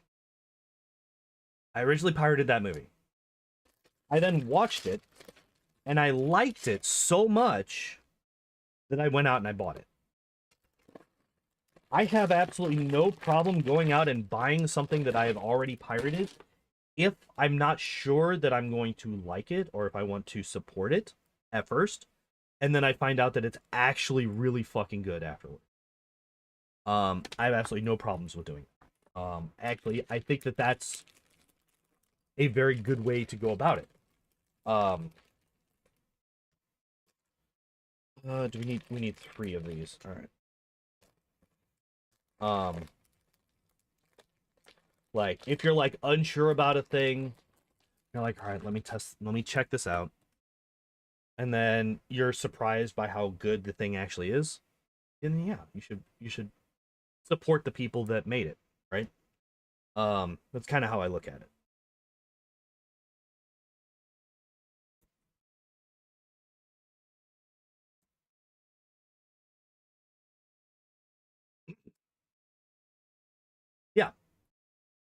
Yeah, like I mean, hell, I do that with fucking mobile games. I have played mobile games. Like I am not somebody who will just refuse to spend money on mobile games. I play them, and if I play a game for an extended period of time, and if I'm enjoying myself, I will spend money on that game. Um, especially, especially if that game is not uh really really uh predatory when it comes to its uh like when it comes to its stuff, things, words. Monetization. That's the word I was looking for. Um Wait, okay, so we want this. Oh, we want it this way, and we want okay, this. Oh, Jesus Christ. Alright. This and this. There we go. Alright, we got there. We got there. Took us a minute, but we did. Took us a minute, but we got there. Um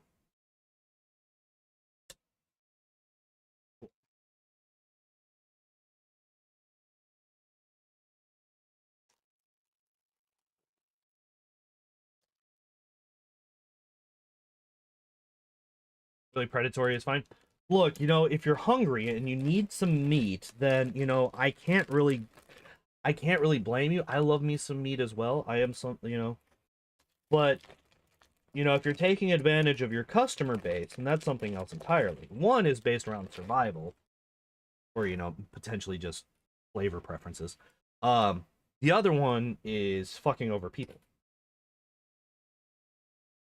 If you're gonna eat a person, that's one thing. If you're gonna steal money from them, that's something completely different. I'm not okay. You gotta keep things in perspective here, right?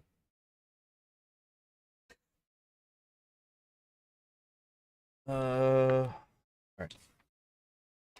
With that. Okay, so we need another copy of this.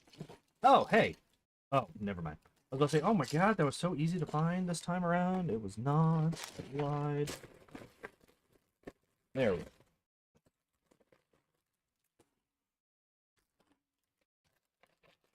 Yeah, and like, I mean, hell, there's if you were so they will learn cannibalism, fine, theft, bad. Exactly. Exactly. Um, like if we're talking about other forms of like, what the fuck's it called? Like, I guess a framing for it would be reasonable pirating. Would be if the thing's just no longer available. Period. Right? Because there are some things that have just been removed from the internet. Um, a very recent example is the Willow TV show, which, from what I've heard, is fucking garbage.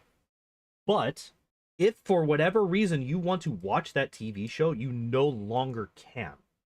It is impossible.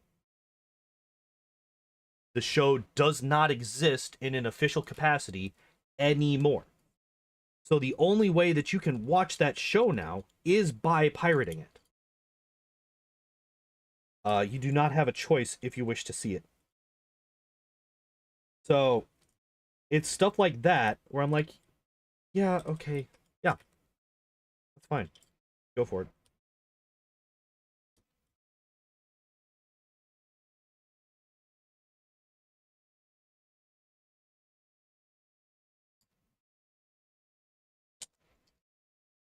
You know what? Keep dropping out. For once, it is not on my end. Thought that maybe it would be, but this time it is not.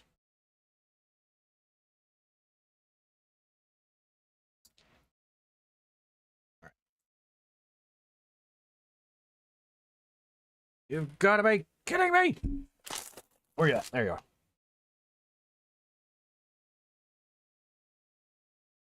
Oh, Jesus.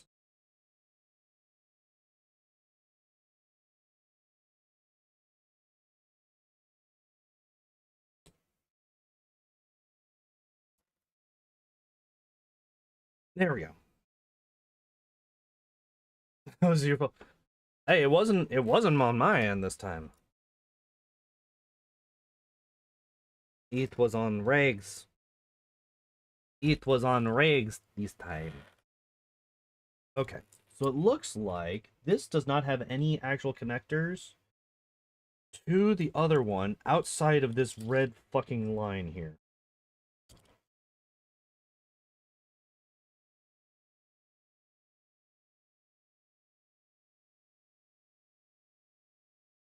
Now, do I have to do it again? I do. Okay. All right. So we're gonna hold off on putting this in there. This right here, we're gonna hold off on putting that in there because one, and two, because it was impossible to push through this one here, way that it was. So looks like we're doing something very, very similar yet again.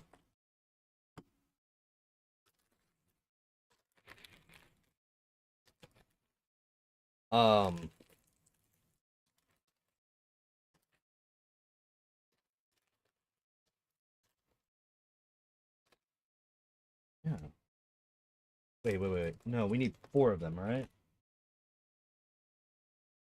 Oh no, only 3. All right. All right. Only 3 this time. Weird.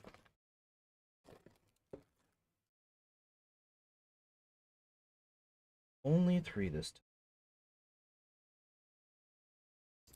Still going parallel to the one on the outside. All right. And again, we're doing the same thing that we did last time. Okay. We got this one. And we got this little skinny one. It looks like that might be it. That might be it for these. All right. Where are we at? What was it? I was digging through this. I had completely forgotten what I was even looking for. Looking for these pieces. All right. I think after I finish this, I'm going to take a quick bathroom break. I've been going for almost 4 hours. I have been drinking a fair amount of fluid. So I kind of have to. Ah! No falling. No dropping. Did I, like, hold this thing like a normal human being would, please? Thank you. Yeah. Here we go. Here we have it. Now, can I get this thing lined up in such a way that we can get this pushed all the way through all of these? Probably not.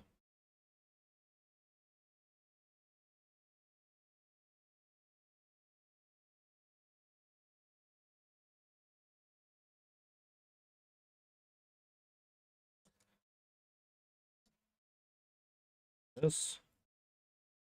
And this.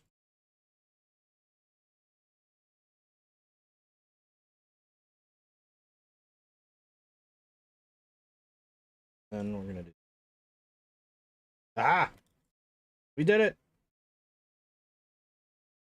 We did it! Then the last one just goes.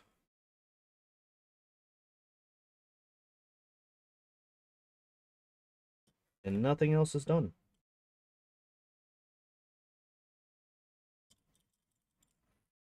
Yay!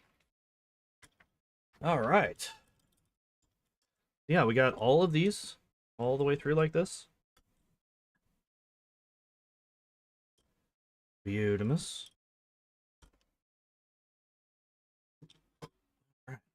So yeah, I'm gonna run to the bathroom real quick. While I'm gone, I'm gonna go to my break screen, and yeah, I'll see you guys in a sec.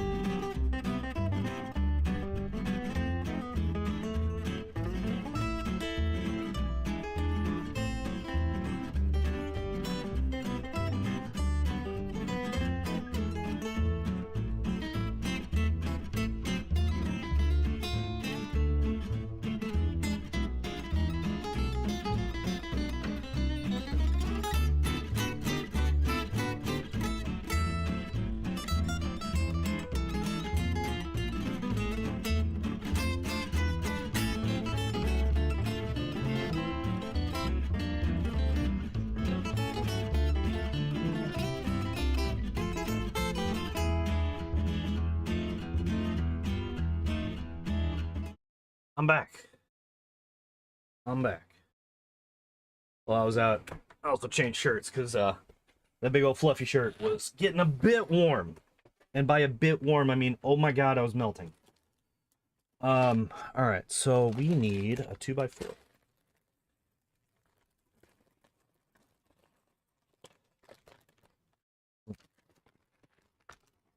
Alright.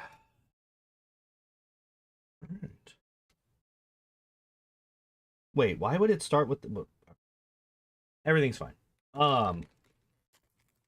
Like, we're gonna start with one thing, and then we're gonna do the exact same thing 2 more times, along with adding other items onto it, but... We're gonna have that as 2 separate steps instead of just one extended one. Fine. Oh, yeah.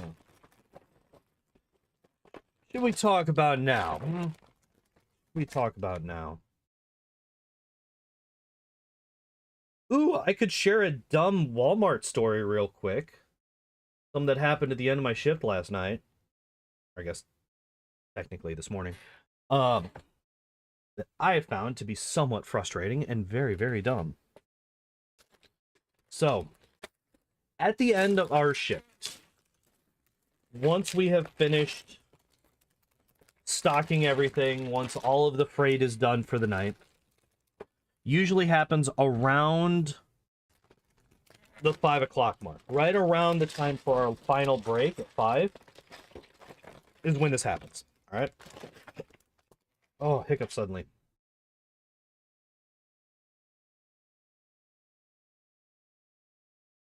So, what we do for the last hour, hour and a half to 2 hours is called zoning.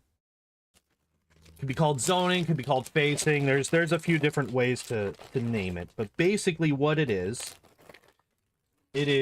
we are tasked with bringing everything on the shelf to the front, making sure that the shelves all look like they are full, everything is pulled forward so it's easiest to grab, all that good stuff. It is also when we are, if you haven't done it throughout the night, which I usually start my night by doing this, you also will be pulling off all the cardboard that is left, like old empty cases of things, stuff like that. You will pull all of those off and pull all of those off and throw them away. All right? So that's like kind of the 2 things that you're doing.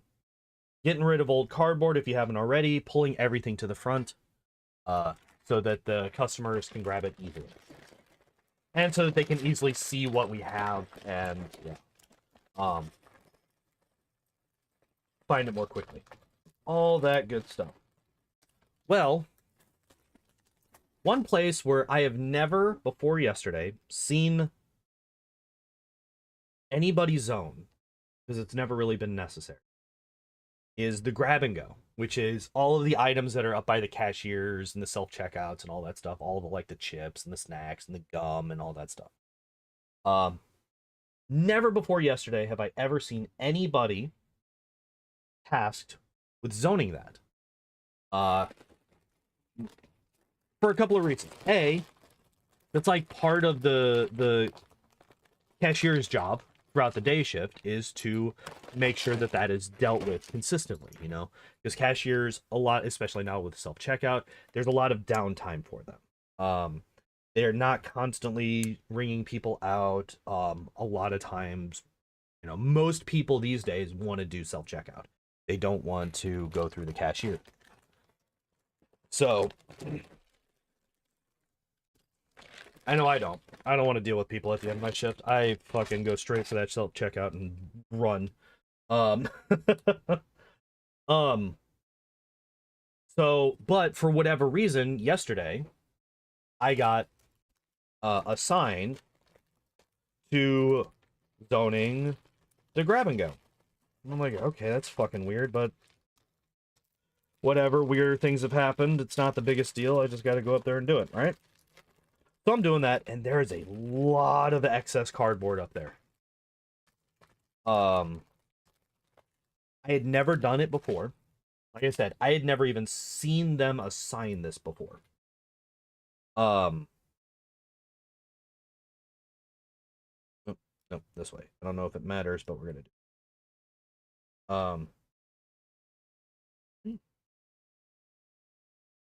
Oh, there's like, okay, okay, okay, okay. I see what I'm missing. I see what I'm missing. Um, missing these. So I'm pulling stuff to the front, and like, there's not really that much to zone. There's not really that many things to pull to the front, because like I said, that's kind of what a lot of, like, that's what the cashiers will do for a good chunk of the day. Like they'll have downtime, they'll go through, they'll deal with that stuff, come back, there's a person there now. Oh god, we got to deal with people. That kind of thing. So, as I'm going through, I'm pulling all this cardboard off. I go through all, I'm pulling all this cardboard off. Go to the person in the checkout. I mean, you got to make sure that they have job security, right? Uh, and I'm doing this. You know, there's a couple of cashiers up there. They're chatting with each other because it's pretty slow. It's the beginning of the shift, so there's not really a whole lot for them to do. And I'm doing this for about 20 minutes. No, it was closer to a half hour because I started at 5:45, and it was 6:20 when somebody finally came up to me. So 6:20. I've been doing this for a half an hour with multiple people basically just watching me do it. All right. Person comes up to me like, "Hey, we don't pull that cardboard off because Billy is our store manager. Billy will yell at us if we." I'm like, "Oh, shit. Well, I'm sorry, but I was told to zone up here, and that's kind of part of what zoning is, right?" And they're like, "No, we're not dealing with that, so you need to go and put it all back." Now, I would like to reiterate just how much cardboard I had in my shopping cart at this point. I had enough cardboard in my shopping cart that it was overfilling the top. It was domed out of the top of the thing. I was having trouble not having stuff fall. That's how much cardboard I had pulled off of these shelves before they finally said something to me about it. Which, not gonna lie, really fucking annoying. Really fucking annoying that I had multiple people watching me do this, knowing that I was doing something that I should not have been doing, and they just didn't feel the need to fucking tell me. And then the person that finally does is fucking really snooty about it. So I'm going back and I'm trying to fucking remember where all these cases went. I'm failing miserably. And then eventually my supervisors come up and they're like, "Hey, we need you to go and help out in the liquor aisle. He's running a little bit behind." Like, all right, I could do that. What do you want me to do with all this cardboard? Because apparently I was unaware of this, but apparently I wasn't supposed to pull that off. And they're like, "Yeah, we didn't realize that you hadn't done this before." um, so they just tell me, "No, just fucking throw it away. It's fine." So apparently, I guess they got bitched out yesterday because I pulled off all that cardboard. It's like, well, I guess it serves you right for not fucking telling me at a decent time. So yeah, that was a little bit of a frustration at the end of my shift that I don't think was necessary at all. Oh, these are not the right things that I need. I need something completely different.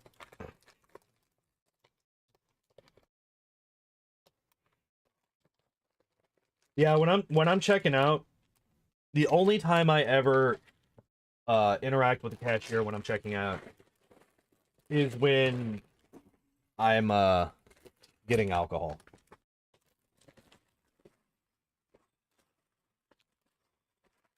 I have absolutely no desire to talk to people once I'm leaving once I'm leaving work. Like, nah, I'm good. I'm good. I'm just gonna get my stuff. I'm gonna go home. Ah, here they are. Here you is um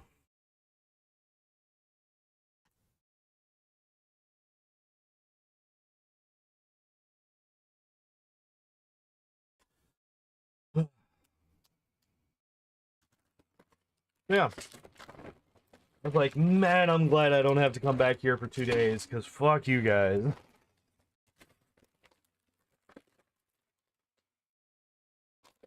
Alright, we only need the one, right? Yeah, okay, good.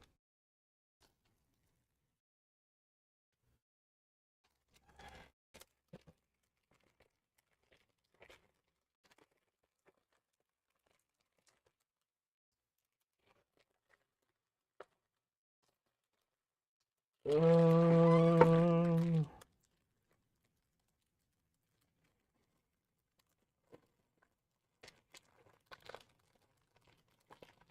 Alright, here we go. Jesus Christ. And I still need... There's the last one, alright. I was like, I've been fucking fighting to get this one out here for 5 minutes. A whole nother one that I needed to grab, but that one was actually fairly cooperative.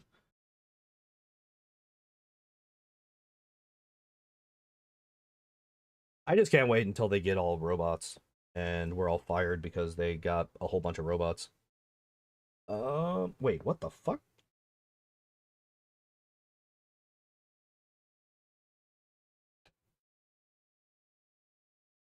How? Wait, how does that work? Oh, I think I see. I think I see how that works. Okay. Okay, okay. We need 4 of these now. 2, 3, 4. Let me go. That they have to come to you. Oh yeah, well see, I still go to self-checkout, but I will scan the alcohol first so that while I'm scanning the rest of my stuff, they have time to come and get to me. And I will try to go to a self-checkout that is close to them so that they don't have to fucking go too, like, so that they don't have to go further than they normally would. Um, but yeah, I ever since self-checkout was introduced as a thing in general, I have not gone to self-checkout.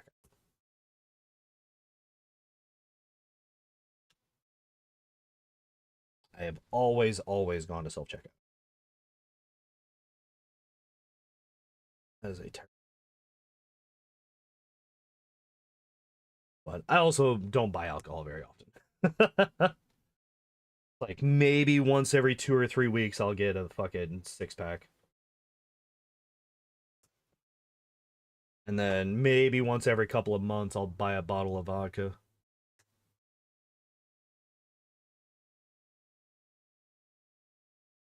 As hell, like I can make like a lot of times I don't even finish one drink.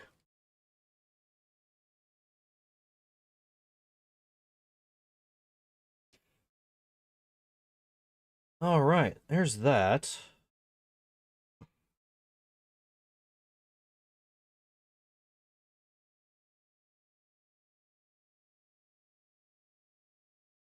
This does not. All right, there's that. All right, Beautimus. Beautimus. And then... Oh, okay. And then these get attached to these.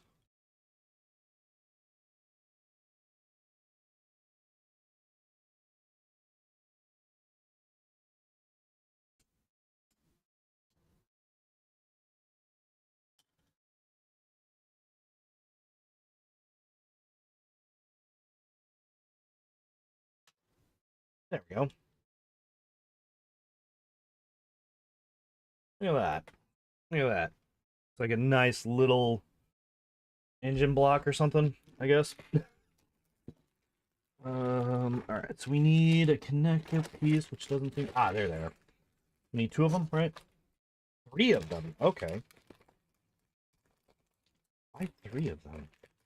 Oh, because we're making 3 of these things. That weirdly enough, that makes sense. I can see that being a thing. Alright. And then we need 6 of these, which is probably just going to be all of them. 1, 2, 3, 4, 5. And what do you know? 6. Last one. Here. You're not a big fan of self-checkout? Stores that you scan your receipt to open a gate to get out or so strange? Oh, yeah, we don't have that. We don't have that. We have a person at the front who will check your receipt periodically. Like, if you're acting all sus, or if you, like, have a bunch of items that aren't in bags or something like that. But yeah, we don't have no gates. 4, 5, 6. Unanimous.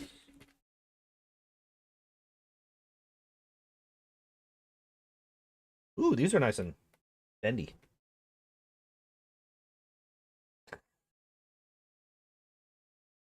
I don't know why, but me just saying the word bendy just reminded me of a line in so I haven't actually talked about this in like a whole week, but if you do not know who this guy is and you enjoy critical movie reviews, like very, very in-depth movie reviews, I highly recommend Mahler.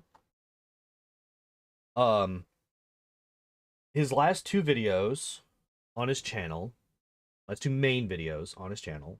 He also has a shorter one going into to talk about a scene in one of the Ahsoka episodes. Are from Multiverse of Madness, which is actually how I found him, was through that video. And another one is from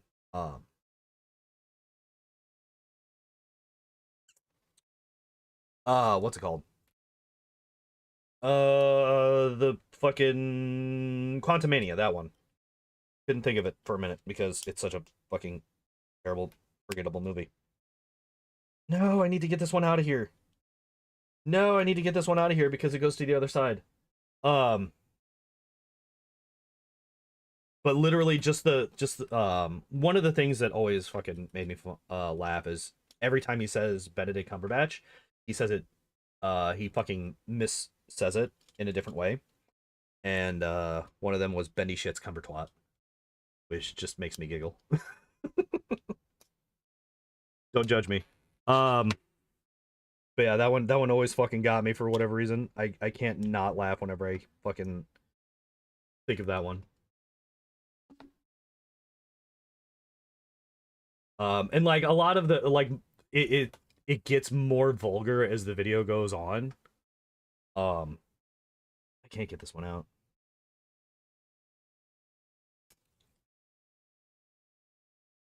There we go. The age-old, tried and true tactic of using your teeth. Don't want to use them too much, but every once in a while, it is the right move. Excuse me? What the fuck am I doing here?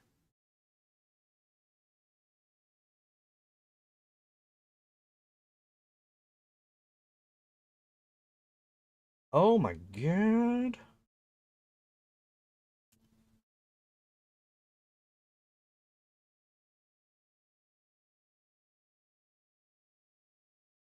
I have to been... Look. I want a lot, alright? I know that I want a lot. I have been judged and I've been found wanting. Yeah. I want a lot of things.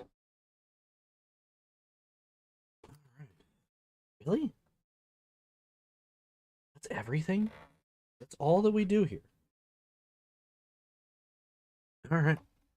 Well, let's get this in here.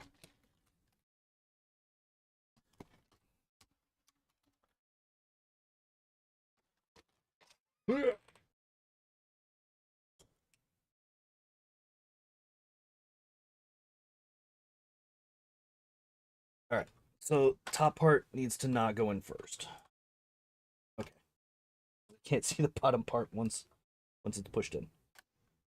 There we go. All right.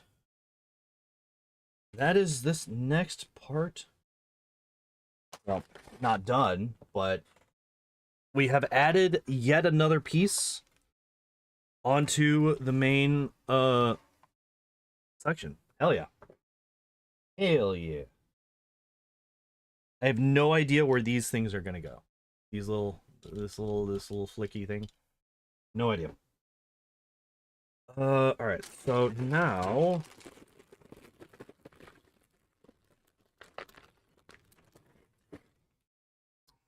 this.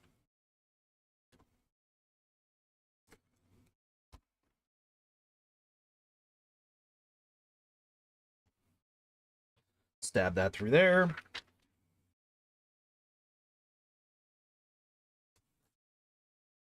All right.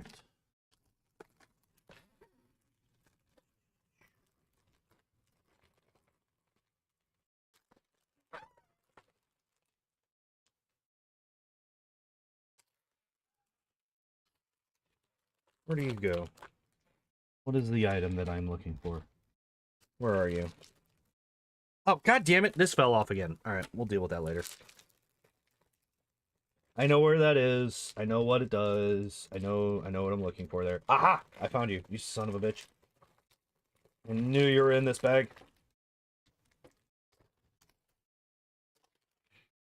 We need a 1x3, which I believe is in this bag. Yep, right here. Is there the other kind of 1x3 in here? No, we got another one. Oh, we need 2 of them. Hey, look at that. Accidental success. Is it in this bag?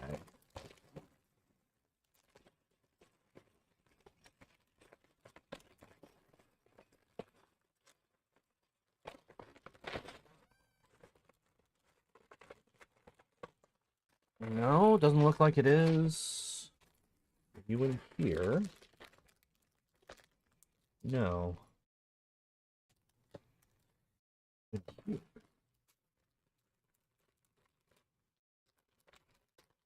Maybe no? No? Are you actually in here? I'm gonna be very upset if you're in here because you do not fit the themes of this particular bag. No, it's not in there either. What the fuck?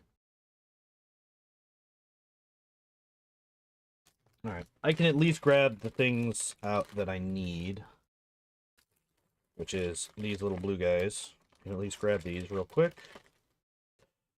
while I look again for the missing piece. Where the fuck are you?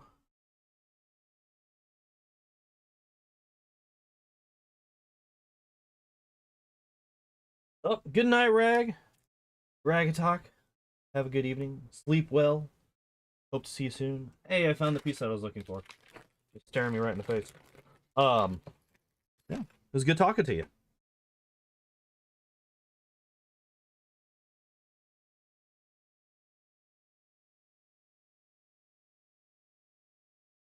That. And this goes here.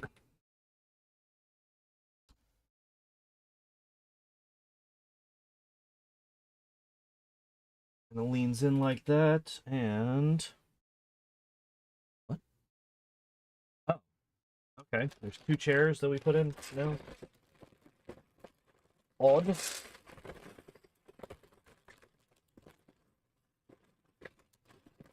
There we go. Looks like they are... right here, it looks like. God, I'd hate to be the guy who's fucking stuck sitting on these.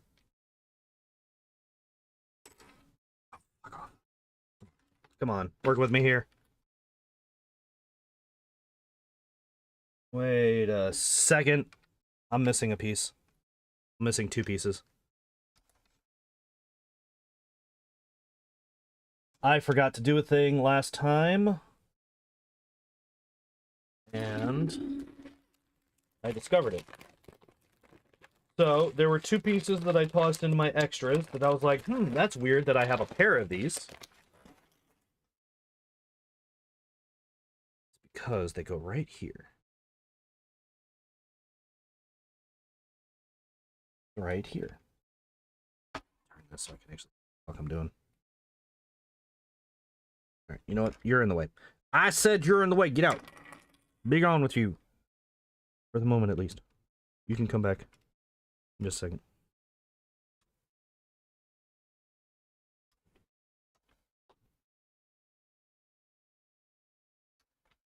All right, there we go. Okay. Nope. Helmet on the correct direction. And there we go. All right. We're back. Back to the present. What is... Oh, it was just caught on that. Okay. So now we get to start building with bigger pieces. 2x4. And we got one of these biggins. Another one of these biggins. And then it looks like we got these two. And it looks like that's everything that we're grabbing out of this bag for now. But let's get started. Alright. Here. And here. And here. I think we might finish the stream once I finish with these because I am getting a wee bit hungry. I would like to go and get some food. I think once we finish with these bags here, we will probably call it. So we still got a little bit of time. We still got a little bit of time before we go, but not quite gonna go long enough to finish the entirety of box 3, which was the original plan for tonight. Original plan was to finish box 3, but we're not going to quite get there. But we have made quite a bit of progress, right? Like we got this whole top section built up, and we're getting even further along than that. In fact, we need this. We need 2x3s, 1 and 2.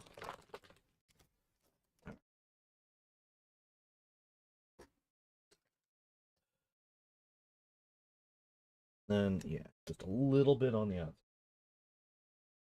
A little bit of overhang over here to kind of make things even and equal and all that good stuff. Flip it over. We got some dark sprays. It's not in here, so it should be over here. One. And here's 2. Alright. Actually, I might just dump the pieces at this point because if I'm guaranteeing that we're going through all these bags, there's no real reason to not do that, right?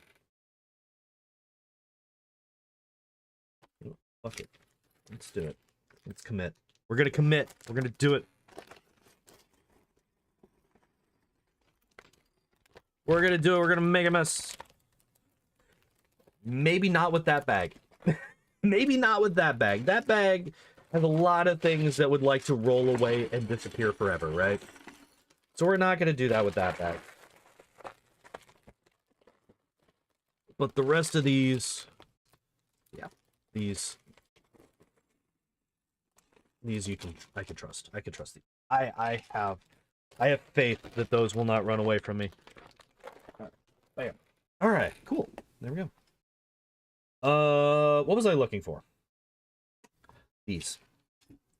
2, 3, 4. Yeah, this should help me actually find the pieces a little bit easier because they're a little bit more spread out and more visible. So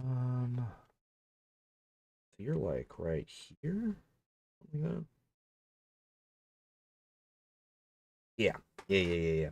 Okay. And then we need 2x3s? Yeah, 2x3s. Uno, dos.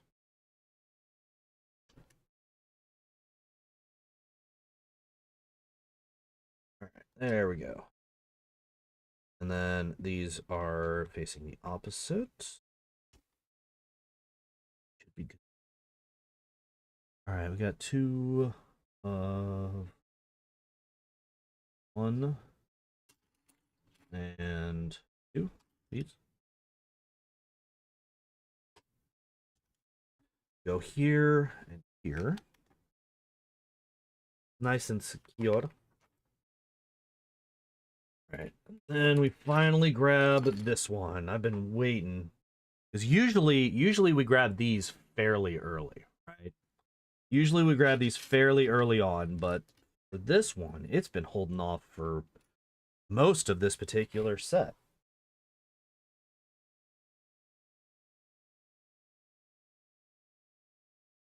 They tend to be like the core piece for whatever it is that they are being built on.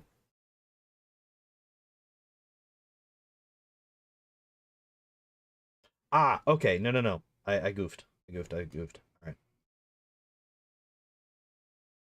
So these are going to be. Oh, I see how these go. Okay. I see this. And then you set this down around this piece, and then pop it in like so.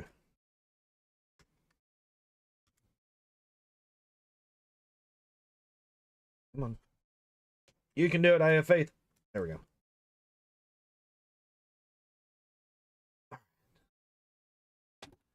And grab these.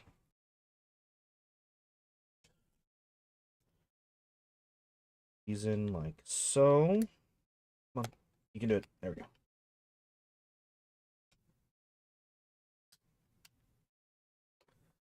Goodness. All right. And then it looks like the rest of these. I think that's the rest of them. All four of them. Oh, no. Looks like we got 5 left. Please tell me I didn't miss one somewhere. I would be very sad. Yeah, that's a thirsty cat. Shelby's over here fucking gulping down water like she's dying.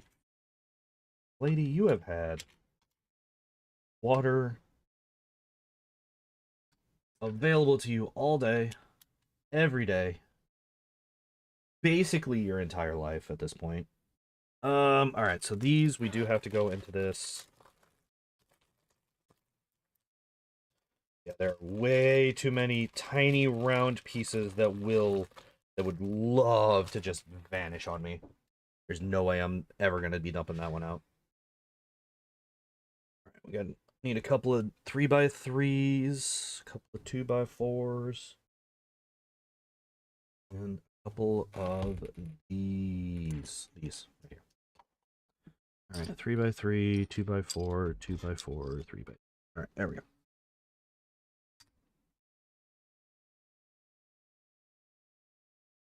Oh, and the long like wing-like pieces. Long like wing-like pieces. Yep. Mm-hmm. All right.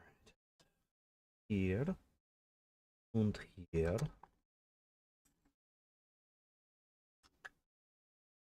Like so. And as such.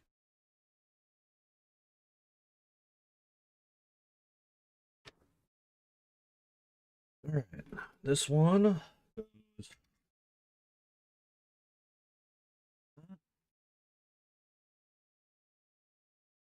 2 more. 1. The other one.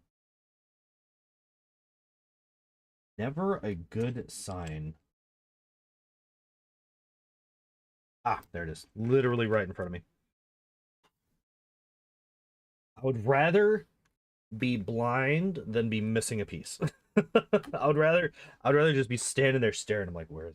Where is it? Where is it? Where is it? Right in front of me. Much rather do that. Yeah, missing. Okay. Oh, we only need 1 now at least.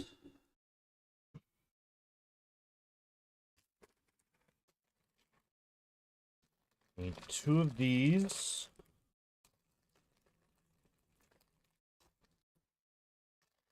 And 2 of these. And the sooner I don't have to deal with that particular bag, the better. What as I'm skip one. That. This. Skip one. That. This. I said and then this. Um. Not those. Where the little vent pieces. Hold up, man. Hold up, Mira.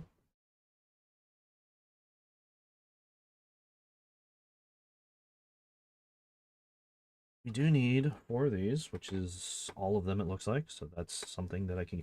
Oh, I found them. They're still in. They are in the bag. Gotcha. Okay, we can deal with it. Oh, wait. The other piece just why not just put both of these on at the same time? The other piece just goes on top of it.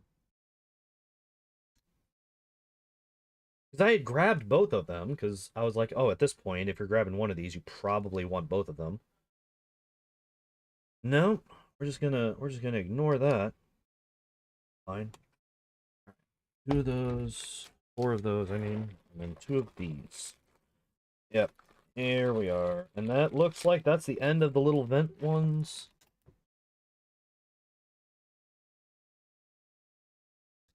Also, I'm constantly, as you can see, I'm like, constantly hitting this thing with my elbow, so I'm going to readjust where it's at real quick. Oh, well, I was just going to casually pop that piece off. It's fine. Fine. Fine. Don't worry about it. No, not that one. These are not. These are the ones. So we need these. These. Skipping a. I skipped a thing. Skipped a thing. All right.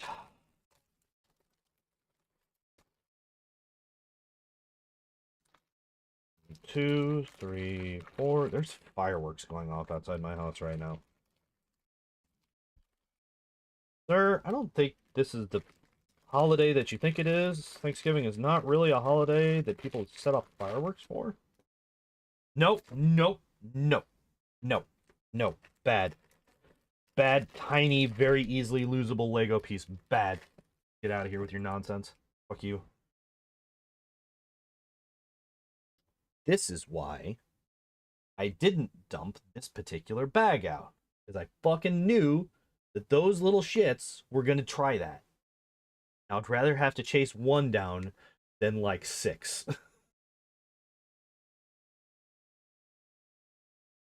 There's at least 4 of these, and there's a couple of the little fucking... A couple more of these in there. Here. Here. Here. And here. There we go. Goodness. Okay. So, on this one, we want to pop these 2 together. Pop these 2 together. Need just 1 of these. Interesting enough. 2 of these. The last 2 of these. And then this one. Alright. Oh.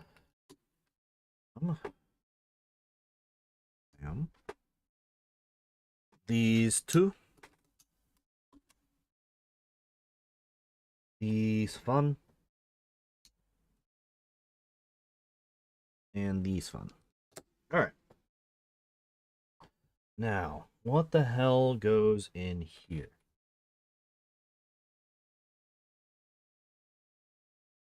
Like this goes like this. This. Then we put these on the other side. Nope, not like that, because that's not actually not possible. Like you want to say not impossible. Trying, funnily enough, if you try to lay this flat on here, it doesn't actually attach to anything. Strangely enough. I know, it's weird. What was I looking at? Over here. Okay. We need 2 more of these little runaways.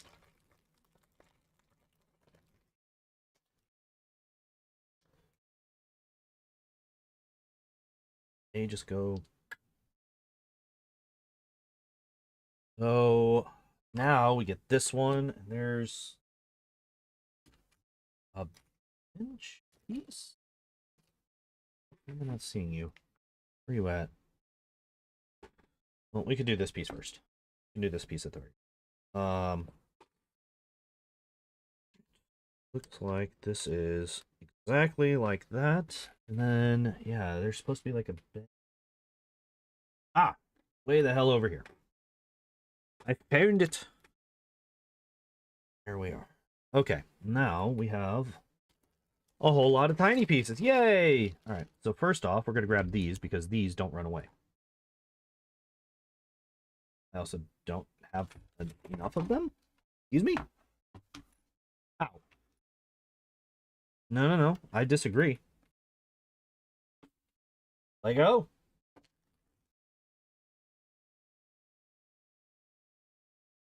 Guys, I'm stupid. Guys, I'm stupid. So funnily enough, if you have things and then those things don't quite fit, maybe turn another thing around and you might find the thing that you're looking for. This... Where's the other one? Is there just one? No, it says 2. Got one here. It immediately rolls away. Fortunately, it rolled straight into something that will keep it from rolling anymore. And then 2 of these, which is the last 2 of these. Thank fucking God. Yo. Yeah. All right. So then 2 of these.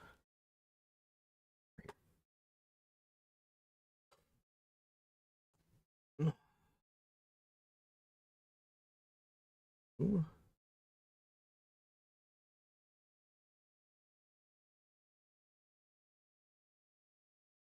That. This. All right. What the hell do I do with these? Oh, okay. So they go here? Wait.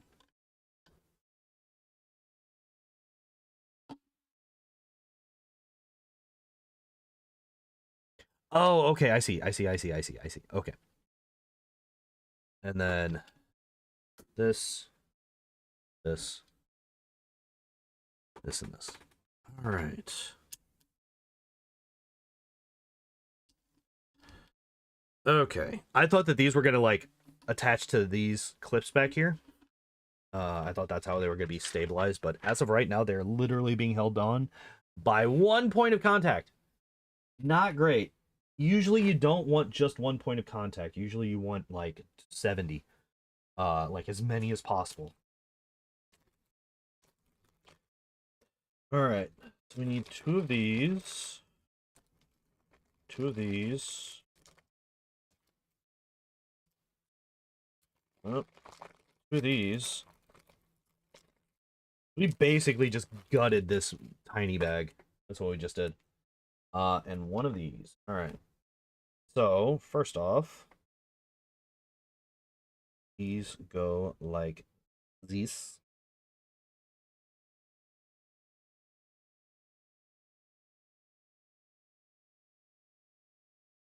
Then, I'm gonna attach. Oh, I only needed 1 of these 2. Okay. So, this goes on here. Assuming it closes up like that. Probably shouldn't have done that, just in case there's something else that I need to put in there first. Oh, no, wait. It literally just tells me, yes, close it. All right. So, there's that. And then this. And this pop into these. Fuck! Okay, thank God it didn't go anywhere. Dude, that thing shot off. I thought for sure that thing was lost forever, but it just like dropped right there. Oh, fucking scared the shit out of me. Don't do that. Don't do that. It's not nice. All right. Now what do we do with these? Nothing for now. All right.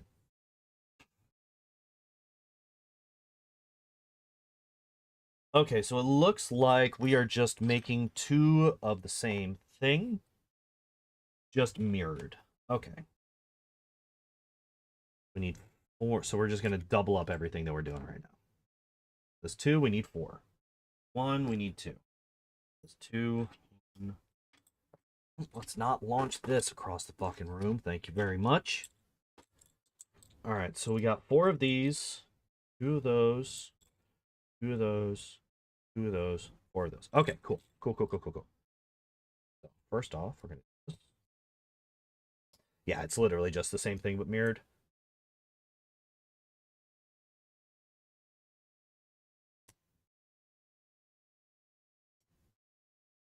All right, hey. 2 by 2. Would you fucking stop running away from me, you son bitch? Um, interesting, very slight. Uh,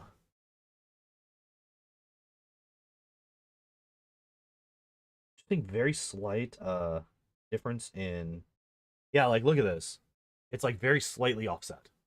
Very slightly offset. Weird.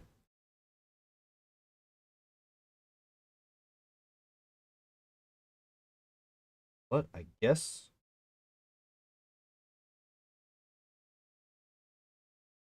I see. I see. I see. I see. I see. All right. And put these. I said we want to put these on here. There we go.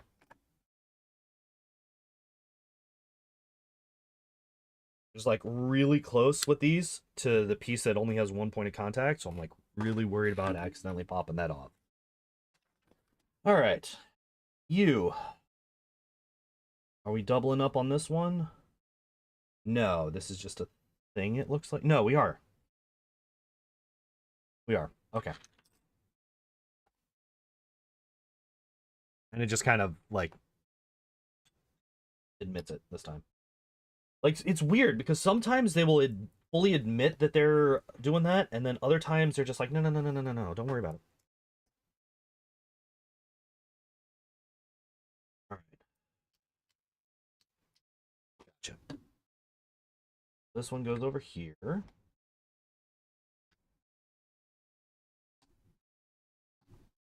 Why are you not clicking? Like a gap? It didn't show there to be a gap. Excuse me. Get your ass up there.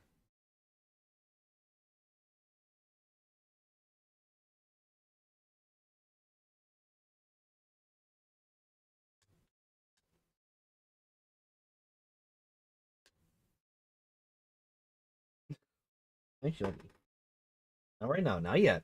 Almost. We almost can cuddle. Almost cuddle time. Oh, I fucked up. I fucked up. I fucked up. I fucked up. Hi. All right. Well, I guess, yeah, you just decided. What's up, baby girl? Can't really hang out. Kind of busy.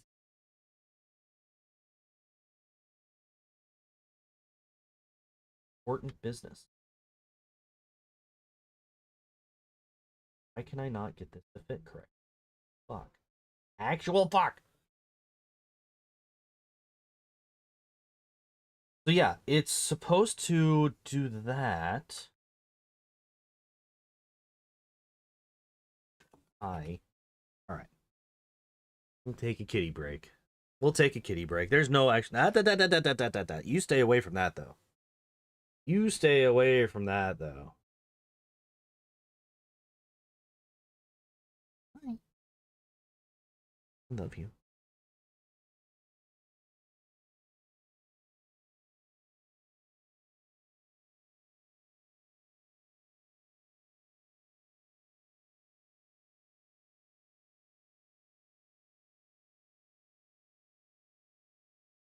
You gonna just sit? Or are you just gonna be are you gonna be a thing? You're gonna be a thing. No, no, no, no, no. None of that. None of that. He's trying to eat stuff. He's trying to eat it. I don't appreciate this. Um, no. That is not for you, kitten. I said this is not for you. No rub. No rub against Lego. Did you leave it alone? Leave it alone. Stop it. You're making this so much more difficult than it needs to be. Okay. So let's take a look. All right. So kitten has calmed down somewhat. We have one in the lap. Fine. So this just doesn't seem to fit the way that it's supposed to. All right, let's flip back a page. Make sure that I didn't fuck. I think I did fuck up. Wait. Hi. I did. I fucked up. All right. I got these sideways. That's the problem.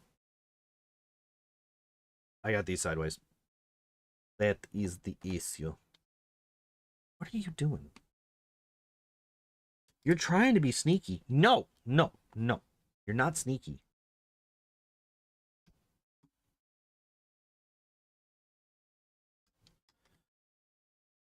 Trying to sneak over and start taking bites of the Legos, and I'm not gonna fucking have it. Oh yeah, this was also wrong. All right. I may have made many mistakes while putting all of this together. I may have made mistakes. It's fine. Don't fucking worry about it though. There we go. We did it. We did it. All right.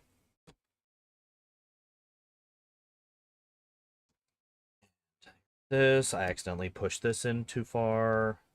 Fine. It'll be fine. It'll be fine. All right. After much restructuring, got there. All right. Now, okay, at this point, I am going to dump this stuff. I'm just going to do it slightly more carefully. All right, there we go. Mainly because I just didn't. Okay. Oh, hey, fun fact. I just dumped this. I didn't need to. I needed literally nothing from that one. Also, this is not where this is the piece that I need. Okay. Got this. Actually, no, I needed these two pieces. Needed these two pieces. Not this. That's done. Excuse me. Okay, so we do need a 1x2x4 and a 2x3. We then want to put this, this on there. Thank you. These two.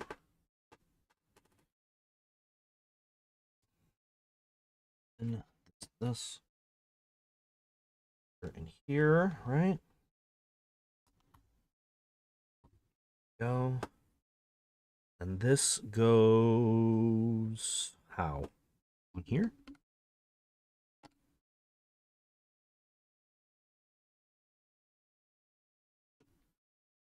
Like that. All right. Oh, Jesus. Okay. Well, this then... Okay. Wait. I have so many extra pieces here? What the fuck? No. I have to be missing something somewhere. Something somewhere is fucked up. Because look at all of these pieces. All of these are apparently extras? Excuse me? I don't believe that. I don't believe that.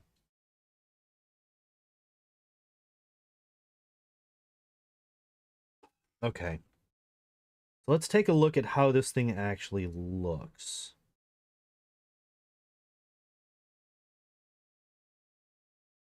It actually looks like it does in here.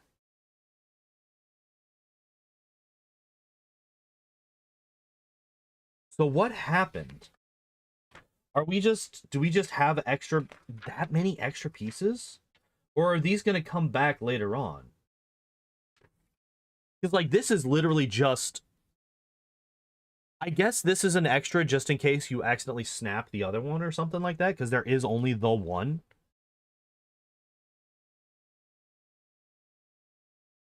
Oh, man, with 12 it all gets put together. With 12 it all gets put together. Look. Next week, we'll be able to fucking actually have this thing standing entirely.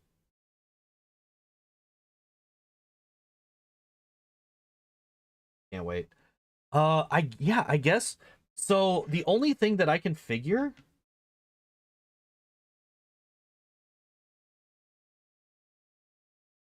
is that, like, this bit right here, like, let me just take a look. If we were to do this, it would be a bit too much. But, like, maybe if we, like, slid it down like that or something like that. I don't know. Like, this is very weird. That... Yeah, because, like, I'm looking to see if there's anything on the bottom here. Like, I missed a thing. Because, like, we got 2 of these. Which means that we could be snapping something on, like, we could put them back here, like, here and here, and then snap this back here. That would fit most of it, right? But, like, we got 4 of these, which we just didn't use at all. These were just not used whatsoever. So, like, that's what's got me fucking worried, is that some of these just weren't used at all.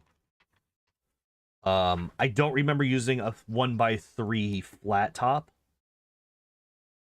ever. Oh, no. There are a couple of them. They're just, like, hidden at the moment. But yeah, having all of these. Yeah, there's nothing saying to... Because, yeah, like, right here. Have I solved the tow cable vulnerability? Unfortunately, I have not. Unfortunately, I have not. We just have to pray that we never come across such an unbeatable offensive tactic. What's up, Hyperion? How you doing tonight? We're currently going back because we have a lot of free pieces that I have a feeling went somewhere and I missed it.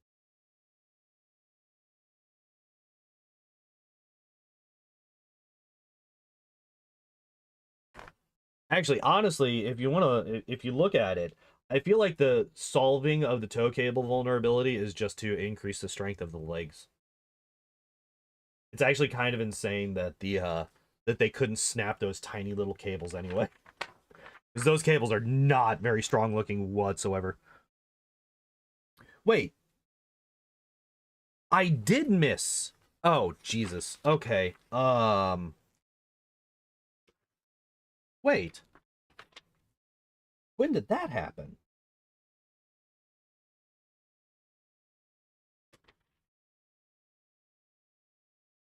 Lies! Lies and slander. All right. Okay. Fortunately, I should be able to just put these on here. Okay. All right. So here's what we got. This one goes here. This one goes here.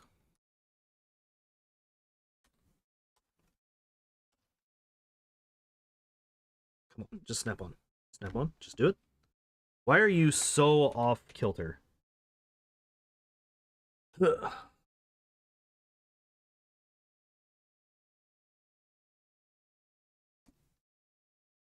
There we go. Okay. And then we have this one, which just kind of sits there, and we have this. Okay, so I'm very, very happy that these did not go somewhere on this one. That could have been really bad. And then, yeah, I missed a whole lot of finishing touches on this one somehow. I don't know what the hell I was doing, but yeah, I missed a whole lot. All of these flats are now gone. You miss. Cool.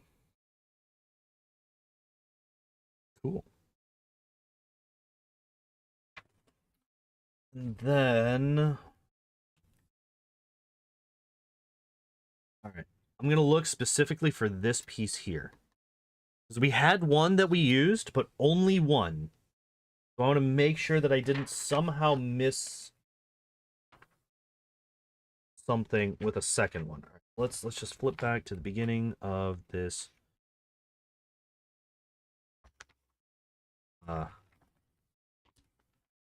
Just flip back to the beginning.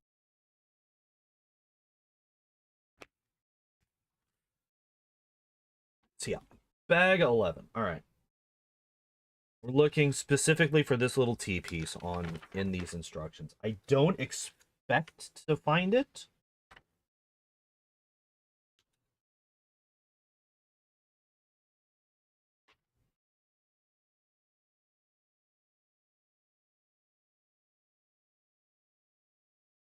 Don't expect to find it anywhere.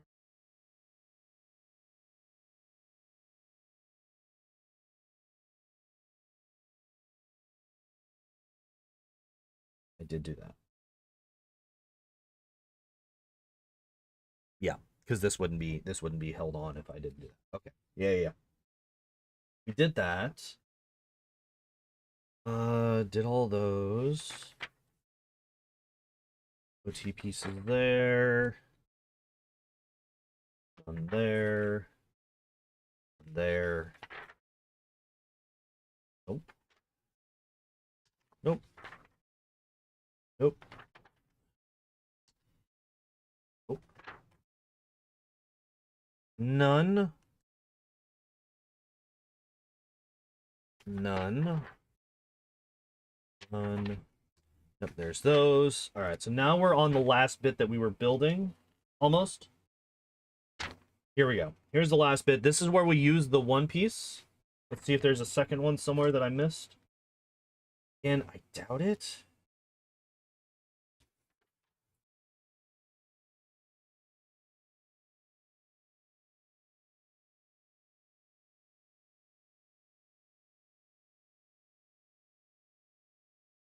There's the one.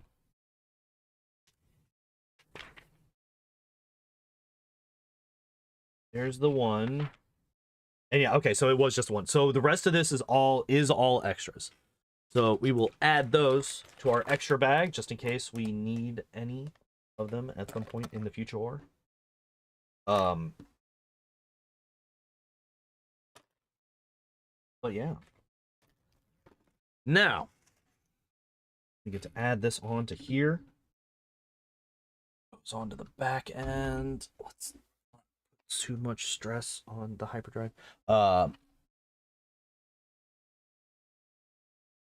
And bottom, top goes to the top, easy peasy, and I broke stuff. Easy peasy, I said, and I broke more stuff. Son of a bitch! Could I not break things for 2 seconds?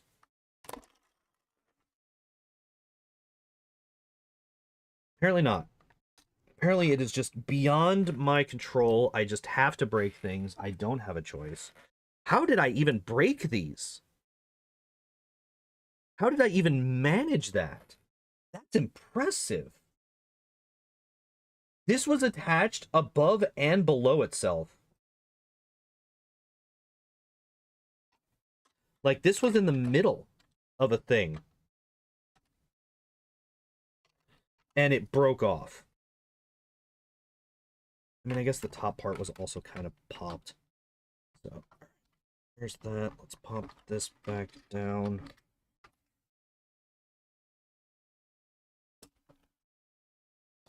God damn it! Oh, wait, those were already off.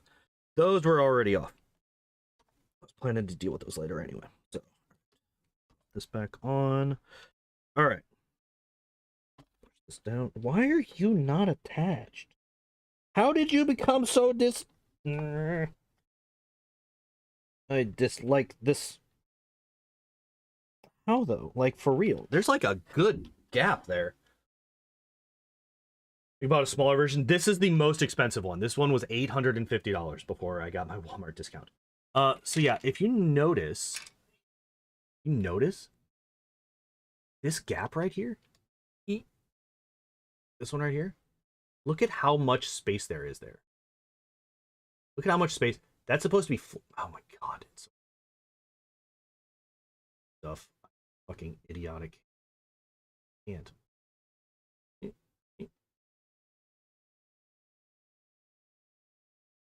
there we go. Yeah, you see how you can see the book in between there? You're not supposed to be able to see anything there. You're not supposed to be able to see anything there. That's supposed to be completely attached. And I have no idea how that managed to happen. All right, so we're gonna pop this back off.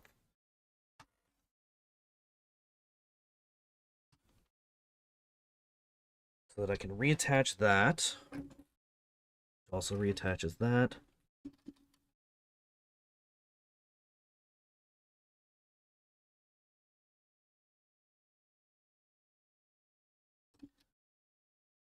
This bit right here, like it's just, there's just a piece that's bent. Like it's a very thin piece, so it's very easily. Shelf I put mine on is only so big. Yeah. I'm like planning on getting like a whole thing set up for this. Because like I got my Vader helmet already that I built like a year or two ago on stream. It was like a Halloween stream back. Well, I could say back on Twitch, but I'm on Twitch again. Um, and how do I get this to pop back on? Do I need to? Like in the middle, it's not really hurting anything by not being. I need it to be. Damn it. Breaking things. Breaking more things. Trying to fix the things that are already broken. Oh, this is bad.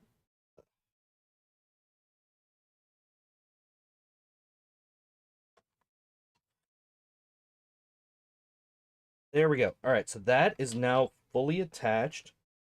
And I have reattached. Okay, so there's that. Everything's good now. Everything on here is good now. So yeah, this is currently tied with the Millennium Falcon for the most expensive Lego set that is available commercially. The only one by commercially I mean like one that you can just go to a store and buy.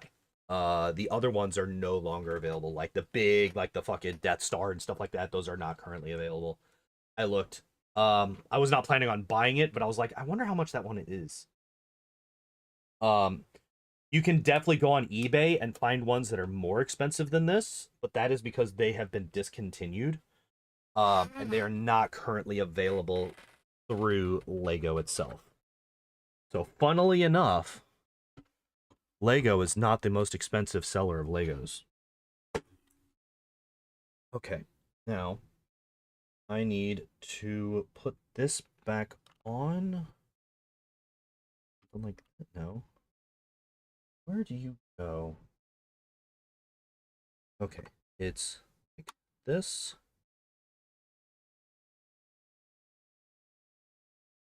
Wait, no. How does one attach this to this?